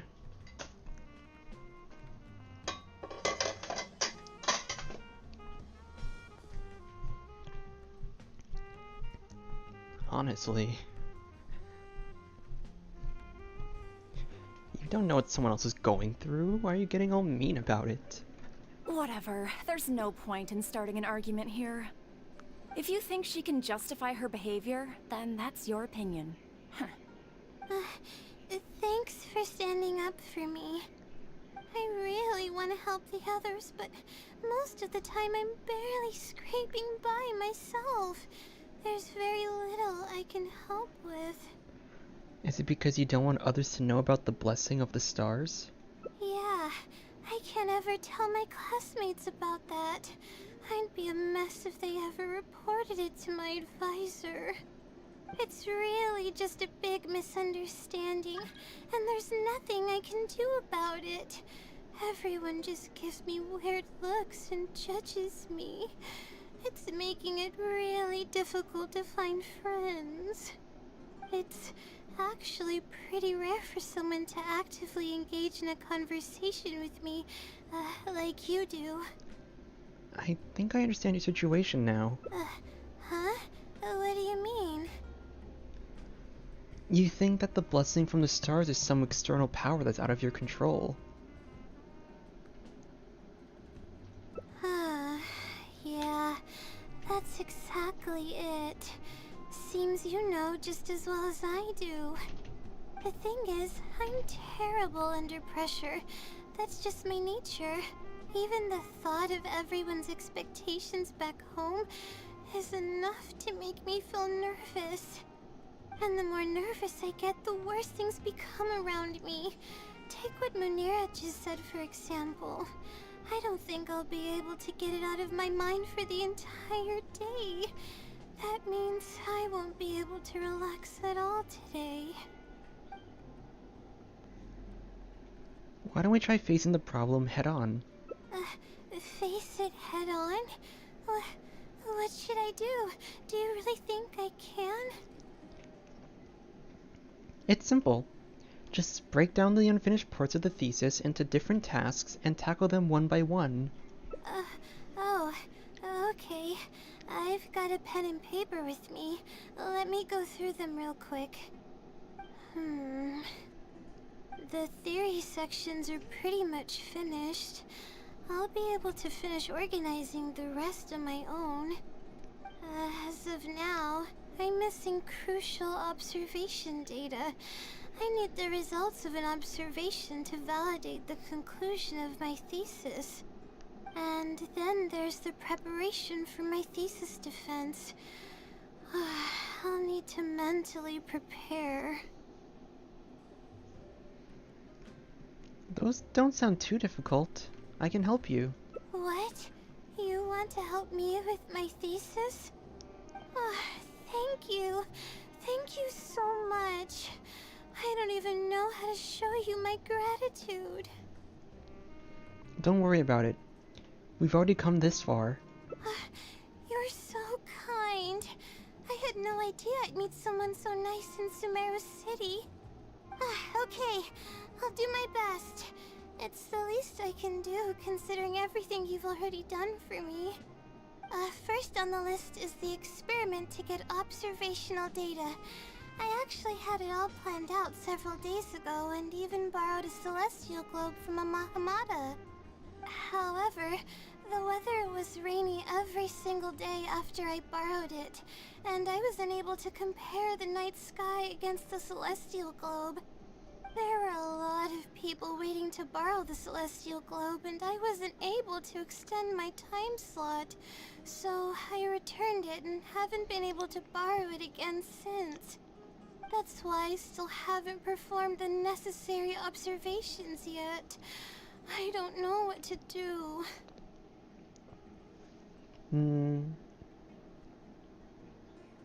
So, you're lacking some equipment. That's right. The celestial globe is a high-precision device used specifically for researching the stars.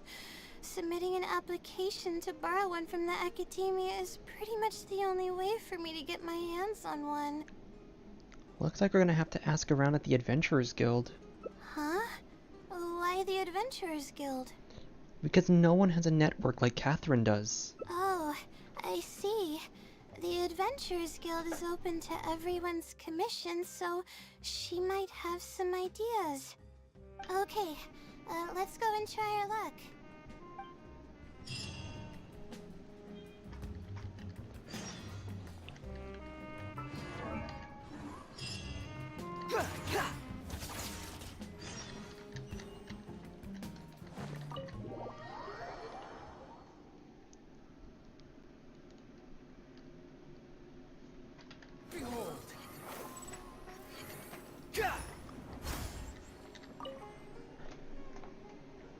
Ad Astra Abyssosque. Welcome to the Adventurers Guild. How can I help you today? I'd like to... I have a commission... it's kinda strange. How should I put this? We would like to borrow a high-precision celestial globe. Right. Equipment at the academia is in very high demand, and we aren't able to borrow one now. We were hoping someone else might have something similar that we could use. I don't know anything about astrology, so I'm afraid I'm unfamiliar with the device you are looking for. However, one of our requesters happens to be an astrology enthusiast. I hear that he's a collector of all sorts of specialized astrology equipment. After the Adventurers Guild helped him out, he indicated that he'd be happy to return the favor if the adventurers ever need it. Perhaps we could arrange a meeting between you two. That should help solve your problem. Really? Thank you so much. You're welcome. It's my job to provide adventurers with the necessary support. The man's name is Azam. Here is his address. You can go ahead and pay him a visit.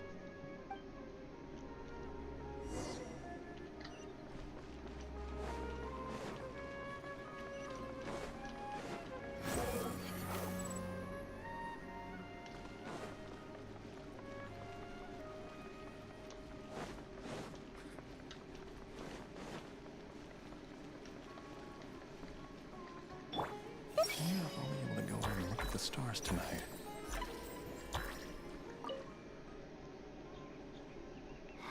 Hello, are you Azam? Yes, I am. How may I help you? Ah, I see. Well, if it's a request from an adventurer, then I'll be happy to help you. I just so happen to have the device that you're looking for. let me fetch it and show you, just to be sure. Yes, this is it. Thank you so much. Sorry. I didn't mean to interrupt you. I just got a little excited. Please go ahead. To be honest, judging by what stands before me, I find it very hard to believe that you're an astute Ratawahist student. Well... Astrology is a hobby of mine, and these devices have cost me both time and mora to collect. I cherish them as if they were members of my own family. Which is why I don't let just anyone borrow them on a whim. These devices are delicate and can easily be damaged if used inappropriately. Oh, that's completely understandable. What can I do to better gain your trust? How about this? I don't need a deposit or anything, but I'd like you to share the contents of your research with me. I'll ask you some questions. If your explanation proves satisfactory, then I'll lend you the device.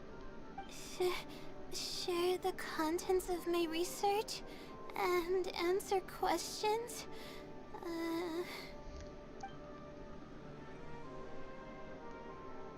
Don't be nervous. Just explain what you've learned. Alright, I'll try. But I can't disclose the actual details to you. How about a general overview of the research? Would that suffice? Yes, that would be fine. You're probably aware that astrologists rely on the movements of celestial bodies to calculate the past and the future, as well as attempt to summarize the correlating principles, correct? Of course. This is the basic principle of astrology. My current research is about a certain phenomenon called astral shift. Interesting. That's not a topic any ordinary person would be familiar with. I have a basic understanding of the concept, but I'd like to hear you explain it. Okay. Well, in short, it means that the results derived from astrology are prone to change. As time continues to flow, the stars change and everything else becomes affected by this change. However, what's actually driving the change is what's worth investigating. I think that it might just be another law of nature. If the changes follow a certain pattern or routine, then it could be explained as some law. But the changes are manifold, even when considering just a single star. The changes could be resulting from a simple single orbit shift, or it could be a more complex double orbit, or even a triple or quadruple orbit shift. These phenomena have a dramatic effect on astrological conclusions. My brain is not braining. What I'm working on now is the research and prediction of the triple orbit shift phenomenon. Triple orbit? By yourself? Yes. That's right. You do know that adding an extra star to the equation increases the computational workload by more than 10-fold, right? It does get a little complicated, but it's still manageable with the use of a few self-invented techniques and a large number of star logs and star charts. Which leads us to why I'm in need of a high-precision celestial globe. Amazing. I suppose I should never have judged a book by its cover. I thought you were just trying to half-heartedly deal with some school assignment. Do I really look like that sort of person? Don't worry. I'm just joking. I was a little cautious at first, but now I trust you completely. It would make me extremely happy if my collection could assist a researcher in achieving tangible results. Just make sure you return it to me once you're done. Oh, thank you so much. I really needed this. Good thing Azam was willing to hear me out. I didn't really understand what you were talking about, but I thought you did great. Really? I was just explaining what it is I'm trying to do. You're starting to show signs of becoming a great researcher. Really? I don't know if you really mean it, but I'm happy to hear that. I guess even the hardest problems can be solved as long as I'm willing to try. Recording and comparing data will be much easier now that we have this device. I can do it all on my own, too. Let's continue with the plan. Can you help me with the rehearsal of my thesis defense? We can do that at the House of Dana.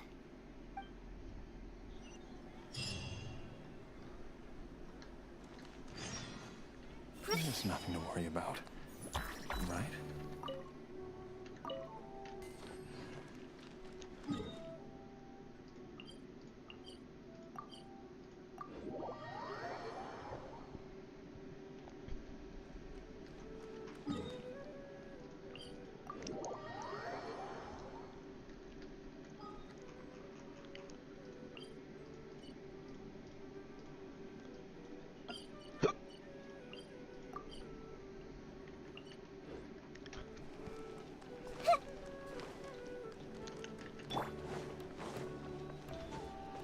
The wind rises. Huh. Huh.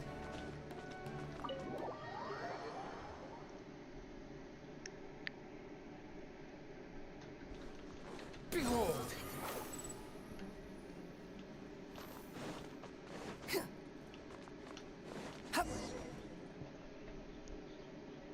This seems like the best spot to do this. We'll need to be quiet so we don't disturb anyone. So here's what will happen during my thesis defense. After I present my thesis, the advisor sitting below will begin to ask questions. Theoretically, I should be able to answer any questions related to my thesis. However, I tend to get really nervous when my advisors look at me, and I end up completely forgetting what I plan to say. That's why I want to rehearse and practice presenting my points in front of someone. So, I'm playing the role of an academic advisor, right? That's right. You should have gotten the gist of the content of my thesis when I was explaining it earlier, so ask away. It's okay if your questions are a little off.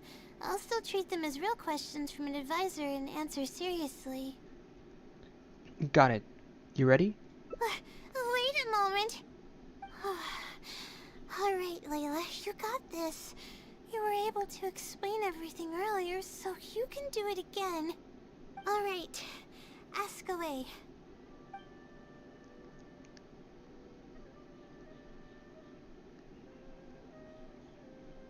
Can you briefly describe the application of the law of triple orbit calculation? Sure. The direction of this research is based on the results of previous research. It's about the feasibility of applying my methodologies to the remaining triple orbit problems. Based on a sample size of 124 cases, we could only achieve approximately 60% accuracy. The results were not reliable enough to be implemented as a law. You can see the common traits of the erroneous samples on page 3. Excuse me, I mean from the star logs in the appendix. It's clear that in each of the erroneous samples, one of the stars underwent a significant shift. This means that, we not only need to limit the number of stars, but we may also need to consider the degree of shift when applying triple orbit shift algorithms. Stars with greater shifts are often key in astrology readings. The next step of the research should be... to identify the feasible thresholds of shift for applying our calculations. And that's my answer to your question. Do you have any other questions?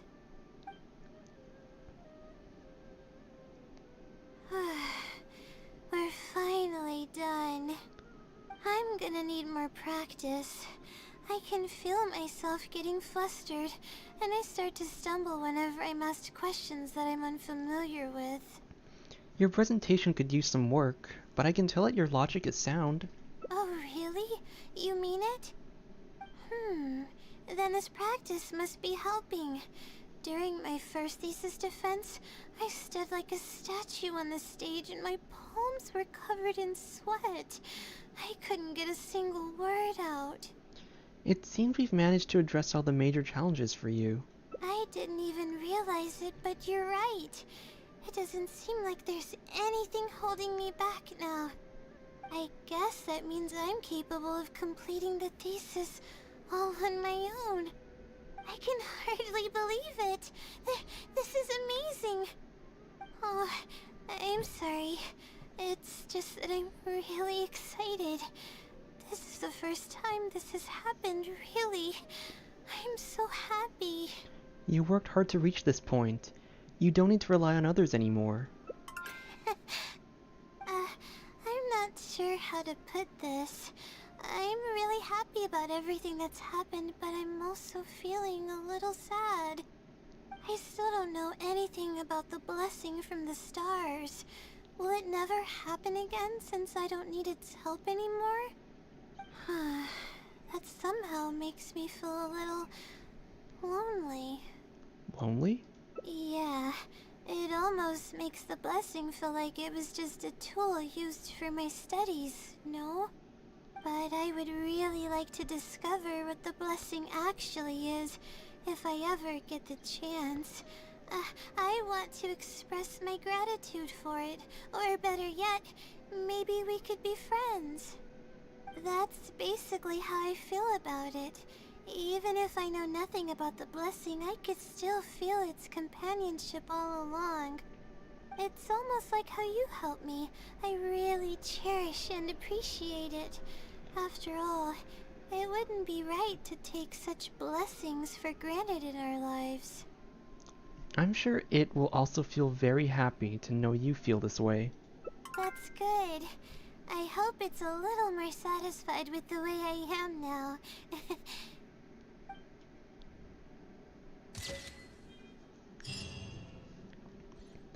That's so cool. So okay, so it's really cool how playing certain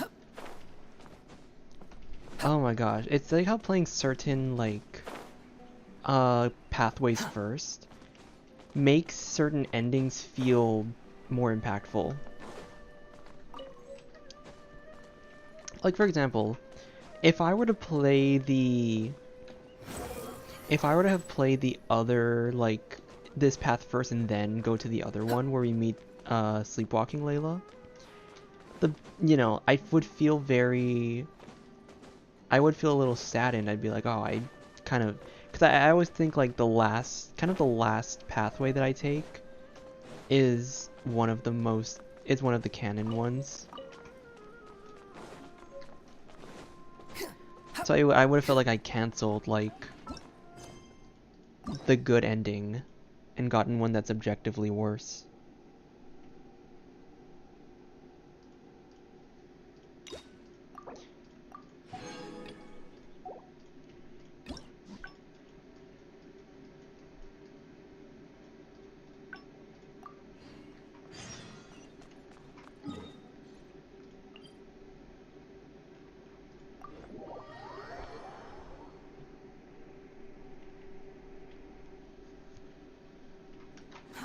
Too slow.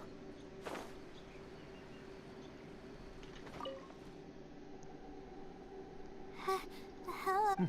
Yes? Ah, nice. Yes, this is, Astrology is a hobby of mine, and these devices have cost me both time, which is... Oh, How about this? If you mess this up, you won't be able to gain his trust. You're starting to make me feel nervous. I'm sorry. I feel a little dizzy. Are you okay?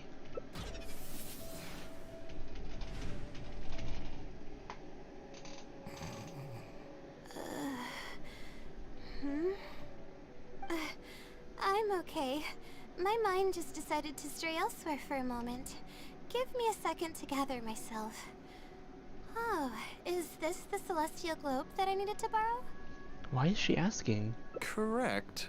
I was about to test you with a few questions, but you suddenly started looking very uncomfortable. Oh, don't worry about it. I don't sleep very well, so I tend to get a little dizzy from time to time. I'm fine now. She seems a little different all of a sudden. Oh, I see. Well then, can you briefly summarize your area of research for me? With pleasure. I'll give you a general overview. You're probably aware that astrologists rely on the movements of the celestial bodies to calculate the past and the future. Due to the difficulty of designing an experiment and the challenges of validating theories about the past, astrological research is usually based on an immense foundation of experience. And therein lies the largest complexity. Derived and validated conclusions may vary due to subtle changes caused by the flow of time and shifts in the stars. Ah, I've heard about this before. I believe it's known as astral shift. One of the most classic challenges is to use 3 stars with shifting orbits to predict the overall changes that may have occurred. Ah, are you referring to the triple orbit problem? Yes, that really is a classic problem, and a very difficult one to tackle. I came up with a set of prediction methods that encompass more than half of the triple orbit problems. However, there are quite a few limitations and requirements. This set of methods is already being put into practice at the Ratawa Starshan by my advisor, drastically simplifying the difficulty of calculations involved in the triple orbit problem. Yes, I've heard about that. The announcement made big waves in the astrology enthusiast community. So, you were the one who came up with that? You mustn't judge a book by its cover, you know. The thesis I'm working on this time aims to address the remaining triple orbit problems, as well as eliminate a portion of the methodology's limitations, which will make it easier to use. I see. In that case, perhaps there's no one more fitting to operate this device than you. I just keep it as part of a collection. I can't use it to its full potential like you can. Thank you for understanding. I'll return it in perfect working order once I'm finished with it. Okay, we should be going now. What did we plan to do after this? I kind of forgot. You aren't Layla, are you? Huh? What makes you say that? Is there something off about me? Your personality changed. Fine. Looks like I can't keep the act up any longer. I even tried to look a little panicky to emulate her behavior. You're the blessing from the stars, aren't you?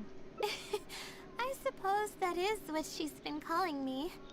With her long-term sleep deprivation, whenever her anxiety peaks, she loses consciousness and I take over.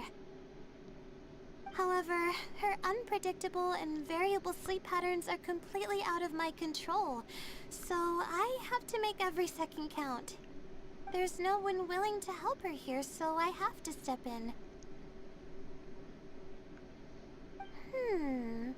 I am rather curious about you, though. Why are you trying to help her?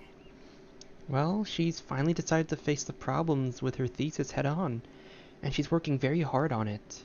Really? That's great. You're helping with all the things that I used to do for her. Seems like you've given her a boost of confidence with your encouragement. She's only steps away from the finish line. She's already made a lot of progress, so there's no need to push too hard now. Anyway, what's the plan from here? She said she wanted to practice her thesis defense. I see. Well, it wouldn't be of any help if I practiced for her, but I'll leave some notes that should come in handy. Come on, let's go back to the House of Dana to make preparations. You'll have to tell her later when she wakes up.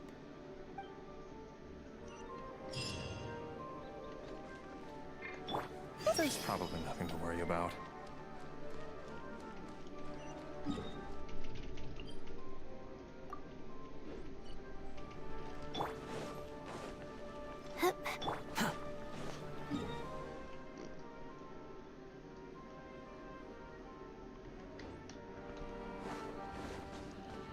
Squall and fury. You know, I could have sworn that there was a... Quit following me. I could have sworn that there was a teleport waypoint in this... building. Too slow. Behold!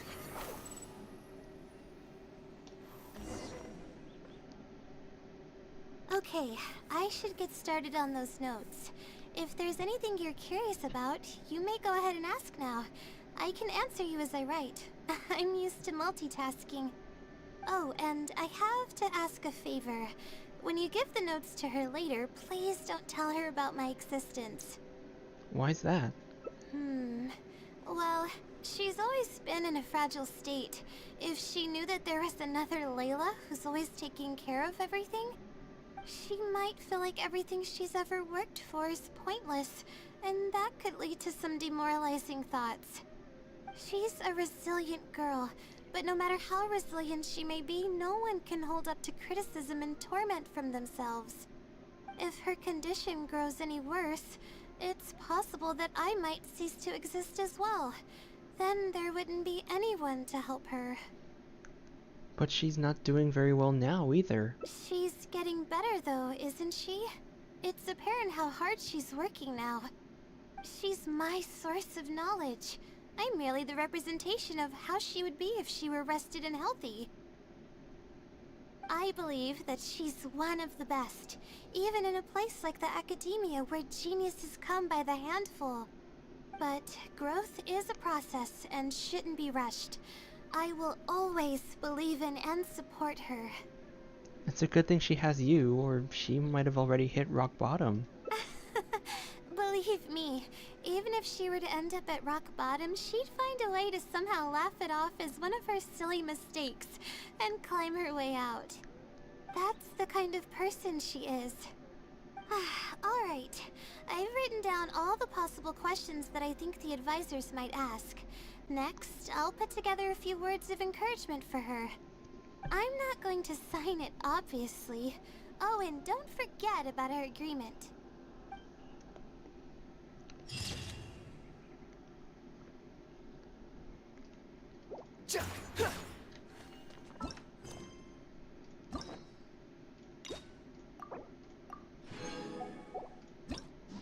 Where was the picture?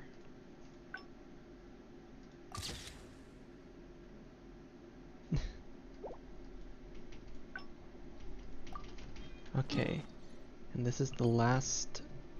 This is the last one.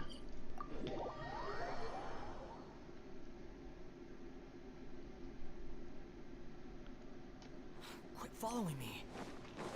Squall and fury. Too slow.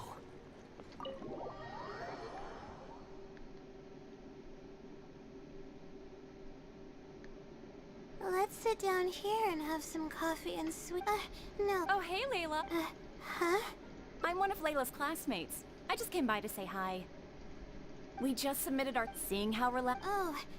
You say that, yet you're always Well, What are you getting at? For starters, she doesn't every time. It's not like we... I know. Sorry. Just because Layla breaks the mold doesn't mean it's a problem. Whatever. There's no point in if you think she can... I really want to help the other... Yeah, it's actually... Huh? The thing is, I'm the more nervous... Sounds like we need to find a way for you to completely relax. Completely relax? But we're at a cafe. Is this not relaxing enough? Academics are only one part of life. I know, but... Alright, no more buts. My life is a mess because of the decisions I've made for myself. I should listen to your advice this time. How do I completely relax? Since you're from the countryside, why don't we leave Sumeru City and go sightseeing? Sightseeing? That does sound pretty nice. I haven't set foot outside the academia in quite a while. I used to enjoy visiting the rainforest, but it's been a while since I've been there. Maybe a lot has changed. Okay, why don't we go there and take a look?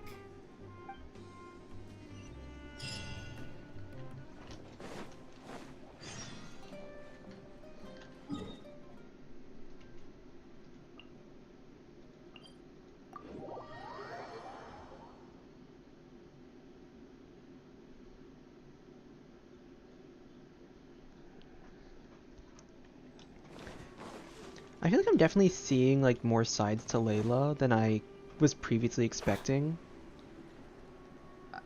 I never thought that she was lazy, but I always thought that her Even the air here feels more relaxing. I guess I always just thought that she was like struggling a lot. Like I thought it was like in the situation where her daytime self is like she like where she tries and she's persistent, but she just wasn't as capable as like sleepwalking Layla. And I never like really looked into her story too much until now. And I think it's really cool to know that she's still very capable and that her confidence is the only thing hindering her from her max potential. I just want to forget about the thesis altogether. I'm just kidding. Knowing me, I'd only be able to forget about it for a little while. This doesn't count as trying to avoid my problems, does it? Your state of mind is just as important as efficiency if you want to solve the problems that you're facing. That's quite the legitimate excuse. No, it's more of an explanation. Even I'm starting to get bolder with my words. I grew up in a place like this, looking into the distance now with the breeze in my face makes me feel like a kid again. Oh, those were the happiest days. What did you usually do as a kid? I had a bunch of friends back then, and we would go pick wild berries in the woods.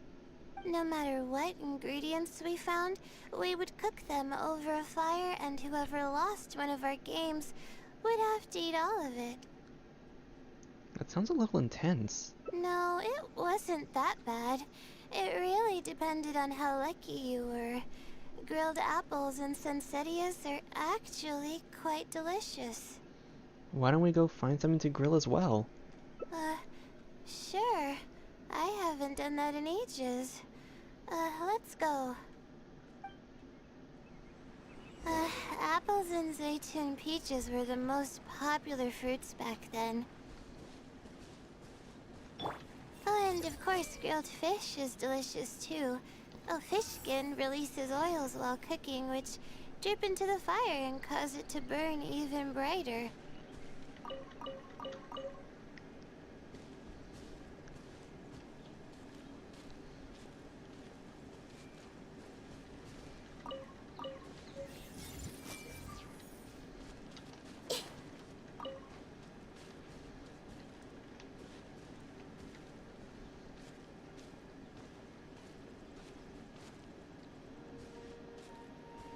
But we would always get yelled at by the grown-ups if they caught us sneaking into the river to catch fish. What's the big deal? We just want to swim. That's what we used to say. But now that I think about it, it really was quite dangerous. Thank goodness nothing bad ever happened. I've been getting hungry thinking about food all this time. I think we found enough now, don't you?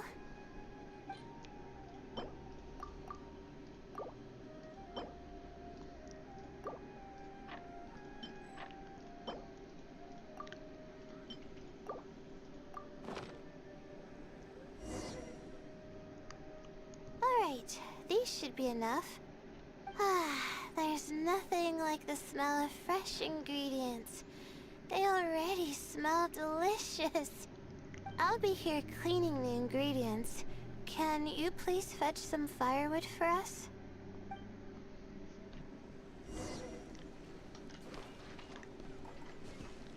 This is a good spot for a fire. Even if the fire was to spread, it'd be easy to contain. I'll be here washing the ingredients. Can you please fetch some firewood for us?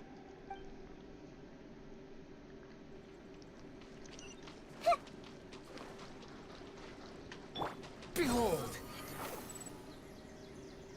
I need to like double check her backstory and just kind of see if there's any. The night is cold. Don't be scared. You're warm? Here. The wind rises.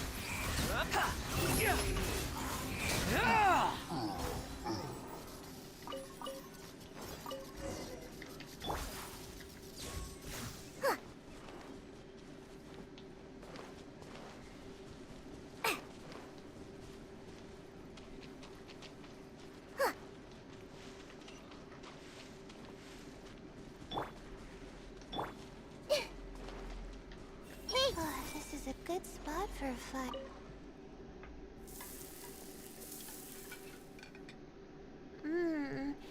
Fresh food is the best. I feel like I've traveled back in time. We all used to run around in the woods when we were kids. Trees and mud was the world we knew best. It doesn't matter how long I'm away from the forest, I won't ever forget the feeling of running through the trees. Oh, how about you? Can you relate to that feeling? It's almost like not knowing the world will change or ever expecting it to change. Although adventurers rarely ever stay in one place, I hope I can experience that feeling one day. Whatever the case, it's a very warm feeling. In the end, I passed the admissions exam, and the life I had led came to an abrupt end. Later, as I sat in a lecture at the academia, my mind started to wander and I began to think about home. It was then that I realized how long it had been since I went back. I can't go back anymore. And other similar thoughts started to come to mind. I guess I'm still not used to being in the academia yet. There is a purpose for every stage in life. You're right. So we should let go of the past. I suppose this is also part of growing up. But reminiscing about the carefree life of being a kid sure works wonders for the mind. You start missing those moments once you leave them behind, and that's part of moving forward. From now on, I'd like to cherish every single day of my life, even when it's not the smoothest of rides. Everything will get better.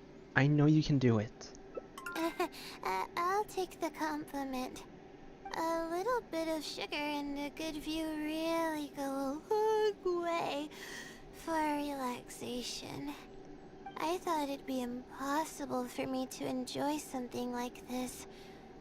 I thought I'd never be able to get my mind off my thesis. But now, I feel like I'm fully enjoying myself. It's really great. So, what are we doing next? Sometimes you don't need a plan. It's nice to just stroll around and see what happens. You're right. I've been doing research for so long that I'm used to having a certain routine. A carefree stroll. I like the sound of that.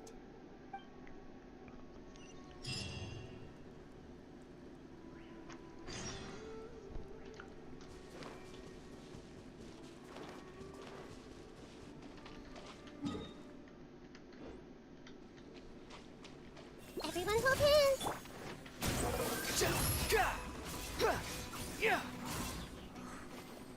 Quit following me.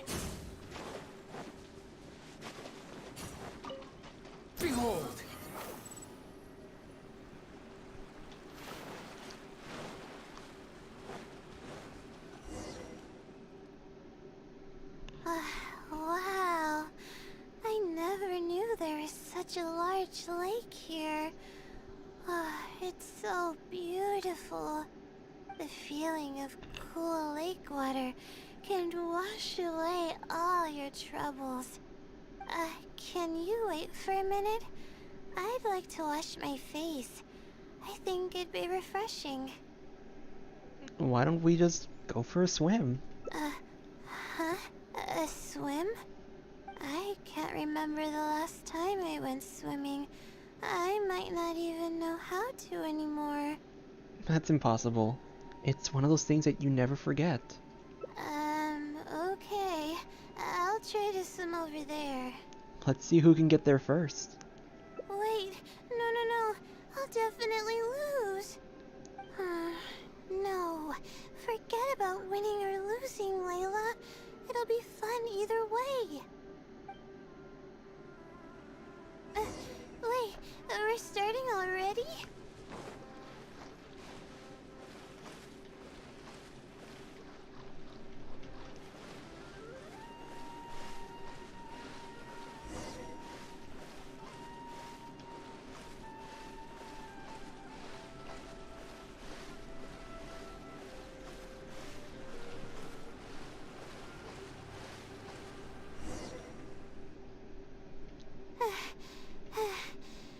As expected, I lost.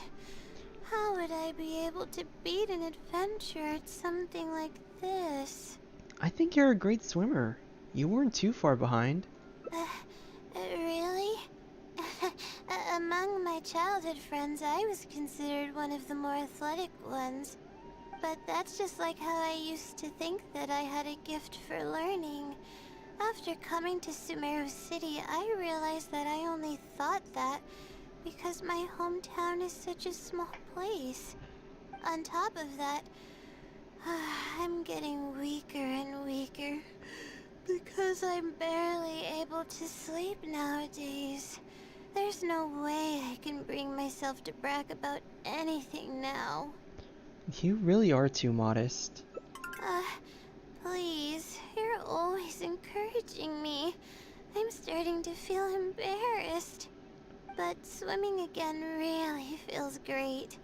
Every muscle in my body was engaged. I probably wouldn't have to worry about my thesis if I turned into a fish, don't you think? I'm just kidding, of course. I'm sure fish have worries of their own. I'm quite content with how things are right now. Let's keep going, shall we?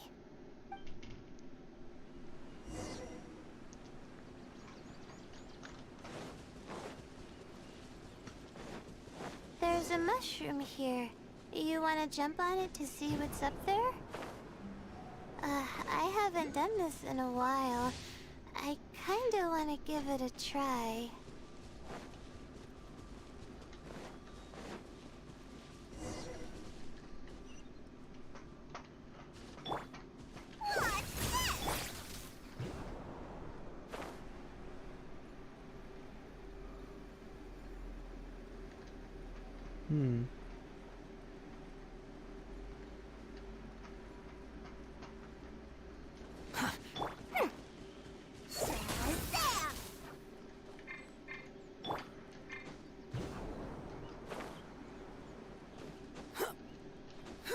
The wind rises.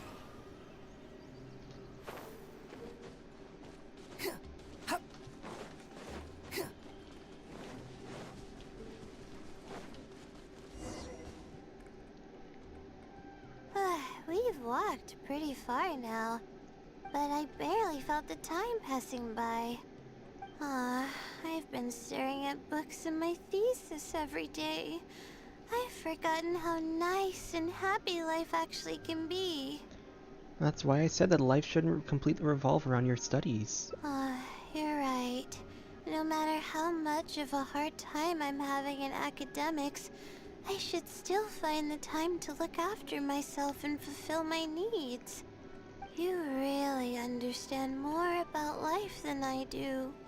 Would you like to take the opportunity to release all your stress? Release my stress? Oh, I see what what you mean. Being at the top of a mountain really does make someone want to yell out loud. But it's a little uncivilized, isn't it? It's okay. We're already here, so we should make the best of it.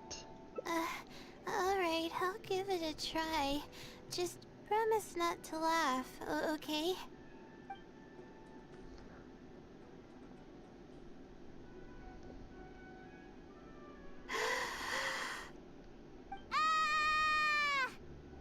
What an amazing day! I did not expect to hear daytime Layla shouting like that. It feels like my entire body is bubbling with excitement after yelling like that. This happiness was so common as a child, but before I knew it, this feeling was buried in the bottom of my heart. It's getting late. Why don't we rest here for a while? I'll tell you some interesting astrology stuff when the stars come out. Oh, but it's alright if you don't want to listen to that kind of stuff. We can also tell jokes about life, or talk about anything you're interested in. We can chat about whatever you'd like. Okay. Then I'll tell you more about me. The only reason I ever chose to study astrology is because of how beautiful the stars are at night. That's all. My teacher told me that nature possesses a certain power that grants people an equal amount of kindness and fairness, regardless of the different talents they may possess. And that's why I wanted to call the kind person who's always helping me as the blessing from the stars. The stars in the sky are something that brings happiness to people. Yes, they truly are. Everything about home is filled with purity and passion. My memories of that place are wonderful. I never want to forget them. If I were to ever discard anything so pure, I don't think I'd ever be able to find a place to anchor myself in the vast sea of knowledge. That's why, no matter how tiring or how hard it gets, I won't let my family down. They are already an important part of me. That's another reason not to lose yourself in the face of pressure. Yeah. Thank goodness you were there to help me out, or I don't know where I would have ended up. We probably still have a while until the stars come out.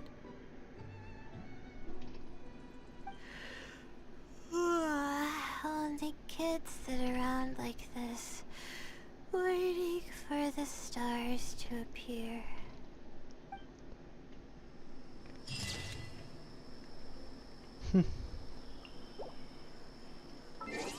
Those were nice.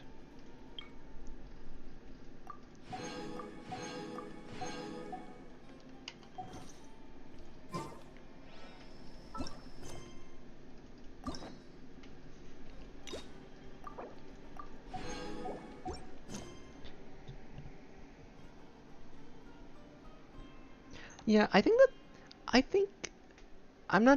still not too sure about like the whole thing with like Layla having DID. But if she does, I think it's a good depiction. There's a lot of I know like a lot of people with DID talk about like the stereotypical depictions of how like the alter ego is like an evil or malevolent force. But oftentimes the different identities that a person has with the ID aren't bad.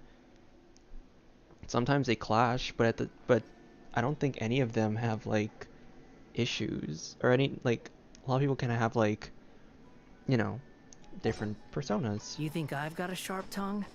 I just tell it like it is.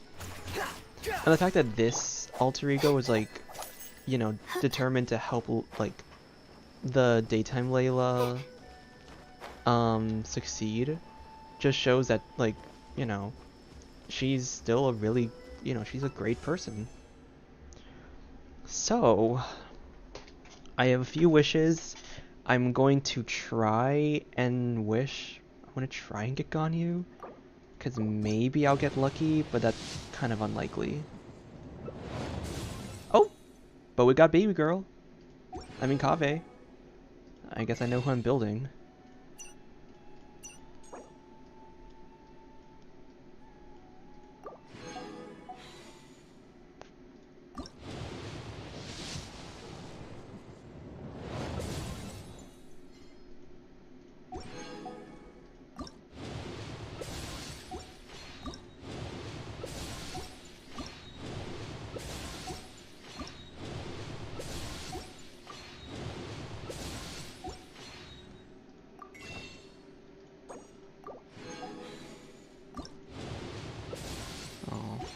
Darn.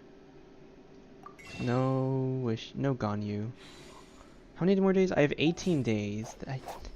I have a chance. I do have a chance at getting Ganyu.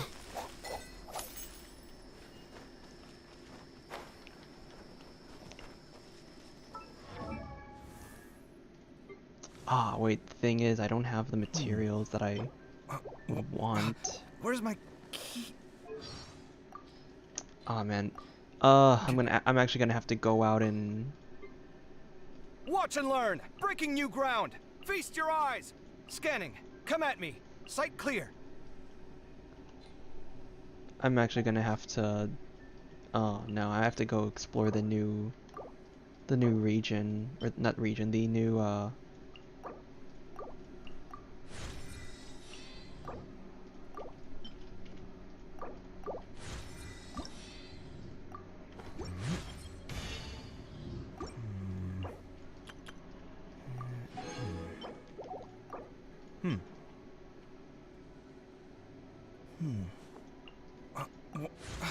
Where's my key? Not again. Oh, yeah, I'm gonna have to go and... I'm gonna have to go and do that. This'll... Let me think.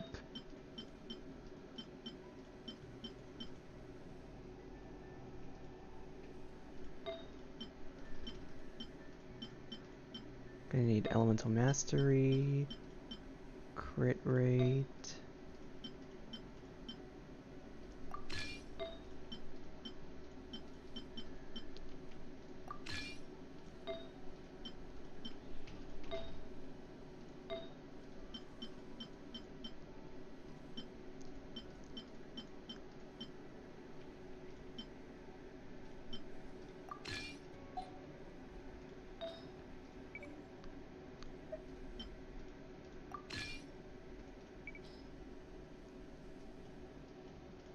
And dendro damage.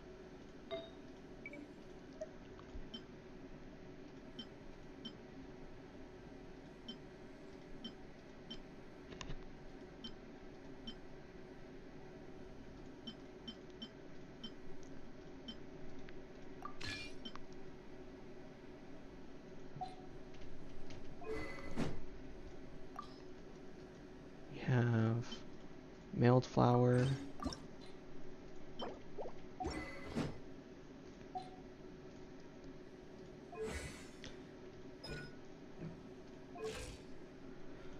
Well, I guess I know who I'm building. And maybe we'll try to get Ganyu off stream. Yeah. Okay, so I've learned a very valuable lesson. If I'm ever gonna do an early morning stream like what I did today, I need to limit myself to like just a 2 to 3 hour stream at most. I'm sure anyone watching this is probably gonna be able to tell, but I make like a few comments every now and then, even on my normal days. I know I don't talk a lot on every day, or every stream, but I still try to make a few comments now and then. But this time I was just like trying to go through the whole thing. I like really, I was paying attention to the story, but I was just not, I didn't have the energy to make comments. So. Why do I have to write so much? So, yeah, next time I know it's probably better to just... It's probably better to do everything in like one stream. That way I'm not completely, that way I'm not just completely like dying at the end of it. But yeah, I think that'll be it for today's stream. I got through everything I wanted to get through today, which was, you know, I wanted to get through everything that I wanted to get through. And that was like, we got through Baizhu's story quest, we got through Layla's hangout event, and we kind of analyzed the stories of both of them. But yeah, thank you everyone for coming on, and I'll see you guys next time. Bye!